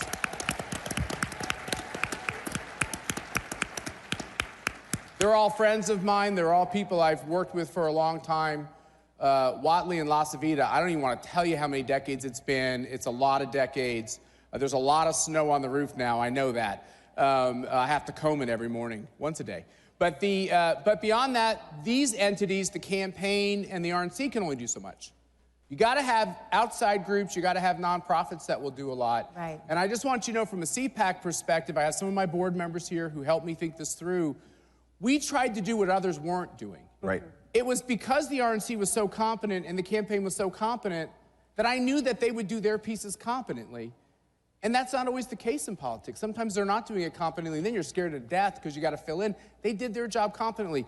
And then we saw the seams, right? We saw the openings that we could spend time on. And for CPAC, we decided to focus on a couple things. We helped you in Michigan with Rick's direction. Right. Because we thought Michigan could be turned red. Are you here from Michigan, anyone? Wasn't that awesome? It happened. And it didn't. And funny, when you look for the openings and the seams, it takes less revenue because nobody's playing. And so you play with smaller amounts of money. We still spent millions of dollars on this project. Mercy led the way on the Hispanic outreach. There, believe it or not, there was a lot of openings there. Thank you, sweetheart, for your great work and your voice on those things. And then we did something else. By the way, we believe that they cheat. I'm sorry if it's controversial. I'm never gonna stop saying it. I'm sorry if I keep getting canceled. I believe they cheat. We think, as a board at CPAC, we think that if we expose their cheating, put cameras on their cheating, have people watching and reporting on their cheating, writing letters to state officials about how they plan to cheat, that stops a lot of the cheating, and I believe that's what happened this time, and we did plenty of that. Well, Matt, here's a question, though. We heard a lot about banking the vote, right, in this last election. And the other thing about this last election that I'd like each of you to speak to is that, you know, we had Donald Trump. We're not going to have Donald Trump. Probably, well, I don't know, maybe we will. After yesterday, maybe we will have Donald Trump. But unless we change the Constitution. We had one George Washington, and I think there's one Donald Trump. I think there's one Donald Trump. But the question is, you know, we hear this message all the time of bank the vote, as if that was the only thing that needed to be done in this last election. What do you all see on the horizon as we look forward into the midterms and, of course, into the next election that we need to be preparing for already, at least in our minds? Yeah, look, there is a culture shift that we saw on the ground in Michigan. Look, we're talking about precincts where Arab Americans are a majority in the Detroit metro area, that Joe Biden, you know, won by over 80% in 2020, that Kamala lost by over 10% this time around. That is a sea change. You know, I mean, Kamala Harris was going around campaigning with Liz Cheney. You know what we did? We spent just, you know, a few $1,000s, put up a few billboards of just a picture of Kamala looking into the eyes of Liz Cheney, and we put, you know, war. You know, this is the war candidate. Ours is the peace candidate. Those are the simple messages that resonate with immigrant communities, with second-generation communities. These communities these were deep blue precincts that had flipped red from Dearborn Heights, Hamtramck, Yemeni Americans, Chaldeans, the Bangladeshi communities, both Muslim and Christians. This is historic, what is happening here, and we have a real moment to build on flipping Michigan and that what I call a cultural sea change that President Trump inaugurated. And I think we have a tremendous opportunity to build on that victory in places like Michigan. And Matt, you're so right in what you said a minute ago. When I started Walkway back in 2018, 2019, what I wanted to do is fill in what I call some of the holes and where I felt like the Republican Party needed extra help. One of those was doing outreach to minority communities. I didn't see enough of it, and a lot of it wasn't, truly effective. So we got on the road back in 2018, 2019, and haven't stopped talking to the Black community, the Hispanic community, the LGBT community, Asians, Muslims. And what we saw in 2024, I think after all these years of efforts and many other groups doing amazing work, is the Black community shifted 3% to the right. The Asian community, 5% shifted to the right. The youth vote, 7% to the right. The American Indian, 10% shift to the right. In the Hispanic community, 20% shift to the right in 2024 from 2020, which I think is absolutely astounding.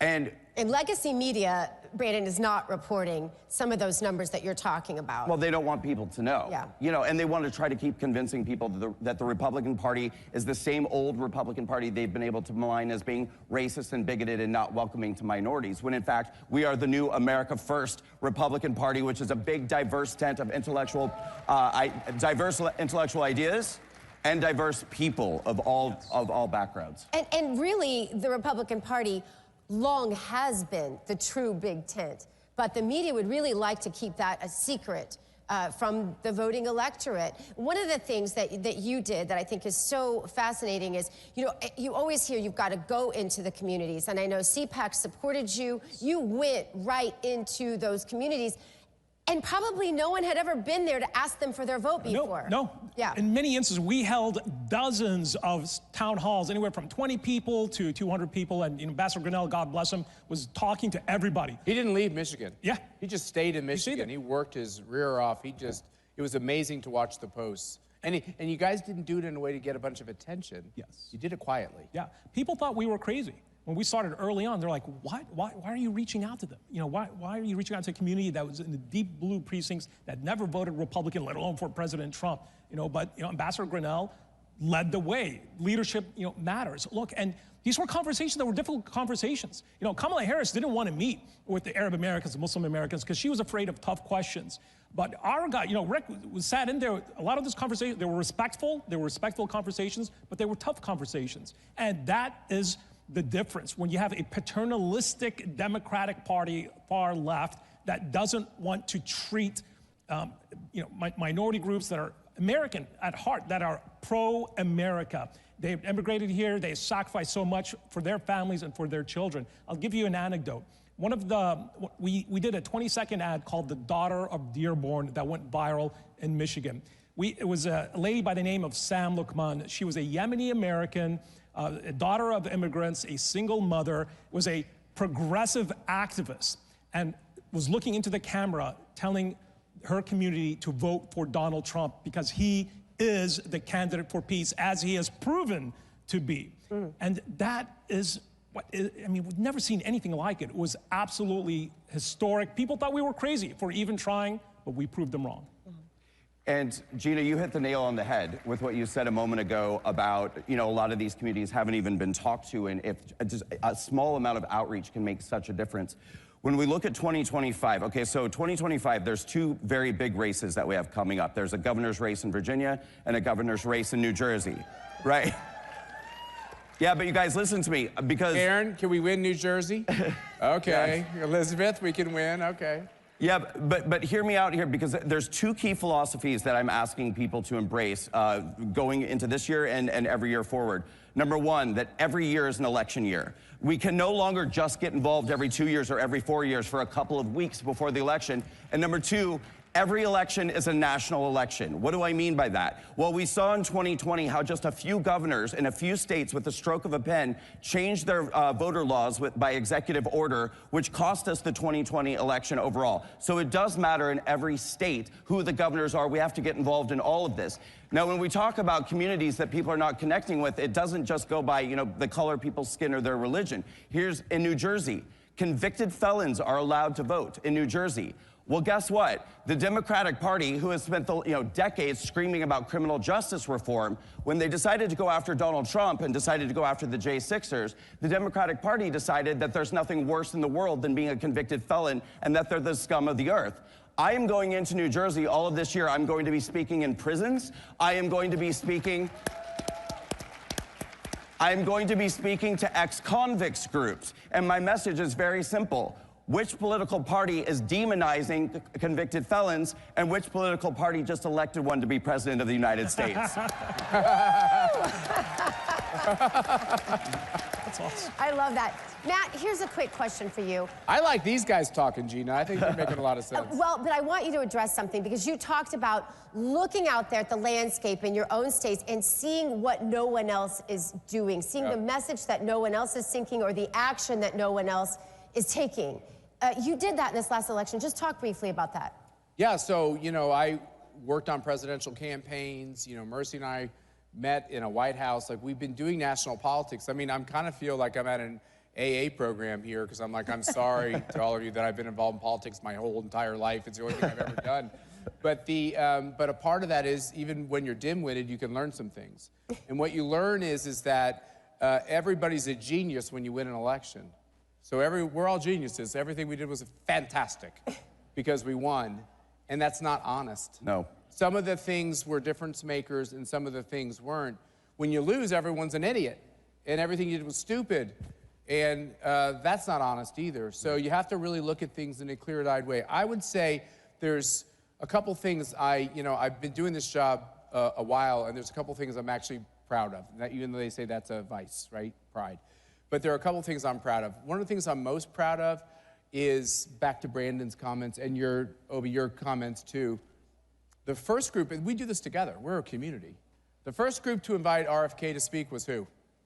It was CPAC. CPAC. CPAC invited RFK. I got yelled at by everybody. What an idiot you are. He's a liberal.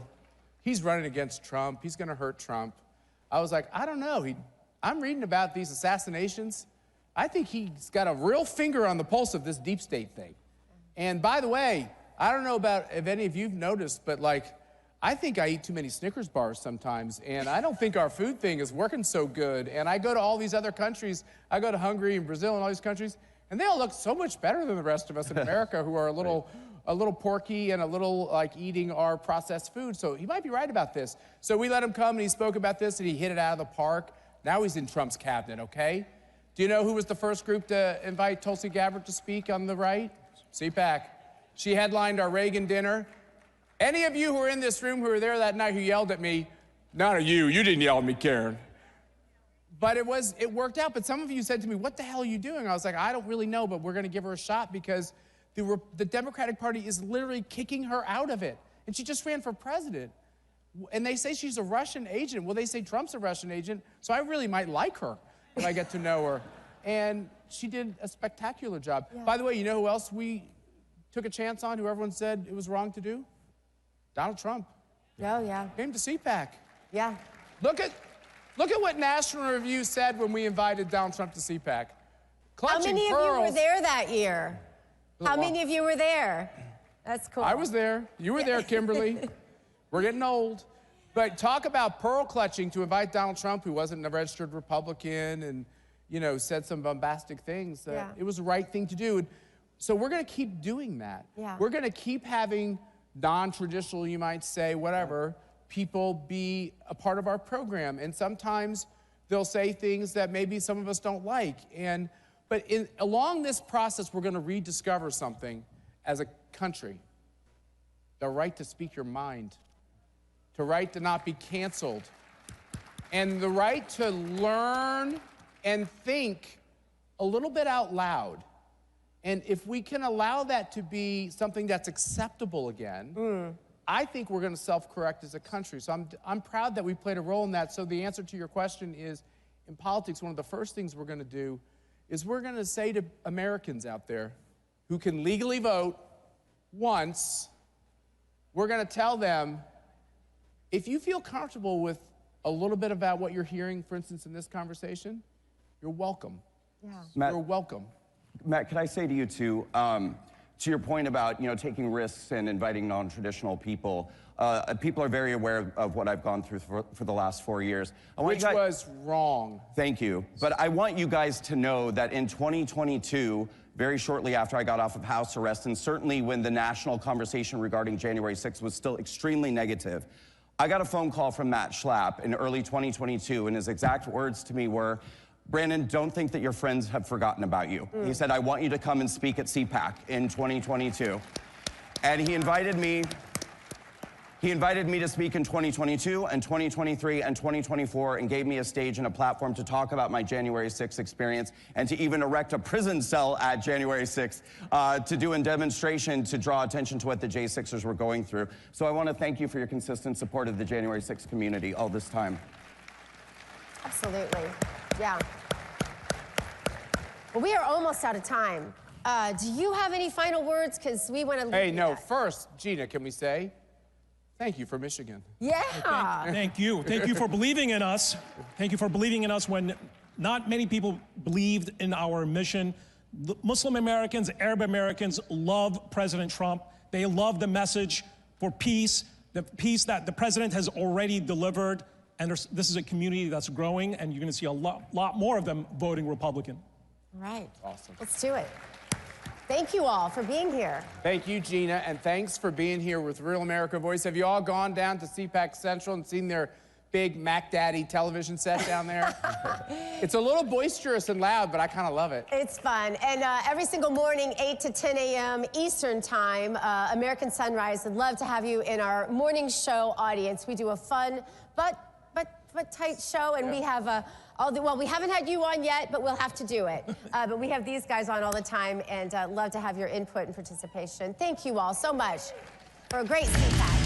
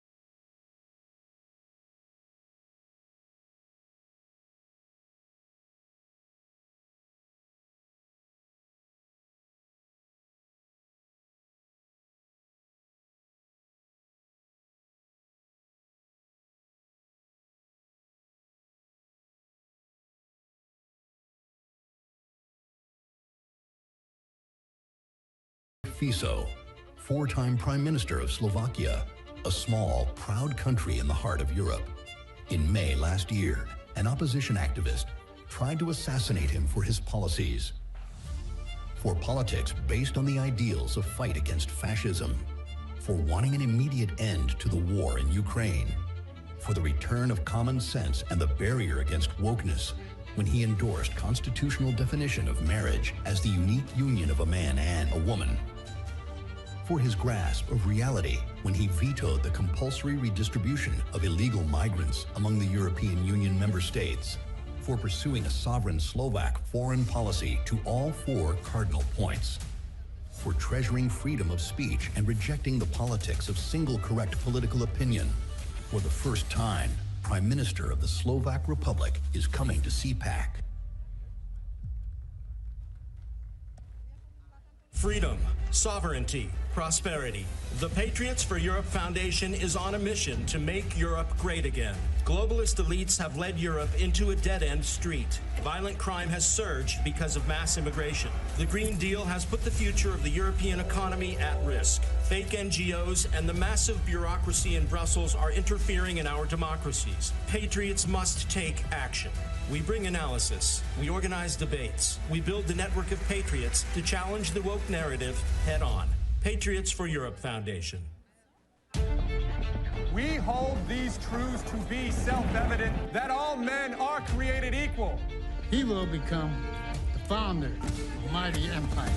Founders talked about this providential experiment that God had ordained and intervened at this unique moment in American history. Most of them believed there were no accidents in history. Americans of today should regain our bearings, that our nation is no accident. Hey, it's Matt Schlapp with CPAC. You know, we've had a huge problem in this country with election fraud. But at CPAC, that's not a problem. Our only problem is getting each and every one of you to vote. So look at your badge. You have a number on that badge. And get your phone out and vote on all the issues that matter. And my guess is you probably like what Trump's doing as well. And we'll have the results for you very soon. As I think it was President Reagan said, we're from the government. We're here to help. I think you all know that I've always felt the 9 most terrifying words in the English language are, I'm from the government and I'm here to help. We're from the government. We're here to help. Before the cabinet room, you saw Donald Trump's next cabinet make waves.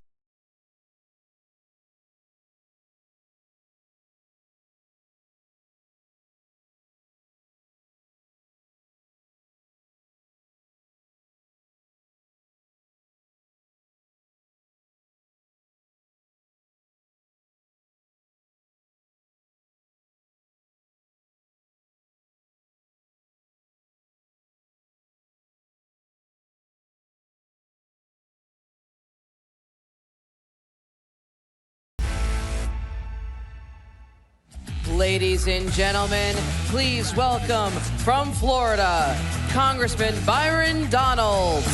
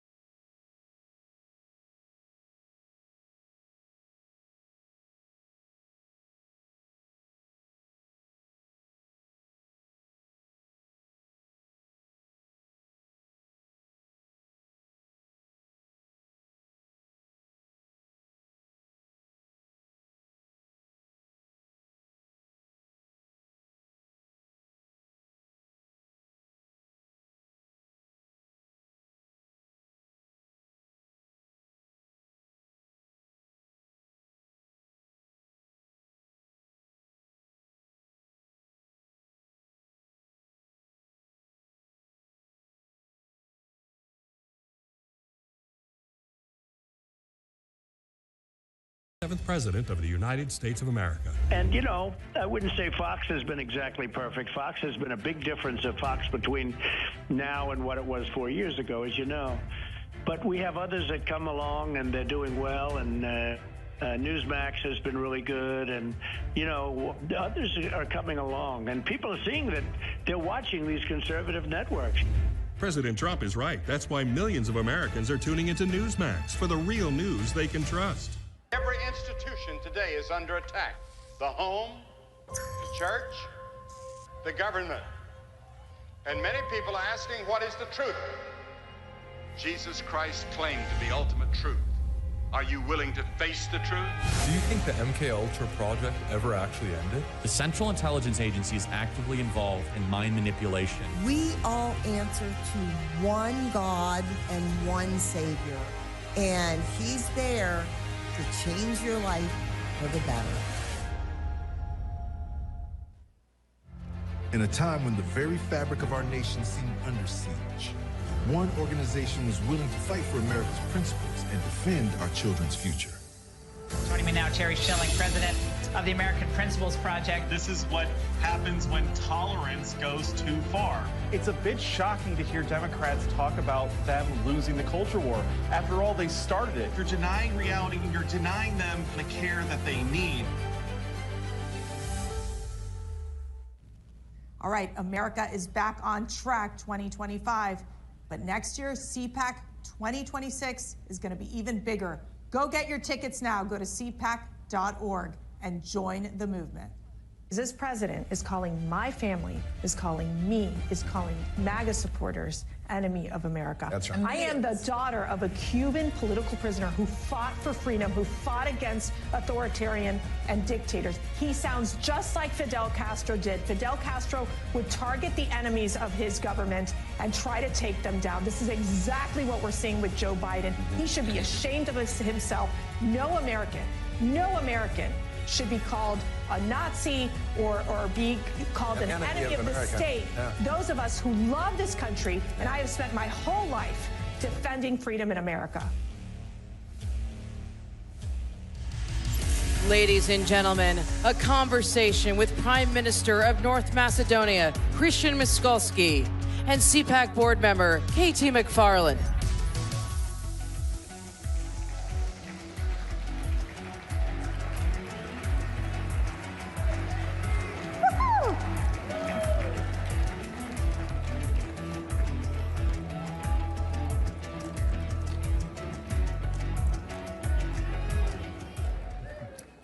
Okay, you're probably wondering why you're here at CPAC, where you've listened to the most important and powerful people in the country and the most important people in the world, the people who are going to be governors and presidents and everything else. And now we have the Prime Minister of North Macedonia. And you're probably scratching your heads and thinking, really? Who? Why? How? So I want to put you on the spot, Mr. Prime Minister, and ask you, give us a little history of Macedonia. And why is it important? And in the America First era, why does it matter to America? First of all, thank you for the invitation. I'm thrilled to be with you today. My country is a small country at the heart of the Balkans, which is a bit of door of Europe, southeastern door of Europe. And it's very, very important, especially because of one issue which was very popular a couple of years ago, and now it's very, very aligned with the new President Trump's administration politics, immigration, because we were at the front line fighting against the illegal migration, and we were protecting Europe from illegal migrants. But that is not the only reason why we should talk about my homeland, because Macedonian people are very traditional people. They love their families. We are maybe small, but Macedonian community here in the United States is a very important part of the life, and I know that they supported President Trump during the elections. They are conservatives, and they will continue to support President Trump, of course. Yeah, isn't it great to hear about a European country that likes and supports President Trump? Feels pretty good. And also maybe one very important thing to rise now.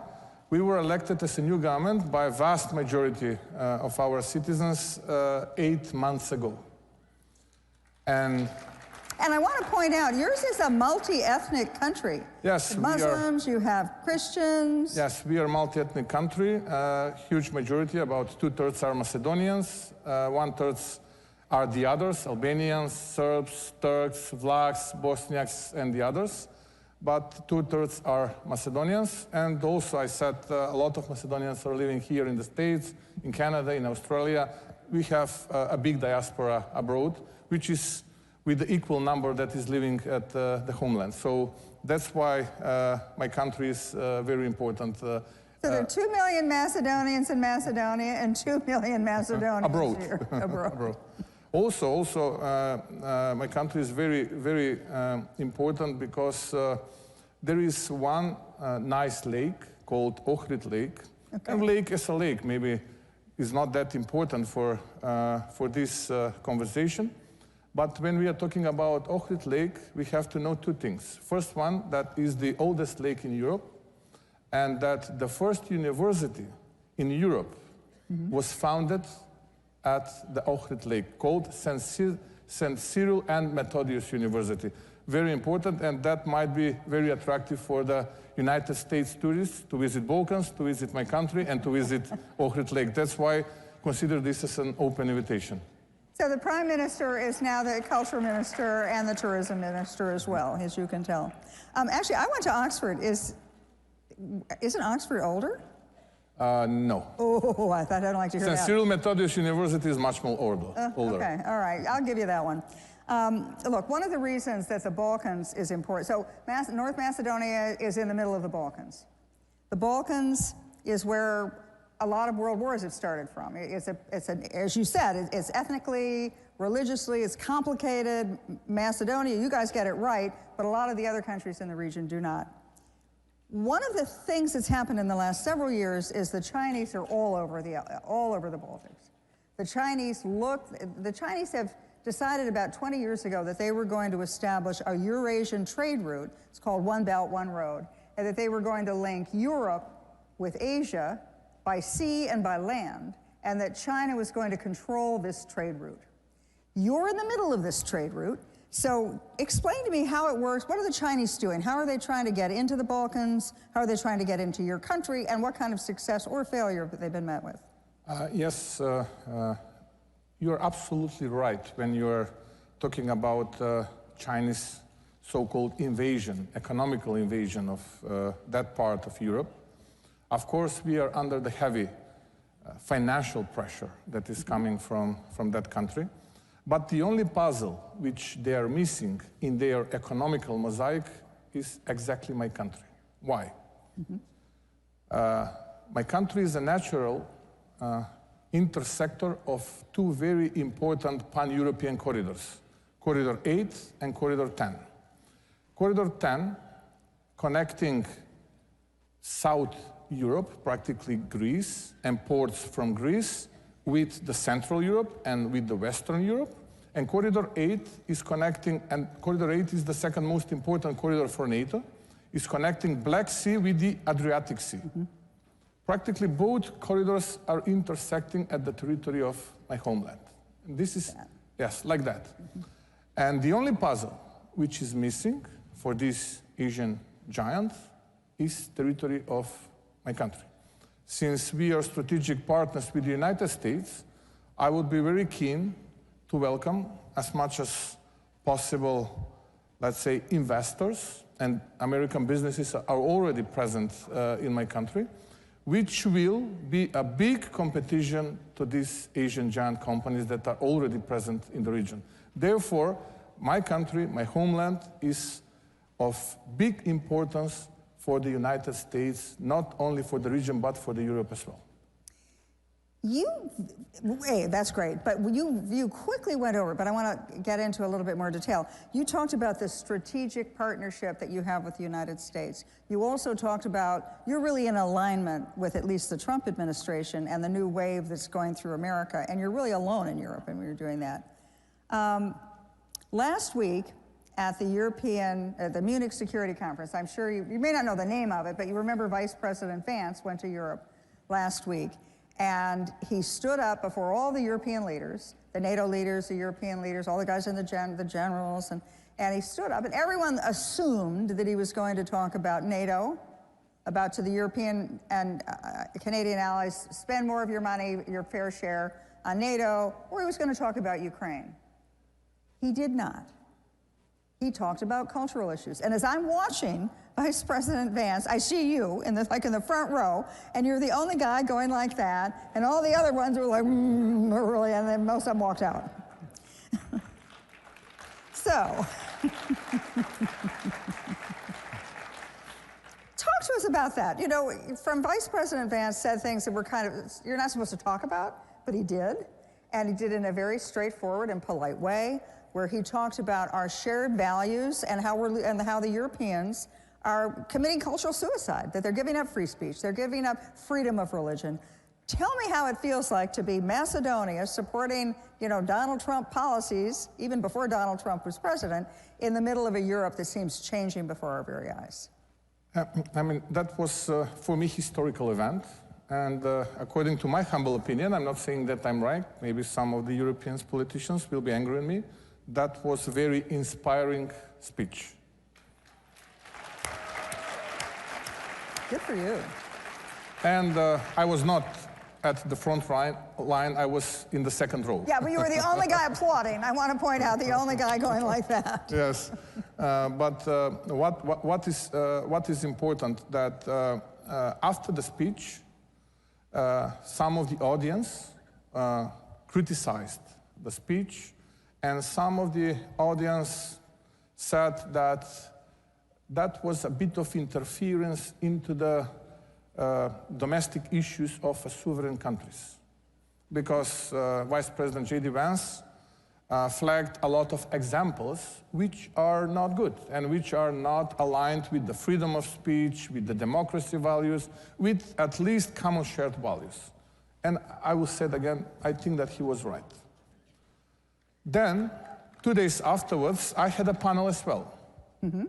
Not like here, 20 minutes. I've got maybe 4 minutes to say something about my impression, not about the speech, but about the Munich Security Conference. Mm-hmm. And I said that really that was historical one with a lot of frank and straightforward talks. And I think that really this year was extremely fruitful and successfully organized conference. But what I said, I don't know whether the American people know that since the very beginning of our independence from former Yugoslav Federation, we had 2 strategic milestones. First one was to become a full-fledged member of NATO, mm-hmm. and the second one was, and is, to become full-fledged member of EU, European Union. We've become a member of NATO, but prior to become a member of NATO, we changed our flag, we changed our currency, we changed our constitution, and we changed our name because some of our neighbors become a member of NATO prior to us, and they used or misused tool of veto to solve bilateral demands. If this is not interference into the domestic issues, then what is it? What we are talking about? So, if we are talking about double standards, and if we are talking about double standards that affects on the lives of humans, then it's not good. Then it's not good. Then we have to be honest and we have to talk directly and straightforward. If we ignore those type of events that occurred in the past and that is still occurring, for example, now we are not able to become a member of EU because now we again have additional hurdle to change our constitution again. If constitution is not internal issue of sovereign country, then I'm wondering what is it? And we've been asked to change our constitution again. Is it not fair? Is it not fair? And when we are criticizing, when someone is criticizing the speech, which was, according to my humble opinion, again, I will say, very inspiring, then should point the finger to themselves and to see what they are doing. This is not fair. This is not fair for the small country which wants to become a part of the EU. And the EU values are everything but not bilateralization of EU accession process. I also want to point out that, as the Prime Minister said, that they had to wait a long time to get into NATO. And as one of the things that President Trump has talked about time and time and time again about NATO is that they want American money, they want American participation, but they're not willing to pay. They're not willing to pay their fair share. And I do want to point out that your country, small as it is contributing one of the biggest contributions per capita to NATO. So thank you very much. We are above 2%. We are completely aligned and supporting President Trump's politics. And I think that 2% should be floor, not ceiling. I think President Trump, if he's listening to this, will be thrilled to hear that. The other thing that I think he'll be very thrilled to hear is, you know, one of the big issues in Europe right now, well, one of the big issues in the world is energy production. And when President Trump talks about energy dominance, you know, doesn't say energy independence, he says energy dominance, says drill, baby, drill. What he means is the United States now has the ability, with our own natural resources, to get oil and natural gas. We have more of it than anybody else in the world. We can become the world's energy supplier, just us alone. We can replace Russia, replace the Middle East. We would be the dominant energy supplier to the world, and we would set the price at a very low price, which works for us, doesn't work for anybody else. You're a key part of this equation. Yes. Because if the United States exports liquefied natural gas, which we have in abundance, cheap, safe, wonderful, and it can go to Europe, it changes the entire strategic equation of Europe and really of the world. So explain to me very quickly how you're going to do that for us. That equation now is missing pipeline that is crossing over my country. And we are building that pipeline now. Practically, we are building our southern interconnector with Greece. That's great. We will start building northern interconnector with Serbia, and practically using the Alexandropoli terminal. American gas will be super big competition of existing pipeline, which is called South Stream. Maybe you're aware about Nord Stream, but no one is talking about South Stream, which is not on the top of Europe, it's just on the bottom of the Europe. And there is flowing Russian gas. So American gas through this pipeline, which will cross over my country, will be a super big competition of the Russian gas to the Central Europe and to the Western Europe. That's why we are very important. And that's why we are strategic partners. So you may have walked into here wondering, what am I going to listen to somebody talk about North Macedonia? I can't even find it on a map. Now you realize it is in fact one of America's great allies and doing great things with us. So thank you, Mr. Prime Minister. Thank you for the invitation, and God bless American and Macedonian people. Thank you.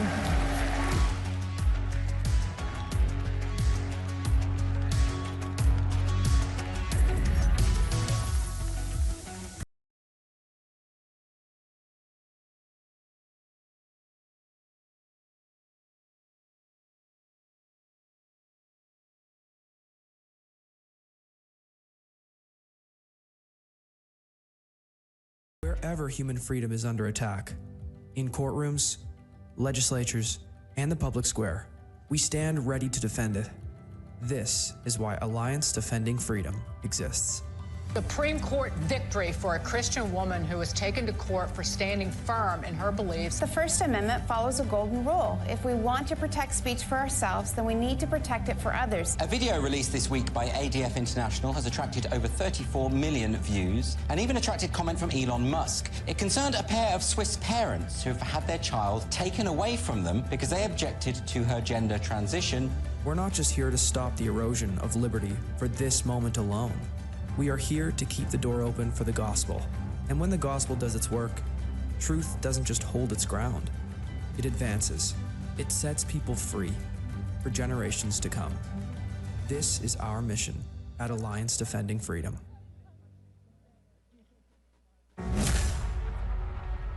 During my second term, we will fight for Alaska like never before. I'm excited about what we can do with President Trump in the office. We'll work together to provide affordable energy to Alaska and allies all over the world. More investment, more certainty, production, more exploration. Thank you to everyone in Alaska, and thank you to your great governor. I look forward to a long and enduring future relationship. Drill, baby, drill. Still under construction, but already the biggest news station in Poland. The only international TV station that interviewed Donald J. Trump. I'd like to say hello to the Polish people. Poland's leftist government wants to destroy us, but we are not backing down. We're building conservative, English-speaking European news station. Join the movement. Support the revolution. Make Europe great again. This is Republica, the home of free speech. Ladies and gentlemen, please welcome journalist and host of the Megyn Kelly Show, Megyn Kelly. Hey! Hi! Hey guys! How's everybody doing? Oh, it's so great to see all of you. Hello, CPAC. Love you. Appreciate it, guys. Gosh, you guys have been out there all day. God, this is amazing. I have to tell you, especially now that I do my own show in my own studio, I don't get out enough. And it's wonderful to actually get out there and see the people and actually glad hand with people who watch the show. Yes, it can be like a little heady because you're like people at an event like this, they come over, they say the nicest things. And you can almost be in danger of getting a little too drunk on your own wine. Like, wow. Oh God, I think you meant JD Vance. I think that's what you're, JD, he's 48. So yeah, 49. So you can start to get a little drunk on your own wine.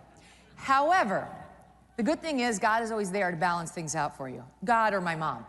And bring you down a peg when you need it. And this reminds me of the inauguration just last month. I went with so many great people they were loving Trump, they were loving just the rebirth of our nation. And this one guy came over to me and he was so excited to see me. And he was like, oh my God, I can't believe it's you. Can I please have a picture with you? I'm like, oh, of course, I'd be happy to. Took a selfie. He's like, I'm sending this to my mom. She's never gonna believe this. I'm like, oh, I think I'm a pretty big deal. I'm like really making an impression on this man.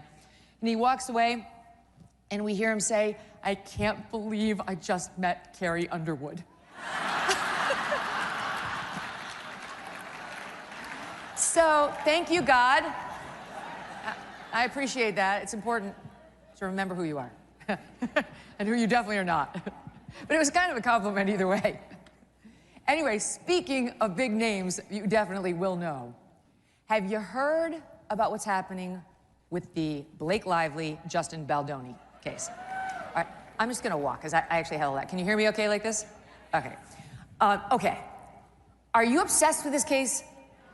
All right, there are millions of people who are obsessed with this case. I'm gonna give you a little background on it and then you will be obsessed with it. And I'll tell you, there's a reason why conservatives in particular are following this so closely. It makes sense to me. All right, so you know who Blake Lively is, right?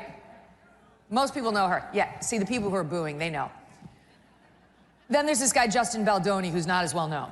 And yeah, see, they've been following the story. So he optioned this book called It Ends With Us, and it's about domestic violence. And he managed to get Blake Lively to star in his movie, across from him. He played the abusive guy and she played the woman. And this is the thrill of a lifetime for this guy. He had done another TV project, but nobody knows who he is. So he gets Blake Lively. She's married to Ryan Reynolds. These are Hollywood A-listers. He's gonna put him on the map. And she agrees to be his female co-star. Great, they're off to the races. Well, shortly into production, Blake Lively is very dissatisfied with virtually everything around her and decides to allege that Justin Baldoni, forgive me, very effeminate, evolved, modern feminist man bun kind of guy, is like this virulent sexual harasser who can't stop harassing one of the biggest stars in Hollywood in front of everybody on the set. I've got questions. I'm not sure why he would do that, whether he'd have the guts to do that, or whether the man bun is the most likely harasser in general. But you never know. Sometimes the ones who kind of bend over backward to be as woke as possible are the most, so okay, I'm open-minded about it. This is going someplace, you trust me, I'll get us there. So she says he's been harassing her, and they bring in some team, and he says, whatever you want, I will do it or not do it, you tell me. So they go forward. Well, we move forward in the story, and she's got to go do PR for the film. And she goes out in the summer, this past summer, and she had about 2 minutes of bad PR. The problem for Blake Lively, in my opinion, is that she does not improve upon acquaintance. And so the more time we got to spend with Blake Lively, the less we liked her, the more her promotional efforts for a film about domestic violence felt off. She was full of giggles and laughter and wanted to promote her liquor brand. Like, nothing says domestic violence like a bottle of tequila. What? So it felt weird, and she started to get hit by some of the media for being insensitive. Then this one reporter re-upped a video in which she interviewed a then pregnant Blake, a then 8-month pregnant Blake, and kicked off the interview as you would do as a journalist if there's something obviously different about somebody physically by saying, oh, you have such a cute baby bump. And Blake was taken aback, even though it was obvious, and said, oh, so do you. The reporter was not pregnant. It was a nasty jibe at her for no reason. So normal people at home who don't care about this woman at all are looking at her like, I don't like her. She seems like a bully. She seems like somebody who punches down to somebody who's only trying to do something nice for her. So negative press swirled around her during this whole, like a month, right? Later, she would describe this as though it was the pile-on against Trump. Honestly, it's like most of us, especially in Republican politics or the news, this is called Tuesday for us. It's like, grow up. You're in the public eye. You've got probably hundreds of millions thanks to your husband. Just shut up. No one cares that you got a couple of bad articles about you in the Daily Mail. She winds up suing Justin Baldoni. She files a complaint with the Human Rights Commission out in California saying, he sexually harassed me, and then he retaliated me by pushing all this bad press about me. He was behind it because I found his agent, his PR agent's nasty text saying, we can ruin her. If we have to ruin her, we will. And those texts do exist. And Blake Lively went to the New York Times, and the New York Times wrote this sympathetic, poor Blake Lively story. Oh, we were all wrong about her and her weird PR. She's actually a good person and a Me Too victim. And then Justin Baldoni did something very smart. He hired the lawyer who represented me in my fight with NBC News, which ended well. His name is Brian Friedman, and he's a legal genius. Highly recommend if you ever, God forbid. And Brian Friedman knows how to fight back against a bully. Trust me. And he started telling everybody Justin Baldoni's side. He told us that Justin Baldoni denied those claims of sexual harassment and only tried to appease Blake Lively because she was such a high-maintenance diva bully brat. He had to bend over backwards just to get her to shut up and complete the film. He told us that Justin Baldoni claims she tried to take over his movie because she has a history of saying, okay, I'll be the star, but what I secretly want to do is direct it and edit it and produce it. I want all the roles for me and only me. I want full control because I am a controlling bully. That Justin Baldoni, ultimately, by the time they got to the premiere, was mandated by Blake Lively to spend the night in the basement away from his co-stars and didn't even get to see the final cut of his own movie because Blake Lively insisted that she be the one to approve it until he watched it on the screen with his editors, who also hadn't seen it because her editors finished it up. That's the situation he says he was in. So it's a real he said, she said. Who's telling the truth? Is he some creep harasser who took a shot at somebody like Blake, jeopardizing his movie and his future career? Or is she just extremely high maintenance and someone who plays the victim when she doesn't get her way? Well, I've got my opinion, and I think you can guess what it is based on our little discussion here. The other thing is Brian Friedman produced text messages between Blake Lively and Justin Baldoni. So we don't have to take his side's word for it. And what they showed is that Blake Lively has got a bit of a God complex. She's texting Justin Baldoni about how she sees herself as Khaleesi from Game of Thrones, mother of dragons. Did you watch that? You know what I'm talking about? Yeah. So Khaleesi is stunningly beautiful. She's this effervescent, strong character with temerity and resilience, and she's fierce. She's literally the mother of dragons in Game of Thrones. That's her. That's me. That's Blake. And she says, and I've got the greatest dragons on earth, Ryan Reynolds and my best friend, who is Taylor Swift, though she's not named or they blacked it out. So she's telling him, I'm mother of dragons and my dragons will cut a bitch. And my dragons are named Ryan Reynolds and Blake Lively. So the message is pretty clear. Like, okay, she's a powerful person with powerful friends. And she's got a bit of a God complex. All right, now we get into litigation. She files her human rights campaign. The movie comes out, it does all right. He's in the basement for the premiere. And he hires Brian Freeman and countersues her and the New York Times for $400 million, claiming this is a massive defamation, okay? Drags Ryan Reynolds into it as well. And now we're off to the races. And where do things stand now as a result of all this? As a result of Blake Lively apparently wanting control of a movie she did not control, wanting to get the camel's nose under the tent as an actress and then take over the entire production, mission creep on steroids, and was shocked when Justin Baldoni did not want her to do those extra things. And then when it all blows up, lawsuits and cross lawsuits, and Blake Lively, who I believe thought she would be received or perceived as an Alyssa Milano or Ashley Judd Me Too victim, is instead looking a lot more like Amber Heard. How did that work out? Bad move. And honestly, to me, the lesson is, A, be a good person. But B, if you're a Hollywood star or any sort of a public figure, would you just please take your licks in the press and shut up about it? People have real problems. They don't give two craps that you had a couple of negative articles written about you in the Daily Mail. And in her complaint, the thing she's bitching about is that this terrible PR campaign that was opened up against her hurt sales of her liquor brand and her hair care products. Oh my God. Right? Like, while this is going on, inflation's like at 9%. Get a grip. Okay, so it was a terrible idea. They shouldn't have done any of this, but I think the reason that conservatives are so interested in this is a couple of fold. Number one, you seem to be watching the unwrapping of a public figure, like the unspooling. You know you've caught someone in what you believe is a lie. That's how I feel. And it's amazing to see it told and to kind of gone down the lane like, okay, maybe, here we go. Oh, wow. Oh, wow, because Baldoni's released these text messages. She says he inappropriately smelled my neck when we were doing a scene. Then you see the scene. They're dancing, they're caressing, they're making out. It's like, but the neck thing was too much when he smelled it? Like, all right. They went into my trailer when I was breastfeeding my baby. You're like, that's disgusting. What's wrong with these people? Then you see his text message where she says, come on over to my trailer. I'm breastfeeding baby, but it's fine. Yeah, she says his weird producing partner showed me porn. I'm like, these people are freaks. Then you see what he actually says he showed her, the producing partner, which was she was filming a birth scene in the movie, and it was a still shot of a water birth his wife had at home. You can't see anything X-rated. It's a PG photo. You can't see anything at all. It's like artistic. It made me wish I had a water birth. All right, so you wind up kind of feeling a little bitter. And this is where we come in.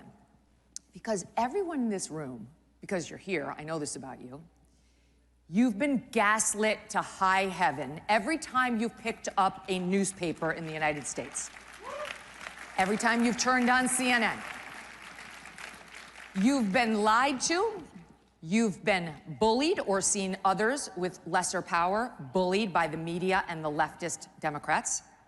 You have been the victim of overbearing and controlling leftists who think they are the final arbiters of what's best for you and your life. And it's wonderful to see someone fighting back, right? She's become like an avatar for leftist overreach in a different, special way. I really believe this is why so many people on the right are kind of into this story. Just kind of want to see how it ends. Will it end as it ended for us on November 5th? Because we were pretty happy with how that went, right? Or is it going to be something else? I mean, only time will tell. But it's bringing up like room to explore the past 10 years that we've all been through and how, you know, Trump put a period at the end of it, we hope, or at least the beginnings of the end by winning. So the bully thing. What was one of the biggest stories this past year? Daniel Penny, right? You guys know who that is. Daniel Penny stood up for others on the New York City subway when there was a crazed man who was out of his mind on drugs threatening to kill people, and got him in a chokehold, and the man ultimately later passed, and he got charged by that insane crank, Alvin Bragg, and had to defend himself against criminal charges. Yes, boo, he deserves it. So Daniel Penny got bullied by Alvin Bragg and the media, which did not stand up for him either. There was Nick Sandmann, remember him? Look, I love how you guys know these names, you're my people. Nick Sandmann goes out there in front of the Supreme Court to stand up for life, and CNN portrays him as this villain, as this smirking, crappy, arrogant villain. Look at him, and he's sneering at a Native American who's just there minding his own business. Totally the opposite. Totally opposite. Nick Sandmann was standing there respectfully while he was being antagonized by the Native American who was dancing aggressively in his face and getting up on him and mocking him. That's why CNN had to pay him in a defamation case. That was settled. Kyle Rittenhouse. Kyle Rittenhouse tried to do what the Biden administration would not, and go to Wisconsin and actually protect the neighboring town. It did not go well. He wound up shooting 3 guys. He was acquitted on all charges ultimately. But before we knew much at all about that case, Joe Biden got out there as he was running for president. This happened prior to Biden taking over. As he was running for president, and called Kyle Rittenhouse a white supremacist. There was zero evidence of this. The kid was 18 years old. He's got the possible next, at that point possible, ultimately yes, president of the United States telling everyone he's a white supremacist, something for which he never apologized, Joe Biden. There was no evidence of that, none. So the left likes to bully people who are weak. He's a kid. Now he's on trial for triple homicide in one case, and you think it's a great time to pile on him publicly as the possible next president? There's something wrong with that. Something's off about a guy in a party that does it and supports it. And so the bully nature of the left has been on full display, as has its controlling nature. They want to tell us what we can eat. They want to tell us what we can drink. They want to tell us how fast the water can come out of our showers, what we can drive, what we can put in the tank, what we can turn on our stove with. I mean, it's over the top. What we can think, what we can feel, where we can pray, what we have to put in our arms, what we have to put in our children's arms, our babies' arms. It's a lot. They seem to be really drunk on their power. And we have to encounter this at every turn. And then we see that same camel's nose thing. Under the tent, you give them a little, and then they start exploiting it and taking it too far. May I remind you of a little thing called USAID? Right? There's a poll. I actually, you guys are going to talk to Karoline Leavitt in a bit. I interviewed her for my show today. And we were talking about the CNN poll. It shows Trump's approval numbers. They fell a couple points since he took office, because he's doing things that the left may or may not like.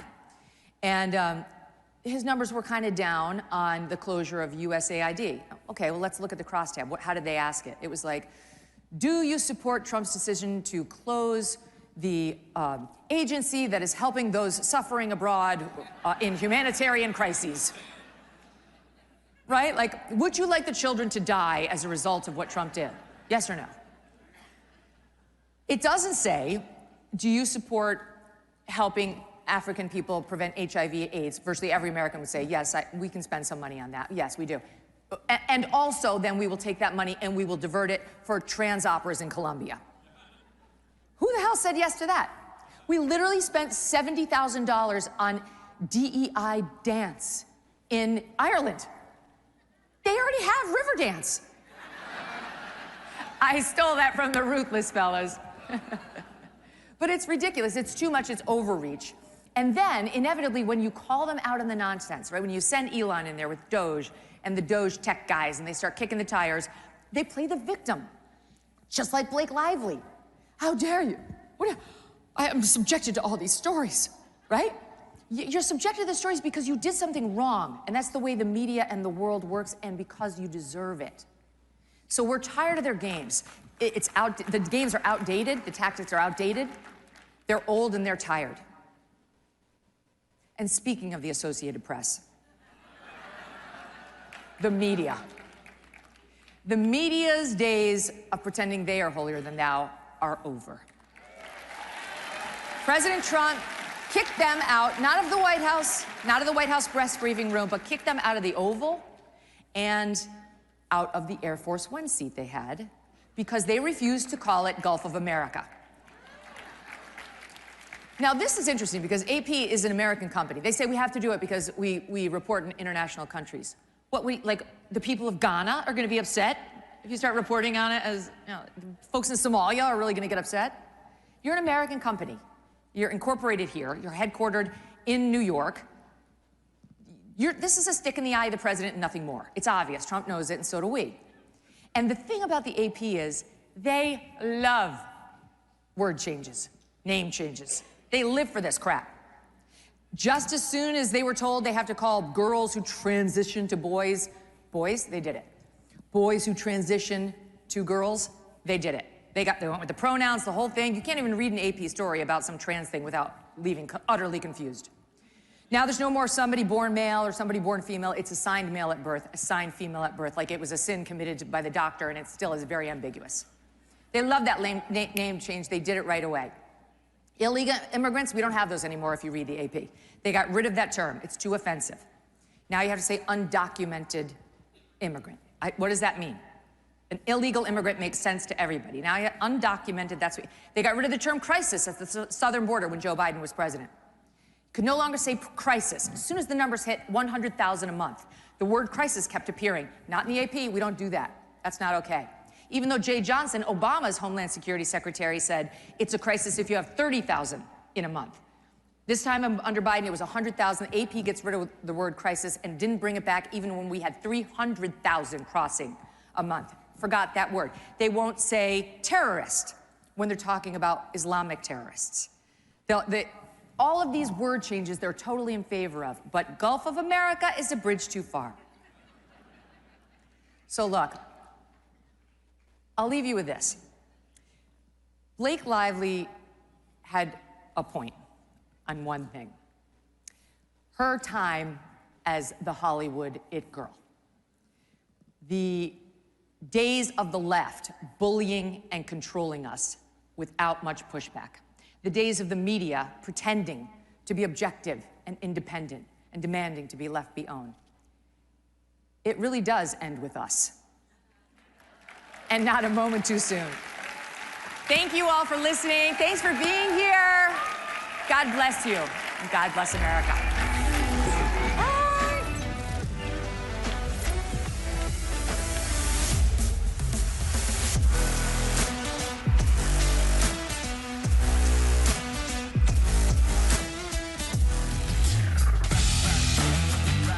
Ladies and gentlemen, please welcome the Prime Minister of Slovakia, Robert Fico.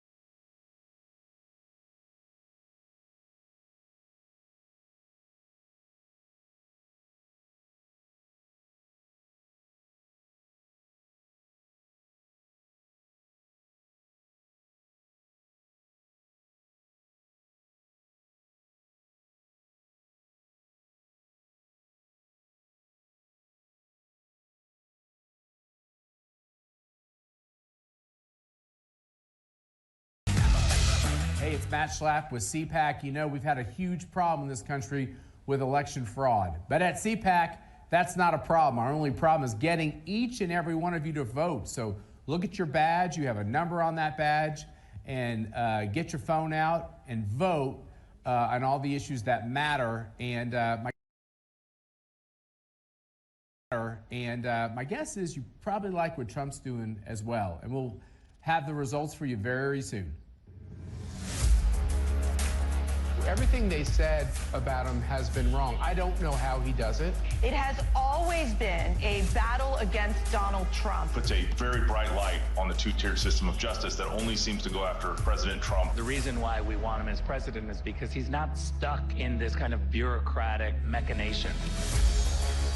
He was very clear. If you hit your target, you were golden, and you could work and work and work and do a great job. He's a very inquisitive person who loves to talk about the economy. Trump does the same thing in a different medium. He's talking directly to the American people. That's why Trump is transformational, because he kind of came outside the Republican Party. He's a great closer. He understands what the most important issues are to voters. Not only is America a great country, but that we Americans are good people. Donald Trump stands for everything that's good, everything that we need, what needs to be changed in our society today. Think about that Trump supporter that was demonized, that was taken down, that was criticized, that was targeted. Think about that person out there. That is the one. They are winning tonight. The American people, they've spoken up tonight. We just lived through history. We're never going to see anything like this ever again. Being woke is easy when it was just a call to defund the police or end capitalism, right? It's a little different when your fellow ideologues start cheering for your beheading. And here's a question. This next video, does this look like London to you? The pro-Hamas protests making for a very interesting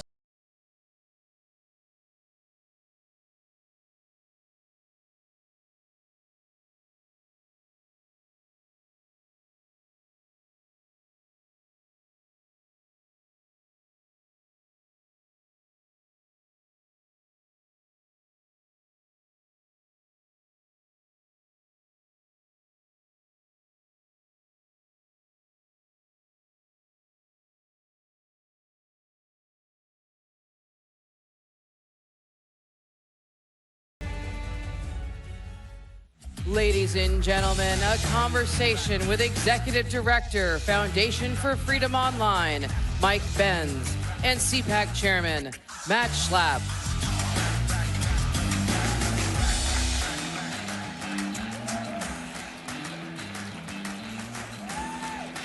They like you, Mike. They like you more. I don't think so. Yeah, great to see you. So, we get to talk to a lot of really interesting people on this stage, but nobody more important than you. Thank you for all your work, your courage. I've watched some of your videos in the early morning just saying, what the hell they've been doing to us? They've hit us every which way but loose, a bunch of dirty tricks. Today, things are different. Well, today we're hitting back. Yeah, we're hitting back. And, you know, we were talking backstage. The wind has never been more at our sails.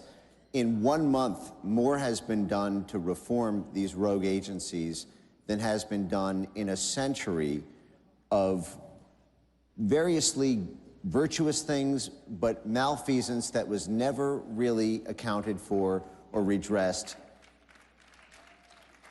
And in my wildest dreams, I could not have imagined a first 30 days bigger, bolder, and more historic than the time we're living in now. Yeah, I agree. By the way, I want to tell the ushers, these red seats, if anybody wants to move forward and sit in them, you're welcome to. You have my permission.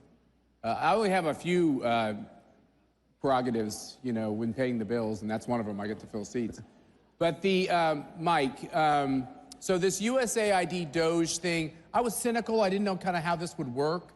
I was thinking that the swamp would fight back. This has sent a lightning bolt around the globe like nothing I ever could have anticipated. Am I wrong? No, you're totally right. It's, you know, this is the joke I always tell on this, is that it's what they tell you to do your first day in prison. is you walk up to the biggest, baddest guy on your cell block and you punch him straight in the nose, and that sends the message, even if they're going to attack you back, that you're not someone to mess with. And this is what happened with USAID, and I think they never saw it coming. This is a $44 billion annual slush fund that has been fully weaponized against the American people. We have these democracy promotion programs that define our own elected government as a threat to democracy. At some point, we had two choices. Either you keep USAID or you create a new USAID to stop the actions that the previous one was doing. And so now, under the gun of their funding being cut and the entire ecosystem being cut, they're finally being brought to the negotiating table. And frankly, many of them are groveling on their knees. And the left-wing media is talking about how psychologically difficult it is for these federal employees because they have to do things like go to work. They might have to tell their boss what they're doing. They might not be able to engage in coups and stuff in other countries with this funding. Yeah, a tiny little violin. Now let me give you the other side.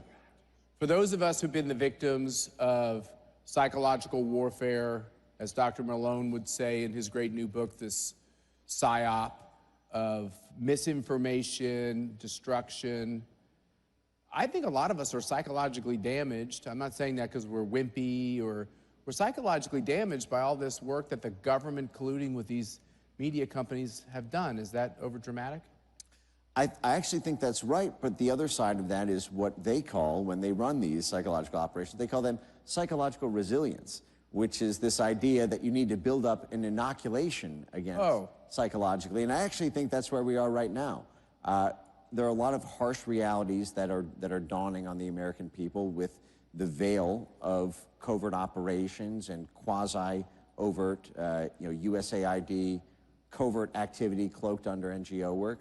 But the fact is I think it's been an incredibly responsible response from the American people. I think that, most, in ancient civilizations were they to hear about this, it would be a lot more drastic action than the simple defunding. But the fact is... What, a beheading? What are you trying to say? Pro-democracy wellspring. We would liberate this country. But the fact is this is all being done in accordance with rule of law. It's all being done with incredibly immaculate technical implementation from Elon Musk and Doge. It's being done with vision and foresight from the White House.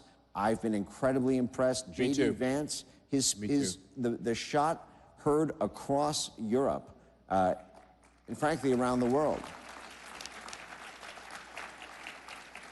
We've really assembled an all-star team, and there are almost no weak links in the chain. And I think the fact that we are all so united in this moment, the fact that the coalition is so broad, has made it really hard for opposition to actually find a surface area of attack. And I think with the, they weren't wrong to call it shock and awe with all the dramatic action that's happening right now. So they're now being sequestered, losing the court of public opinion, losing their censorship capabilities. Losing some donors. Losing donors and losing a weaponized Justice Department that was always their fail-safe in case anyone got too brave. All they're left with now are New York judges. So we ask ourselves this all the time, which was like, you have a conference, which is important to have a good conference. And by the way, you honor us with your presence. Thanks for being here. Don't you love this guy or what? He's amazing. Yep. I was kind of pinching myself yesterday as I saw the president of Argentina walk down that thing with that big, super badass chainsaw, chromed out. By the way, I got a tour of the chainsaw. It had a replica of the planet Mars on the throttle. Pretty cool. And so Malay's walking down. Elon Musk is there in his iconic, crazy-looking glasses. And then I saw the Twitter, the X action, and everything else online. What kind of psychological impact does something like that have on the bad guys? Well, I think the the symbolism of the chainsaw does not leave much room for nuance and subtlety. But it's preceded by the President of the United States with a giant samurai sword. So, you know, I think that, you know, we are in a period of radical reform. We are totally restructuring rogue institutions that have gotten so corrupted, and they now face the choice of reform or termination. And I think as more and more of these see what happened to USAID, what may be happening to other agencies as soon as this week, perhaps, the ones that remain will understand that if they want to continue to exist as American institutions who have earned our trust, they have to reform. And people, we live life cycles where, you know, we're all mortal. We live, we die. Institutions can pretend that they live until infinity. There's no moment that an institution like USAID peacefully sunsets. And so they can get away with rogue activity until the moment they're confronted by a population who will hold them accountable, by a brave executive branch who will do the same. And so it's taken this much, and these abuses have been chronicled by scholars and academics and media institutions for a century now. And it took until this moment, and Donald Trump and Elon Musk and Matt Schlepp and consensus building organizations and institutions and events like this that have held the line and have given us a forum to all come together and show the world we are completely united and nothing is going to stop us now. So, I'm trying to read between the lines here. Are you saying that the combination of all these amazing people, Donald Trump, Elon Musk, Tulsi Gabbard, I mean, all these amazing people that are stepping up and being brave, I'd like to add Kash Patel to that list, Pam Bondi. Are you saying that if we get the first couple of steps right, that the bad guys will realize we're not going to stop and they'll actually start changing their behavior rather quickly? Or is that kind of like Lucy with the football and they're going to kind of hide, wait, and go right back to being bad, and we got to just kind of mow through the whole agency after agency and move on from there? To be clear, this struggle is not going to end in our lifetimes. No matter how many successes we get in 4 years, the institutional interests are too deeply entrenched. The money on the line is too great for many of these institutions and donors to feel like they would lose if they had to actually do what the American people voted for. But the fact is they can be, many of them the worst excesses can be excised, and the remainder can be brought to the negotiating table. But at this point, one of the main concerns is the international picture.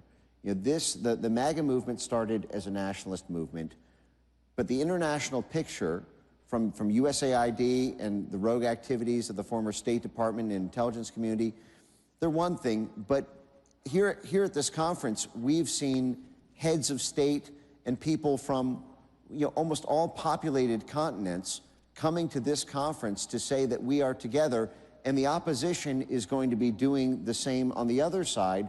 The censors in exile will be running to Europe, and the in-power governments with the UK Labour Party and in France, they will be forming a coalition to try to use the weaponized powers of foreign governments that they have lost over our Justice Department and our regulatory bodies here, which is why it is so important that this unity movement is international and takes that international lens, because one of my concerns is that while they've lost their grip over the Justice Department and potentially may lose that over the NGOs, the European Union, governments in Brazil, governments in Central Asia and Central and Eastern Europe will all try to band together. You know, you ever see that meme of a minnow and a shark, and then the minnows all get together and they look bigger than the shark? And that's where we are right now. And The thing to watch for is what happens when the sharks all join together to form this super shark. And I think that's what we're seeing now with the forces against places like Slovakia and Hungary and the forces trying to destabilize their governments, as well as what's happening in the UK with people being, when they're rising to power, they get arrested for clicking the like button on a tweet. But we have to bring the whole world up with us. Yeah, that's right. And so I guess that would be my final question, which is, I don't know if we should all feel so happy and joyful. They said they had joy. By the way, I've never met a joyful communist ever, except for the guy who's in charge. They usually have at least some degree of pleasure. I don't know if it's joy. I would say sometime between 10 p.m. and midnight when they start drinking. That's when you start right. seeing. No, that's called numbing. That's not really joy. But so I guess the question I'd have for you is, the more you read, the more you can get awfully depressed. The more you know, the more you realize this has been a giant struggle that you said for 100 years could go on 100 years. Yep. For a while here, I thought I didn't know if we'd have 100 years left because I thought they had folded up their pup tents. You talk about all these people here from overseas. You can't walk down these hallways without hearing all these accents, right? People from all these countries, people who felt so desperate in their own countries. And then Trump wins, which is your guys' win too, because you did a lot of the work.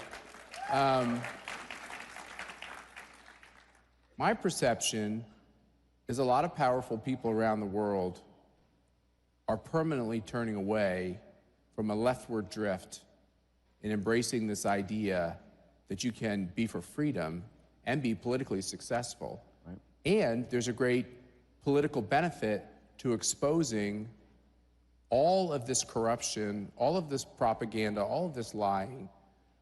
Is that too optimistic? Or do you think it's where we are? I think that's exactly where things are heading. I've heard the same thing, and I think everyone is inspired. Just as you said, I think we really were on the brink of losing it all, and maybe forever.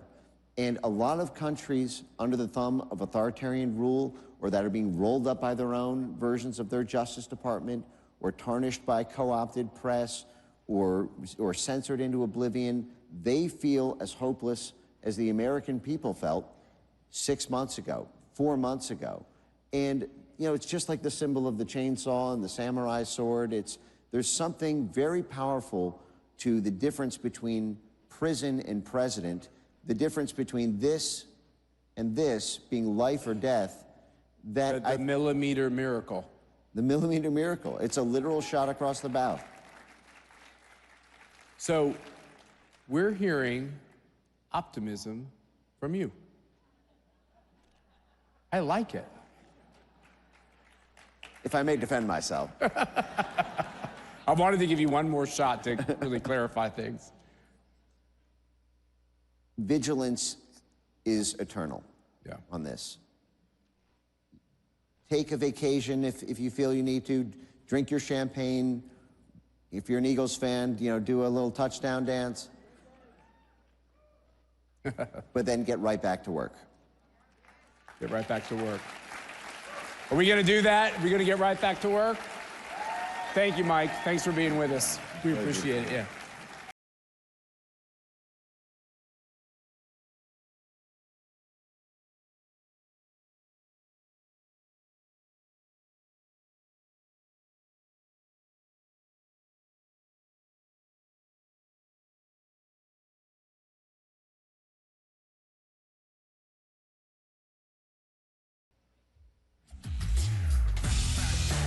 Ladies and gentlemen, up next, an interview with the White House Press Secretary, Karoline Leavitt, and host, CPAC Senior Fellow, Mercedes Schlatt.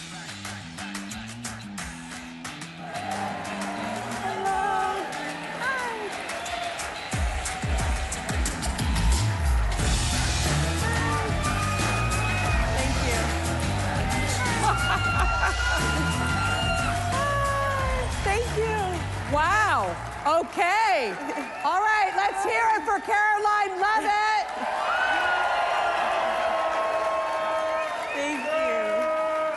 Thank you. she's going to be doing the White House press briefing from the CPAC stage, right? No news. Sorry, guys. No way. All right. It's so great to have you here. Okay, so is this your first time at CPAC?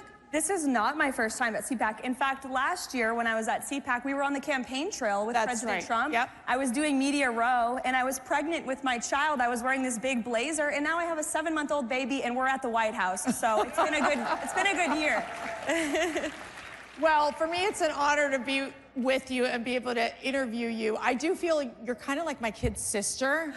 And I do know that blondes have more fun because my younger sister is also blonde. But, you know, I got to ask you, you know, we're 31 days into this administration. Yes. This historic Trump administration. What's the president's mood? Jubilant, excited, exhilarated, and defiant. And the president is not backing down. We've seen judges in courts acting like judicial activists. We have Democrats who are hooting and hollering outside of empty federal office buildings because we want to simply cut fraud, waste, and abuse from our federal government. And we are not going to be deterred. The president will not be deterred. He is going to continue moving forward, delivering on the promises he made. And look at 30 days, the golden age of America has begun, and we're just getting started.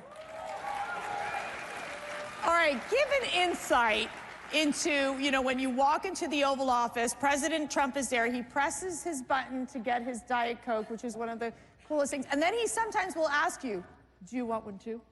And so, and you really don't say no. Even if you don't like Diet Coke, guys, I'm sorry, you don't say no. But, you know, when he comes to you and he says, Karoline, this is what we need to say. I mean, give us an insight as to one of those instances that you can recall that you were like, wow, okay. He's really in charge. We got to get this done. Yeah, I mean, every single day. The president, we joke. Every single day. He's the president of the United States. He's also the communications director of the White House because he dictates the message. He executes the agenda. You know, one of the things I love about President Trump, and I think what makes him such a great leader, is that he's so deeply involved in every decision that is made.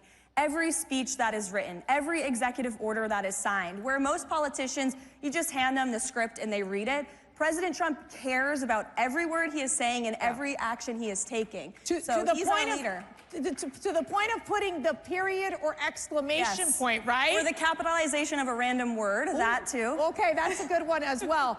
You know, but I got to ask you because, you know, Mark Rubin, that guy who's, I don't know, he makes money or whatever. He said that he made that comment during the campaign about there's no strong or intelligent women around Donald Trump.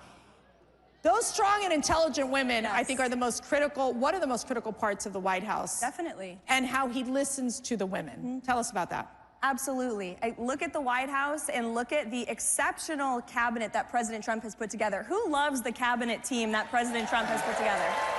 It's amazing. It's amazing. And while we don't care about identity politics, you brought it up, and it's true. The president has appointed Susie Wiles, who is our first female chief of staff in United States history. Brooke Rollins heading up the secretary, she's our Secretary of Agriculture. I mean, look across the entire cabinet. There are incredible women. Linda McMahon leading the Department of Education. You know, the list goes on. And the White House is full of working women. In fact, I was going up the staircase in the West Wing today and saw 2 of my female colleagues, both of whom are pregnant, having babies this year, and they're working and they're saving America because President Trump believes in the best people for the job, the brightest people for the job. That's right. So tell us, okay, that first day, because I remember we were like, okay, it's Karoline Leavitt's first press briefing. How many of you people were watching out there? So, of course, as the older sister, I'm like going, I better start praying right now. And we're both Catholic, so I'm like praying to like Mary, the saints, everybody else, Jesus. I'm like, Jesus, come on, just cover. When you walked into that White House press briefing room, now you were there beforehand as one of the press assistants, but this is different. This is like one of the most important jobs of the administration. How did you feel? Yeah. And what was your focus? Like, how did you know, okay, I'm ready, I mean business? Yes. Well, there is extensive preparation that goes into each briefing. And I'm so blessed to have an amazing team at the White House who helps me prepare. I brought 3 of our big guns yesterday. We had Stephen Miller and Mike Waltz and Kevin Hassett join me at the podium to celebrate 1 month. And I lean on the policy experts in the building and, to figure out what is fake news versus what is truth. So a lot of preparation, a lot of reading, talking to the president to understand his thinking. And then when I got to the podium, I realized the president is delivering on everything he said he was going to do, which makes my job as his spokeswoman easy, because I'm not working for a politician who's lying and we have to spin. I'm working for a man who said things and he's delivering on those things every day. Now, I remember, because I worked in the first administration, and the press secretary at the time, I was a strategic communications senior advisor for President Trump, and our press secretary at the time was now Governor Sarah Huckabee Sanders, who will be on stage with me tomorrow. But I remember those exchanges between Sarah and this guy, let me remember his name, wait a second. The CNN guy, Jim Acosta? Oh wait, he's not on CNN anymore. That's right. He was like, it was just so, I would say, you don't mind the aggressive questions, you take the aggressive questions, but it was just always to the point that it was like, how do you destroy Donald Trump? How do you destroy the individuals of staff? It was so, when they do say Trump derangement syndrome, and I do think that there's also Elon Musk derangement syndrome happening too with the media, because they don't know how to handle it.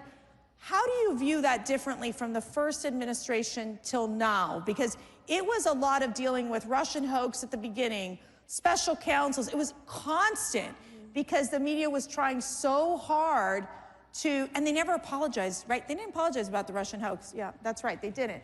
So this time around, it's a very different strategy that you all are taking forward. What is that strategy? Well, first of all, since you brought up Jim Acosta, he's been saying some not so nice things about me online, and I've resisted responding, but since you brought him up, I'd like to say to Jim, at least I have a job, Jim, okay? Just saying. Now, moving on, as far as the strategy, we are on offense. We are on offense every single day, and the president leads from an offensive mindset. We are not going to apologize for cutting waste, fraud, and abuse from our government. We are not going to apologize for mass deporting illegal immigrant criminals who have broken our nation's laws and terrorized our communities. And we are not going to apologize for slashing regulations and undoing the disastrous policies of the previous administration. That's what the president said he was going to do, and that's what the majority of our fellow Americans want. The latest CBS poll, 70% of Americans say that President Trump is delivering on what he said he was going to do. So we're not going to apologize. We're going to keep moving ahead, and we try to bring that approach in our messaging every single day. So I got to ask you, you're working all the time. These jobs are, when I tell you so demanding, they are so demanding, and I do feel that it is like warp speed what you're dealing with, even more so than we saw in the first administration. How do you get the strength to just get through every single day? My faith in God, absolutely. Waking up every day and just remembering I'm blessed, and we're all blessed to live in this country and to have a president who is looking out for us every day. Family support, and our team at the White House. We really have a great team, and you talked about how the media tried to cause so much division within the White House in the first term. They're trying to do it, but I think they're failing. They are not getting away with it because we truly have such great camaraderie, and the people I work with every day, they're friends, and we're together. I mean, 18 hours a day, so you gotta like who you're around. But we truly are having fun, and we're getting work done. And again, the president is leading with that positive, happy warrior attitude, and it transpires to the rest of the White House every day. And in the first administration, there were those chiefs of staffs that were trying to undermine President Trump. Susie Wiles is so impressive in terms of being able to bring order and just, I think, so much structure to what we're seeing at the White House. Your reaction? Susie Wiles is wildly respected by every single person in that building, and she sets the tone, she sets the pace. She's like that person in your life that you'd never want to disappoint. Like, you'd never want Susie Wiles to look at you and be disappointed. Everybody just has the utmost respect for her, especially the president. And they have a great relationship, and she's done a phenomenal job. She led the most historic campaign in American history and the biggest victory on November 5th. And we're so grateful to have her at the White House. Now, I remember when I met Karoline, she was running for Congress in New Hampshire. Yes. And I mean, the energy and the charisma of this young woman. How old were you at that time? Oh gosh, I wasn't even old enough to be in Congress when I started the campaign. I was 23 years old and turned 25 in the midst of it all. So what lessons did you learn during that campaign? And I watched you in action to what you are able to apply that to your job today. So many lessons. First of all, running for office was an incredible experience, and I think it helped prepare me a lot for this job. But obviously, you know, public speaking, not being afraid, and just doubling down on your positions and your values, and grateful for the experience. Glad I lost the general election because this job is a heck of a lot more fun. Yeah, no kidding. Well, you realize something in life and you appreciate this. God has a plan, right? God has a plan for every single one of us. And, you know, with disappointments that come in life, then come other great opportunities and great things. Okay, so let's talk about the Gulf of America. Okay. So okay, tell me what happened with the AP. Give me what's going on here. So it's just us, right? It's just us. Okay. Well, I really would love to answer this question, but upon driving over here from the White House, I actually learned that I have been sued by the Associated Press. Oh, that means, okay, we cannot, okay. Yeah. Wait, personally? We'll see them in court. Wait a second, personally? Yes. Yes. See, this is what these people do. It's called lawfare. You can't say it. I'll say it. It's called lawfare, people. That means I'll probably get sued in the next 30 minutes or so. Okay, keep going. So I wanted to get the White House counsel on the phone before taking this stage to see what I can and cannot say. You really can't say anything. But look, we feel we are in the right in this position, and I said in my first briefing at the podium, we are going to ensure that truth and accuracy is present at that White House every single day. And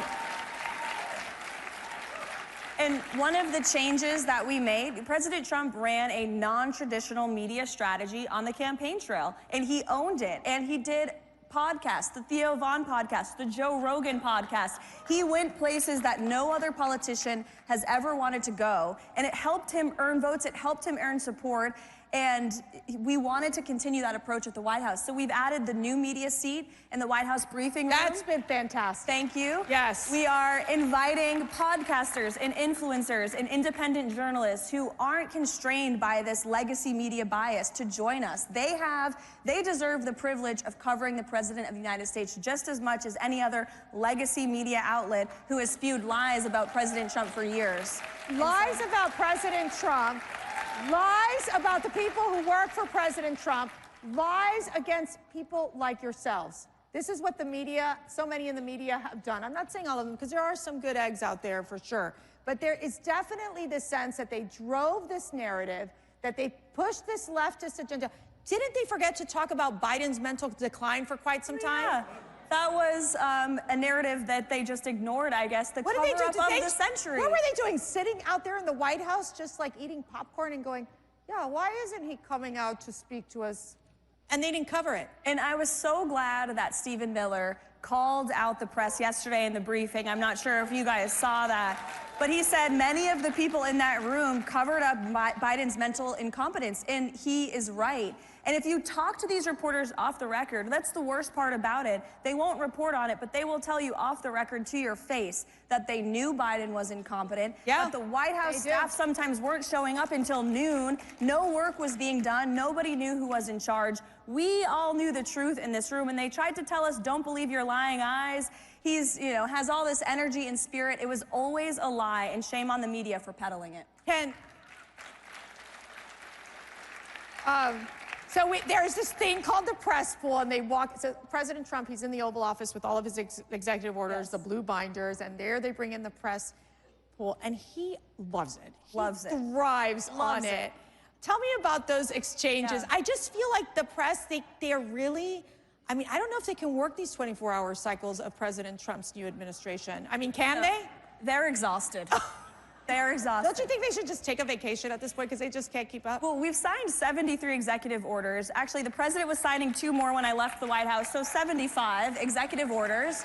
Quadruple the number of Barack Obama, double the number of Joe Biden in that same period of time. He is outworking every president ever, and the media can't keep up.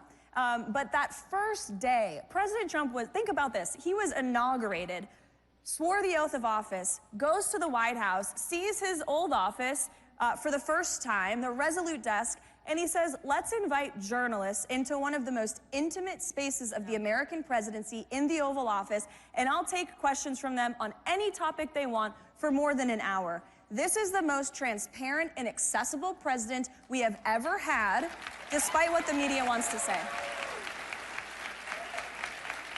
So, you're a mom.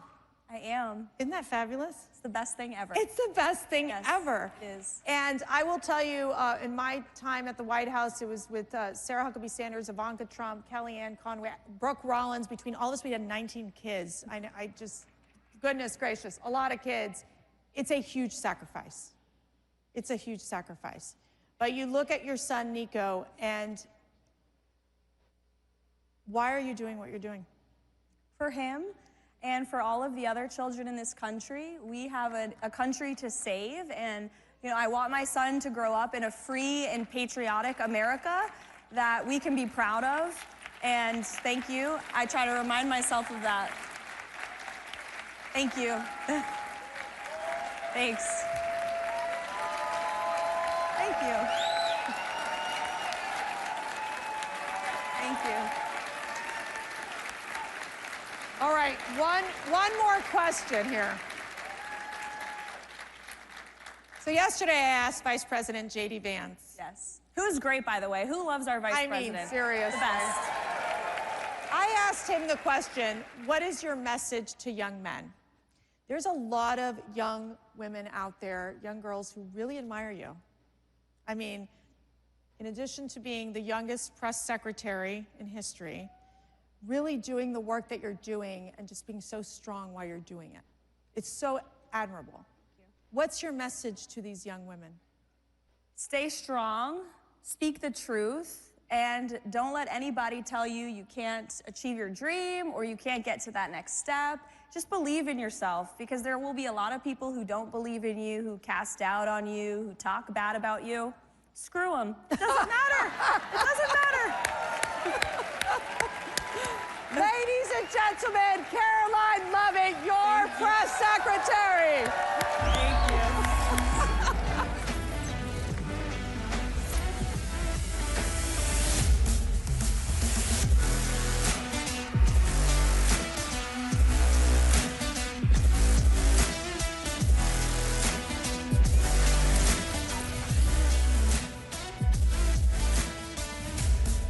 Ladies and gentlemen, this concludes day 2 of CPAC 2025.